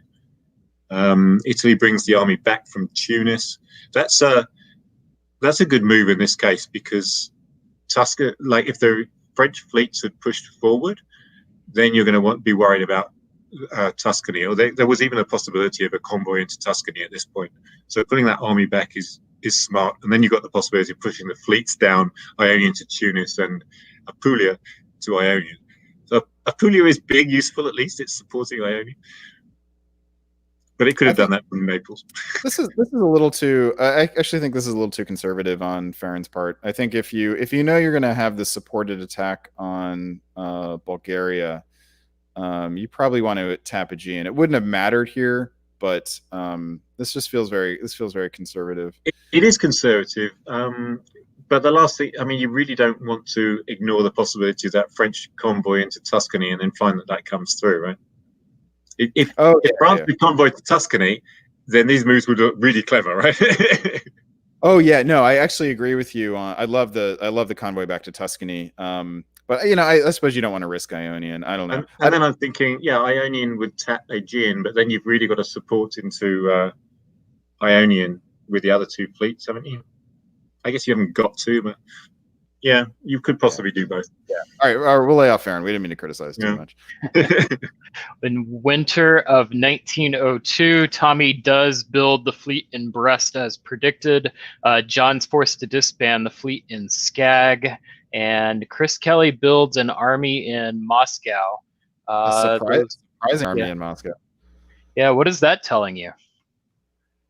I think that he is uncertain whether he needs to be protecting St. Petersburg or Warsaw and didn't want to commit to doing either one. Yeah, that's a defensive build, right? It can cover St. Petersburg, it can cover Warsaw. If it were me, I'd have a hard time not putting it down in Warsaw here. But I also would have assumed that Barents would be pulled here, and Barents was not. That's what I was thinking. I'm surprised that Skagerrak was the fleet that disappeared rather than Barents, because you look at the German position, and Germany's committed against England. Russia really isn't. They've got an army in Norway. They've got a fleet in Sweden. They could turn on Germany quite easily. So you pull Barents, you keep Skagerrak, you say, hey, I'll put you into Denmark, and you make yourself a Russian ally. Yep. You can't really make yourself a German ally here. My guess is that he thinks it's easier to get the fleet back over to close to the island. So Norwegian to Clyde or North Atlantic here, and then Barents back to Norwegian. But you're just trying to hold sand in your hand if you're doing that. If it were me, I'd be with you. I'd try to make a powerful ally and hope that I can survive with a couple centers. I mean, as long as 3 of them are attacking you, you're going to lose anyway. It's just a matter of time, right? So, Brandon, why don't you lead us off in 03? All right. I mean, we can just start calling this the Tommy Anderson game because all signs are pointing towards a massive French board top at this point. We should see a convoy into London or Wales along with the taking of Liverpool here, unless John can work out some Janissary option, but I don't know if Tommy needs it. Sorry, I'm jumping ahead here. The point is here that Tommy has moved into position without any obstruction here. Nobody is moving against Tommy. In the south, and nothing else moves in the north except for St. Petersburg, the army in Moscow getting up into St. Petersburg, which will secure Norway from any attack. Germany moves armies into Tyrolia and then down to Munich. This is significant because it will shift the balance of power in a way that will prevent the AI from moving too quickly, from growing too quickly. And this also plays directly into Tommy Anderson's hands. As far as the AI goes, they did manage to take Bulgaria here and pull a unit off of the Turks. This is despite Russian support. Romania supported Bulgaria to hold, but Bulgaria moved to Serbia. So some miscommunication there has cost the juggernaut, the erstwhile juggernaut, significantly. Otherwise, Russia guesses right and bounces Galicia out of Warsaw. Oh, and Apulia goes back to Naples. And the fleets did very little. This is the one thing I don't like about that opening is that you end up with the fleet in Albania, where it can't really do. It's only a defensive unit at that point. It can help you hold Greece, but it can't actually attack those Turkish fleets. You really want to get that fleet into Greece, but you can't do it at this point, right? So the Italian fleets are sort of doing nothing because they can't go anywhere. Well, I think the problem that AI had is that they couldn't get R on side. They couldn't get Russia on side. Yeah. And with Turkey getting the fleet out so quickly, they were, there was a stalemate here, and the two sides. What needed to happen was one pair needed to get one of the other side to crack, and neither of them able to. But some poor defense here is given Austria the opportunity. Fall of 03. All right. So Austria. So first of all, first question for me was, what does Tyrolia do? And Tyrolia here goes to Venice. All of the centers that it had access to were covered, and that was actually clear. That was clear that was true. So something more clever from Stephen Hogue would have been possible here. So maybe Munich moves to Bohemia, something like that. But now Austria and Italy do get Russia to crack. Russia, Chris, takes the offer of Bulgaria. I'm sorry, this is not Austria, and I take that back. Misread of the movement here. This is the revenge of the juggernaut. So Chris takes Turkish support into Bulgaria, takes that dot away from the AI, which again, because it's 3 against 2. All right, well done, Chris Kelly, man. That's really nice. Elsewhere, we have the convoy into London from the French and the taking of Liverpool. So Tommy takes 2 of John's dots, even though John clearly was willing to play Janissary here. Interestingly, North moved to Holland without support from Belgium. Tommy had an opportunity to really double deal here. Could have put the crimp into Stephen Hogue here and probably had a permanent Janissary. What do you got, Chris? What do you think of that? Of not supporting North into Holland here? Yeah, it's interesting. I mean, that Tyrolean army is helping France down in Italy, right? So that help is useful, particularly as it might show up in the form of a support into Venice, maybe. But yeah, I definitely would have been tempted to support the move into Holland. So just for the devilishness of it, right? Yeah, exactly. It's one of those fun moves that, and you're picking up 2 builds anyway. So I think Spain holding is a mistake here, especially if you're moving to Piedmont. There's really no reason for Spain not to move to Western Mediterranean here. Yeah, it's interesting to see the effect that Tyrolean army had, because that caused Galicia to come back to Vienna, Budapest to Trieste, and then Tuscany tried to go to Venice and was bounced. So you're tying up 3 units with 1 unit at this point. Yeah, it completely undermined the AI. Now Austria's going to get a rebuild here because they didn't lose a dot and they had a piff. So the juggernaut isn't sort of golden here, but it's a lot better for them collectively now and for Chris Kelly individually than it was before. Yeah, and I guess that's the other consideration for Tommy at this point is if you turn on Germany now, does that help Russia more than it helps you? We saw this situation in game 27 earlier where we had, I think it was that Sullivan moved to Tyrolia and had an army in Munich. Rather than doing the bounce in Venice, he moved Munich to Silesia, Tyrolia to Bohemia, and just had a ton of play on Russia from that point forward. It'd be interesting to see what kind of dynamic that would have had in this game. Because like you said, this one German unit in Tyrolia just created a sucking of all of these units up towards that space.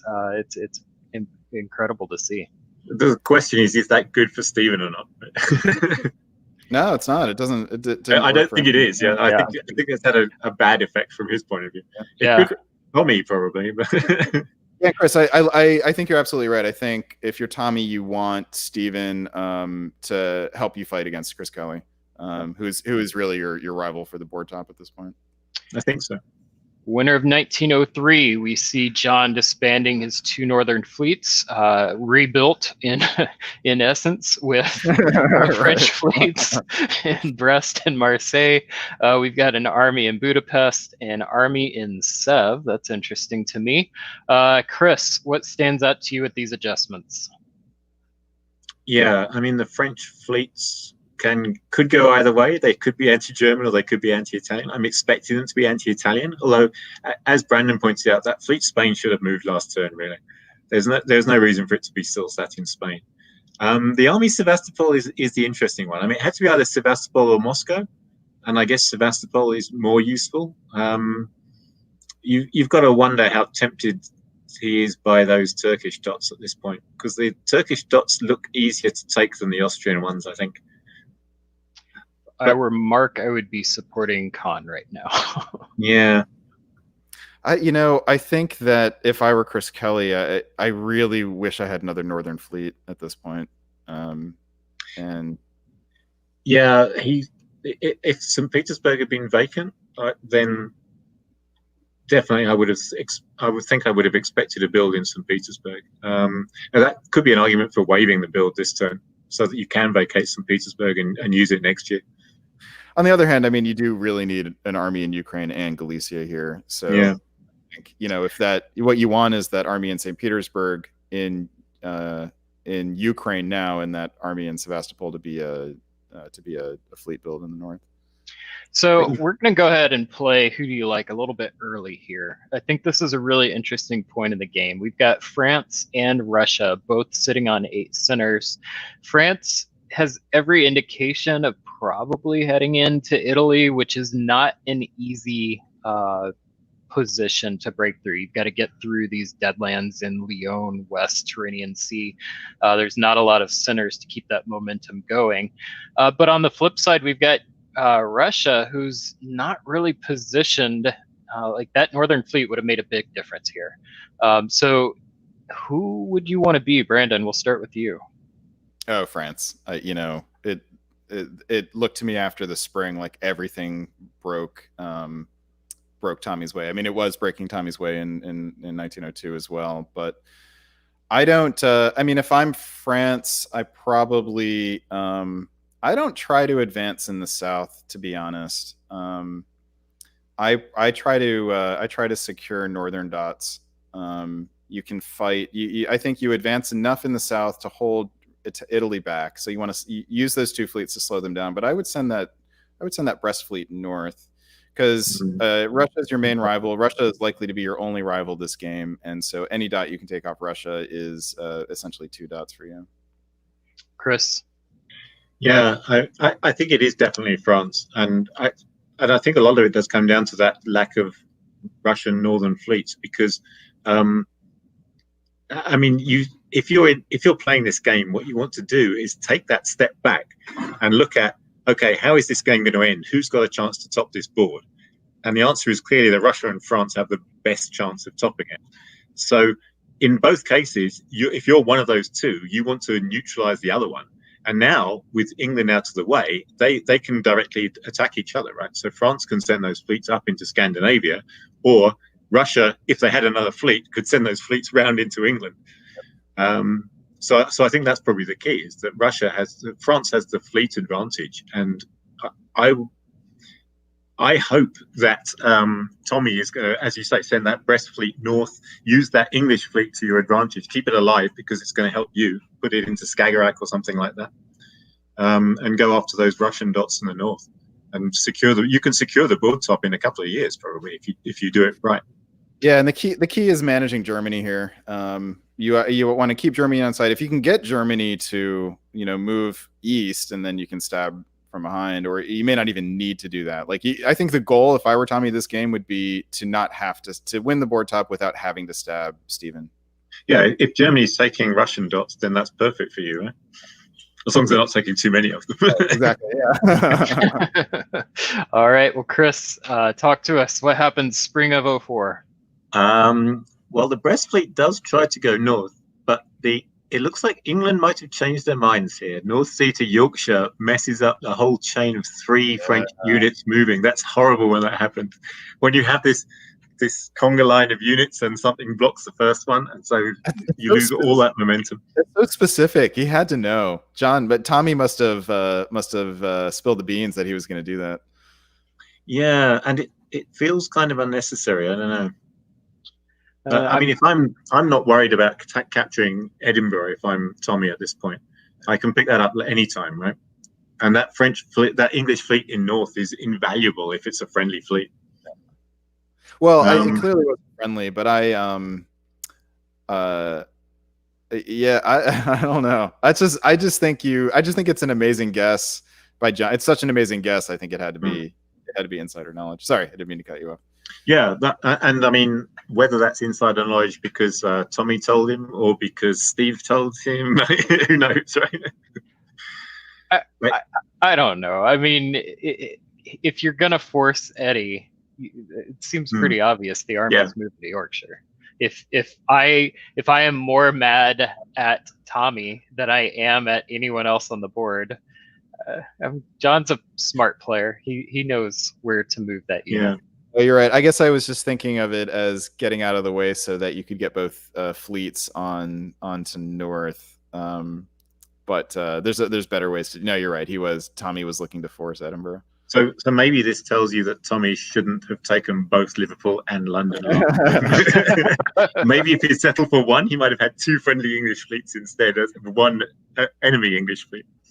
Or supported north. It is always something you've got to consider: is how quickly do you kill people, right? Yeah. Yep. All right, fall of 1904. This is Chris, right?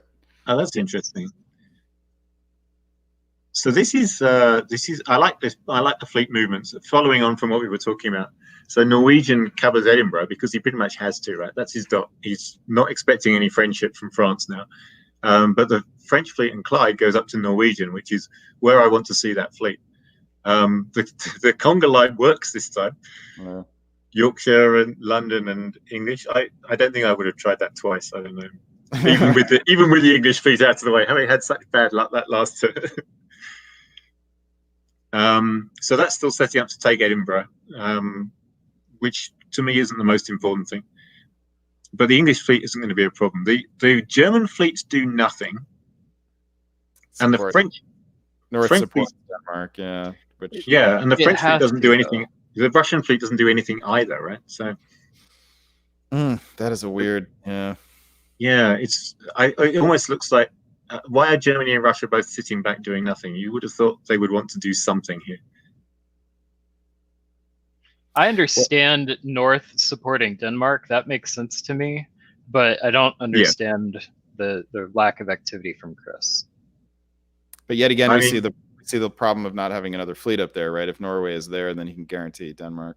Yeah. If I'm Chris, I think I might have wanted to put Skagerrak up to Norway to get the fleet to where it can be threatening to someone other than Germany, because Germany is not the person you're worried about if you're Chris at the point, right? Yeah, Germany should be the one that that Chris and Tommy are fighting over for an ally. Looking at we've got that's the Tyrolia army got rid of. Oh, we missed. Actually, last time we didn't look at the south at all. We didn't. Yeah, we didn't. Or the east at all.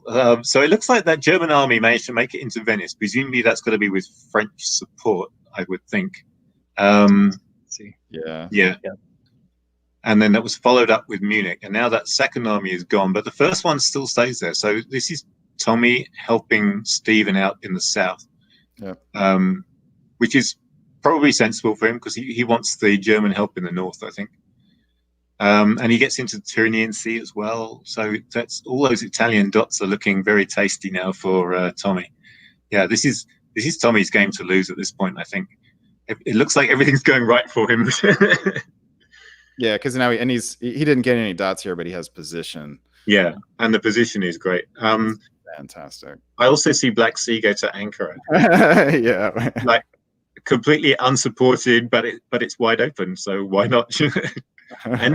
and Eastern Med into Ionian. So we've got the Italian fleets are out of the way, and the Turkish fleets and the French fleets are head to head over around the boot of Italy. So that's always fun. Yeah, but we have a bunch of rebuilds coming up here. So Turkey gets to rebuild. So it's not all. No, Turkey doesn't get to rebuild because they lost Ankara. But don't they have? So they're down to 2. Oh yeah. Good point. Yeah. Good point. All right, so it is a bit better for Russia. And Russia could take Con whenever, right? Because the Turkish fleets are in Aegean and Ionian, which is not the best place to defend yourself against Russia. So this is a well-timed move by Chris against Turkey for sure. Yeah, I would have liked to have seen a convoy of an army over though, and just take a chance. Take a chance on Romania. This was too conservative. I think he was because even with this actually. So if Bulgaria supports. Oh hell! If you're going to do this, go to Khan as well, right? Yeah, this kind of feels like the weakest way of doing this. I mean, convoy Romania to Ankara, Bulgaria to Khan. Just do it. I guess you've got Greece and Aegean that could be coming back against Bulgaria if someone gets wind of it. But then you're into Constantinople, so that's great, right? If you're in Khan and Rum, that's a great position, even if you haven't got Bulgaria. Yeah, I think you're right. I think this was a little conservative. All right, but we're giving Chris a hard time. But Stephen has 2. He's going to drop 2 units here. He's got he gained a dot and he's got a rebuild. So this actually is a potential fly in Tommy's ointment, depending on what Stephen puts down here. But Tommy doesn't have any adjustments here, right? Right, and nothing protecting those home centers. But So, I suspect Stephen will put down probably a fleet and an army. So fleet and army for Stephen. What does Chris put down? How many has he got? Just one. Just one. I'd be tempted by a fleet sev. Oh no, you need that fleet. No, tempting though a fleet sev is, or an army sev. I think you've really got to keep your mind on the big picture. That's a small picture move. The big picture move is you need that fleet north coast. St. Petersburg. North coast over south coast. It depends on who you think you're going to fight. You should be fighting France, but if you think you're going to be fighting Germany, then you put south coast. That's fair. But again, that fleet's still in Skagerrak and should be in Norway, right? Right. But now maybe it's a chance to correct the mistake, right? Yeah. And he's got the bonus of 2 German armies here. Oh, this is a big shift. Oh, that's nice. Yeah. 2 German armies, Fleet St. Pete, North Coast. Definitely all signs pointing towards Tommy being the bad guy here. We've got a disband from Farron in Greece, Army Kiel, Army Munich. Let's move on. Spring of 05, Brandon. I just Interesting have to to say, note that Tommy is not actually the board topper at this point. Chris is I the know. board topper. Although I if know. you look at the board, it's like I prefer the position of the player who's not a board topper. but I have to say, if Steven turns on Tommy here, this would be a gross failure of diplomacy on Tommy's part, precisely for what you said, Chris, that that Chris Kelly is the board topper here. Yeah, and Chris Kelly's got lots of dots he can pick up in Austria and Turkey now, right? All right, so here we go. So this is me, right? All right, so Stephen Hogan, Germany, gets into Edinburgh here, and goodness, Tommy makes a tremendous mistake here, which is to move York to London. You cannot do this, Tommy. York has to probably just stays put here. The problem is, because Edinburgh has moved to Clyde here, Liverpool is indefensible. So John Anderson will live to fight another day here.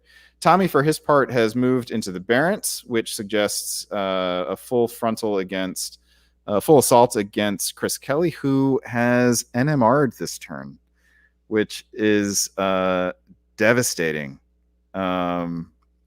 Devastating set of NMRs. Zach, if you're listening, can you get us some intel on this, please? Well, I mean, there's a lot worse times to NMR. The only move against him is that Norwegian to Barents, which he could have bounced. Nothing else is actually attacking him. So if you're going to NMR, there's a time when no one moves against you. Is probably the time to do it. Yeah. And it's a spring turn. Yeah, and it's a spring turn, exactly. All those dots are still there in the fall, right? Con's still available. Bud's still available.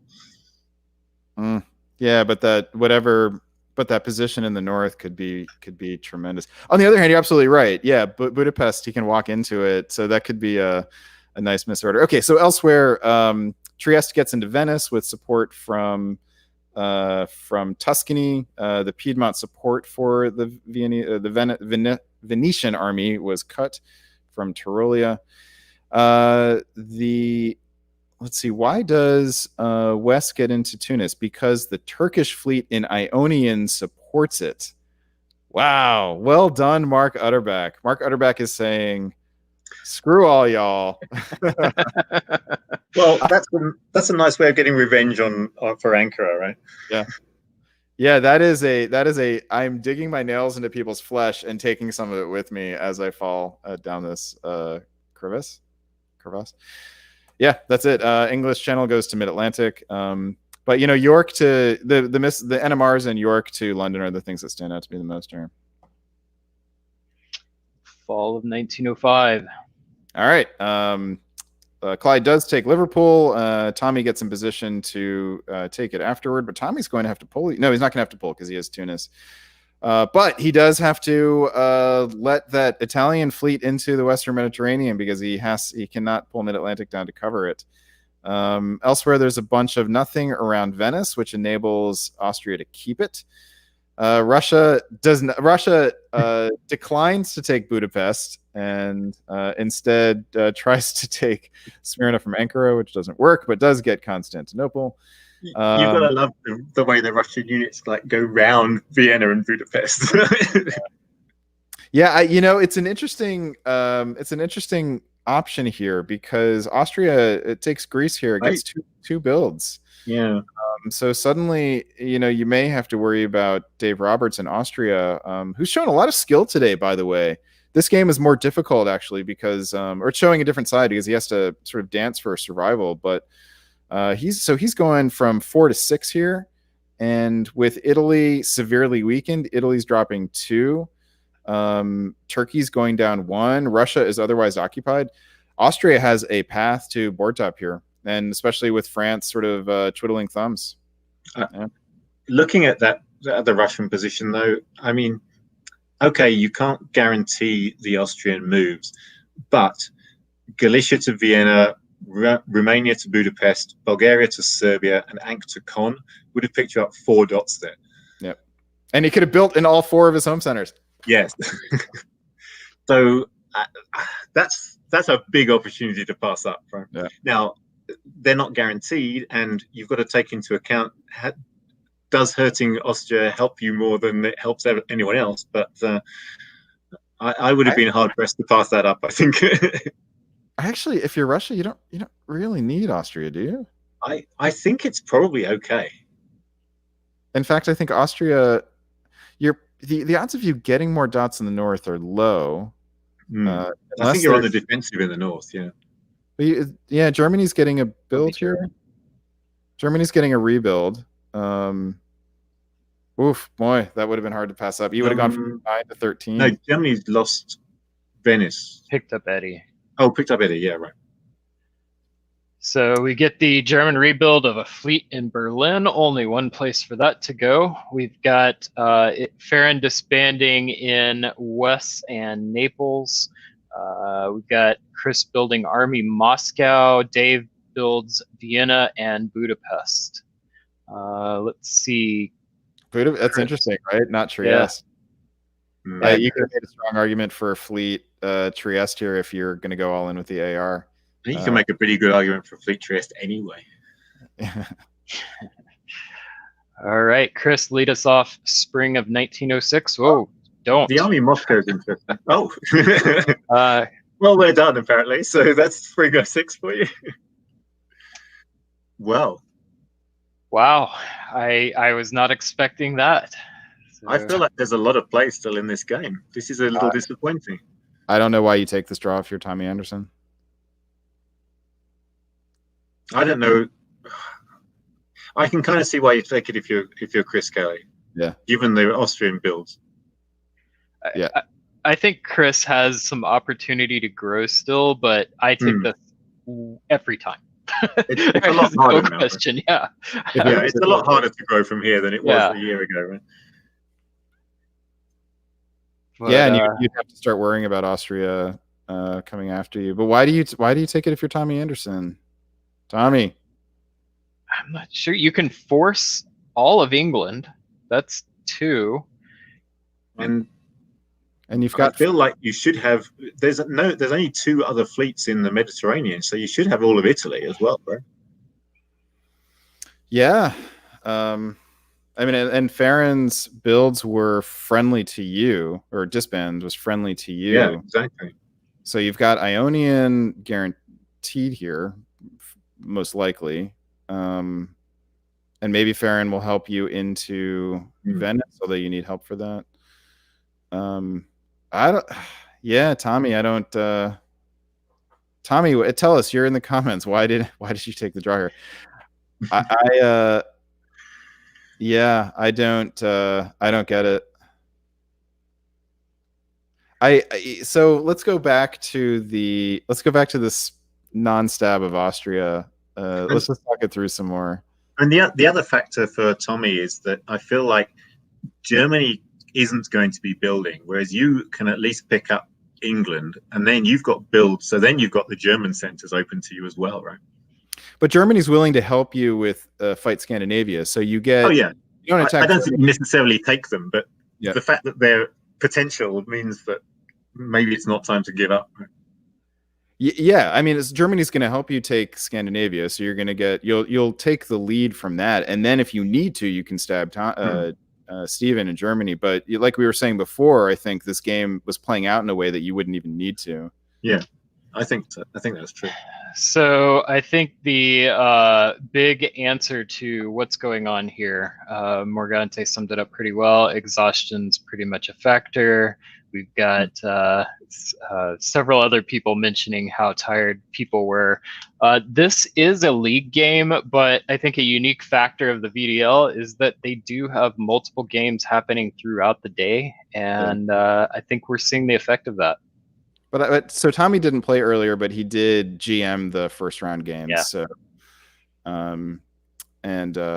He does need his beauty sleep. I think that it's been well established. Probably staying up watching old Saturday Night Live videos, which I Well, I mean, also love.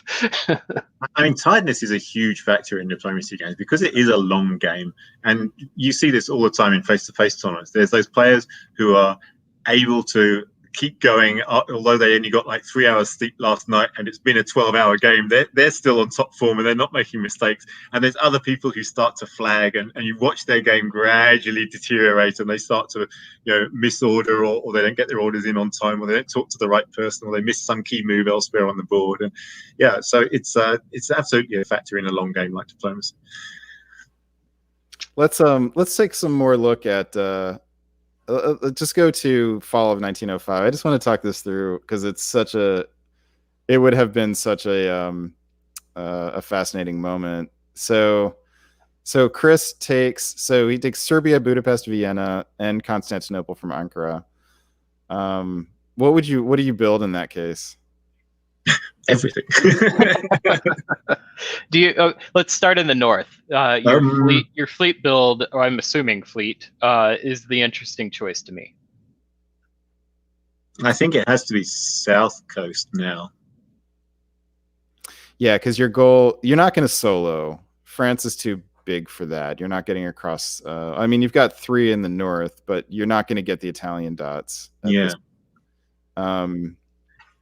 Yeah, I'm thinking I probably want a fleet to get down into the Baltic or towards the Baltic, mostly as a defensive thing rather than anything else. Your goal is to secure what you have. If you can gain that Denmark, even so much the better. Right.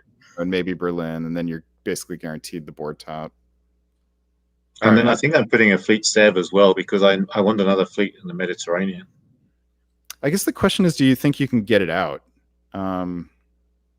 It's worth trying, right? You should be able to get into Smyrna. Well, you might need an army in Armenia to get your fleet into Smyrna is the only thing. That's true, but I can do that slightly delayed, right? I can put Sev to black and Moscow to Sev. Yeah. Then I still get the army down into Armenia. So then, all right. So you build Warsaw as well. So then the question is, how do you get? Yeah. So then you're trying to get Trieste, and Shore, and maybe Berlin, Denmark, and then that would take you to 16. Yeah. Okay. I'm with you. Well, I just think we need to recognize Chris for coming out topping this board back in spring and fall of 1903. I think we were all saying, hey, this is Tommy's game, and Chris proves us all wrong with a really strong top. What could have been really, really big, but don't want to take away from the good job Chris did. And 43.4 points in tribute's nothing to look down on. I was going to say, this is still a good board top for sure. I saw Chris had a comment that was really funny. I guess he removed it. It was like, Chris wins. Story of my life. Yeah. All right. Well, yeah, I found it. Nice. Fantastic. Chris, we love you. And this has been another really good game. Well done, Chris Kelly. Congratulations. Yeah. So overall, some really, really fun games tonight. Yeah, you guys want to take a look at the standings now? I can pull them up. Yeah, do we want to bring in David Hood? Welcome him back. Yeah, bring David Hood back. Oh. You do it. All right. David, welcome back. Hey, glad to be back. That was a fun ending, wasn't it? Yes, it was. It was nice and easy. It was like a little what do you call it? Petit four for dessert. A macaroon. Yeah, little tiny morsel just to cleanse the palate and bring a little dollop of Chris Kelly's sweetness into our lives. Could have been a bigger morsel if Chris had taken 4 centers in the last. Well, I think the commissioner of the VDL is demanding standings. I think it is time for us to see them. All right, here's the top 10. I hope this will work. This is supposed to work. The answer is ta-da! Tanya Gill stays on top. I'll let you call it out, Brian. Yeah, Tiny Gill, first place, no change there. John Anderson in second was 124.9. I'm going to pull up the results from the previous standings. Yes, Morgante Pill does. I can show you this. Yeah, I can show you. Is this what? Oh no, that's not right.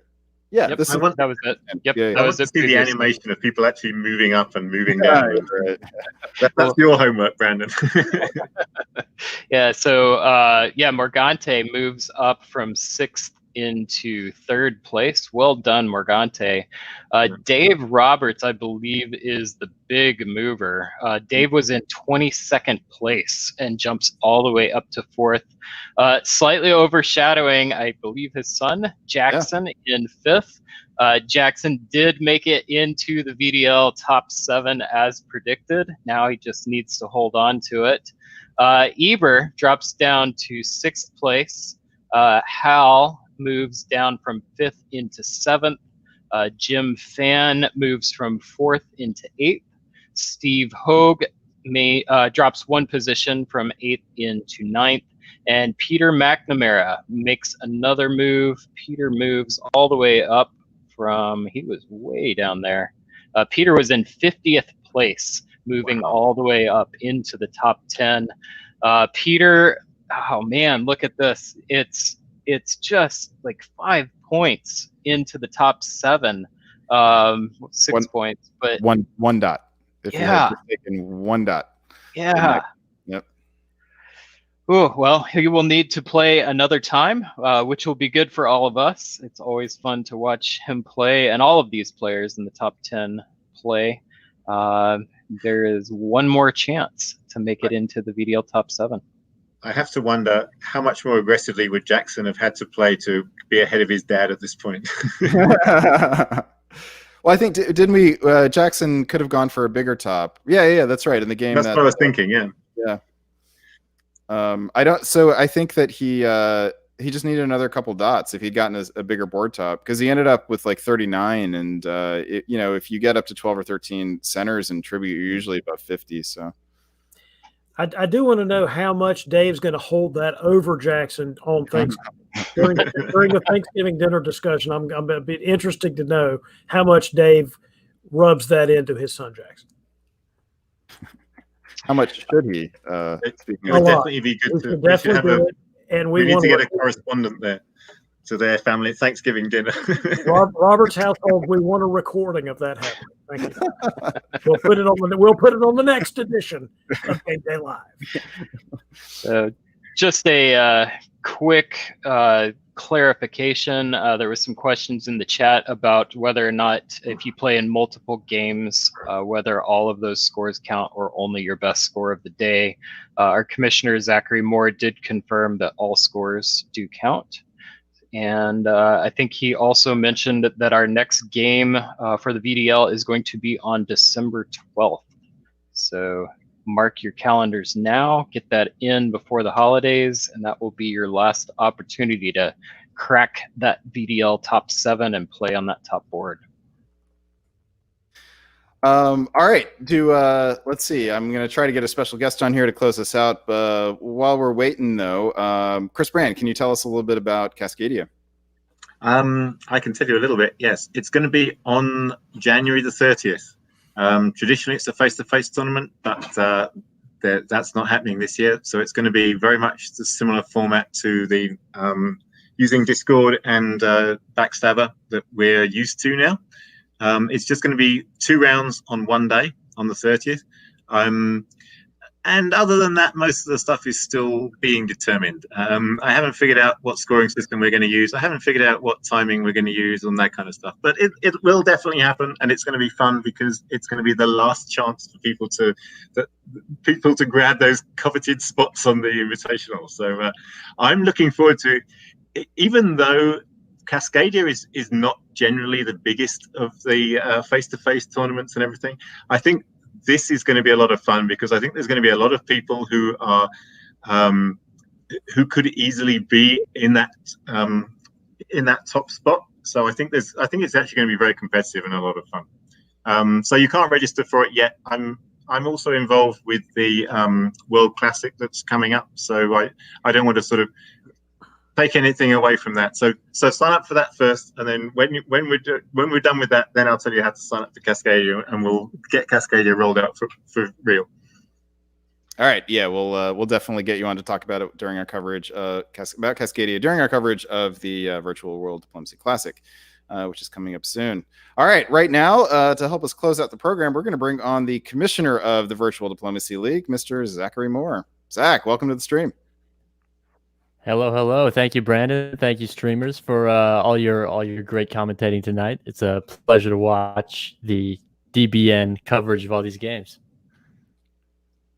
And congrats on another successful Saturday of VDL action. This is so you've gotten 7 games today. This is the biggest day you've had yet, right?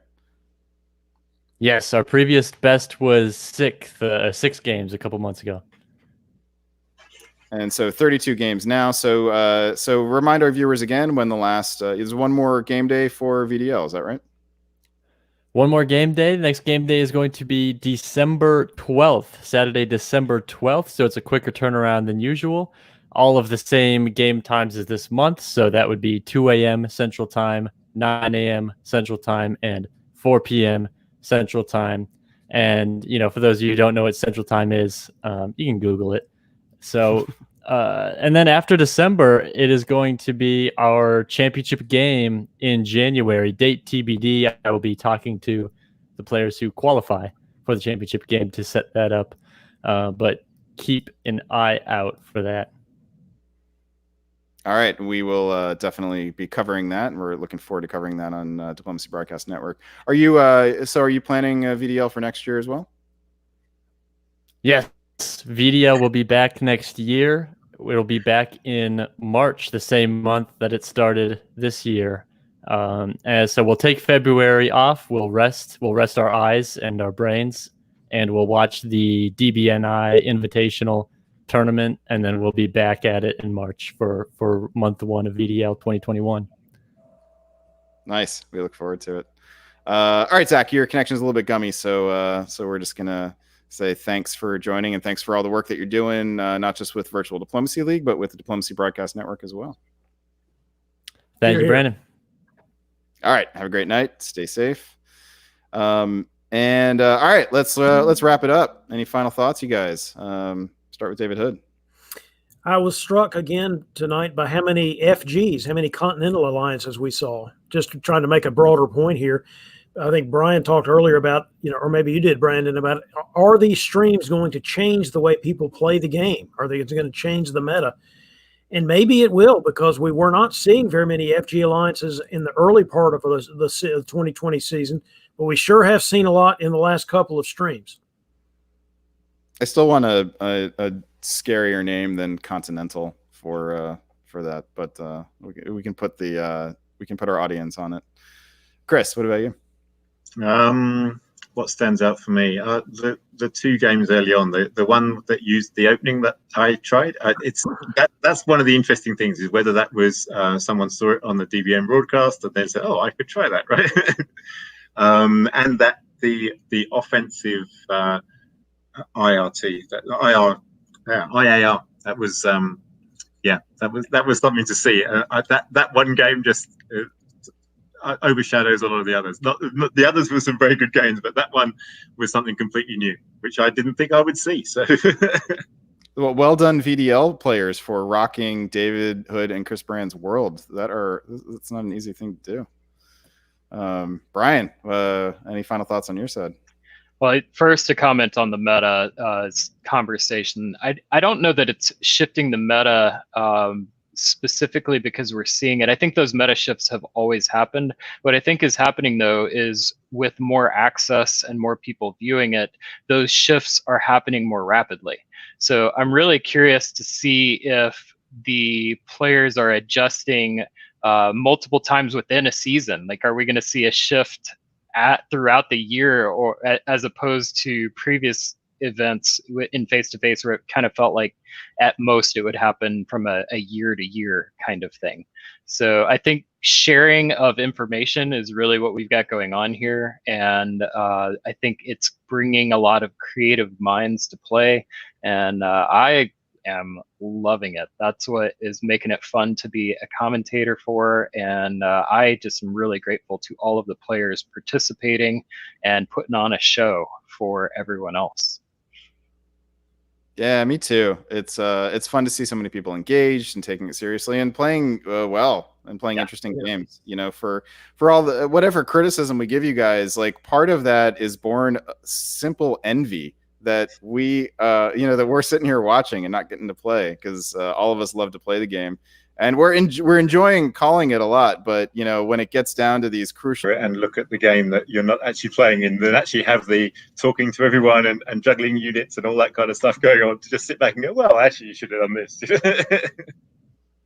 Yeah, and we should say that we have started serious talks about arranging a commentators game that would obviously not be called by us, but it would be a chance for everyone who has been on the receiving end of our criticisms to give a little bit of it back. So we haven't fixed a date for that yet. Sort of maybe looking at March. We all might be a little bit hungover after the invitational, so it might be a natural time for us to do it. All right, thank you guys very much. Another broadcast in the books. Let's we don't have Siobhan here to sign us off. So who's going to want to have the last word here? David Hood, I think you should do it. Well, I do say we do have Siobhan. She's in the comments right now, and she just said in the comments, and I quote, "Stay safe and stab well." That'll do. Good night, everyone. Good night, everyone. Good night. Thanks.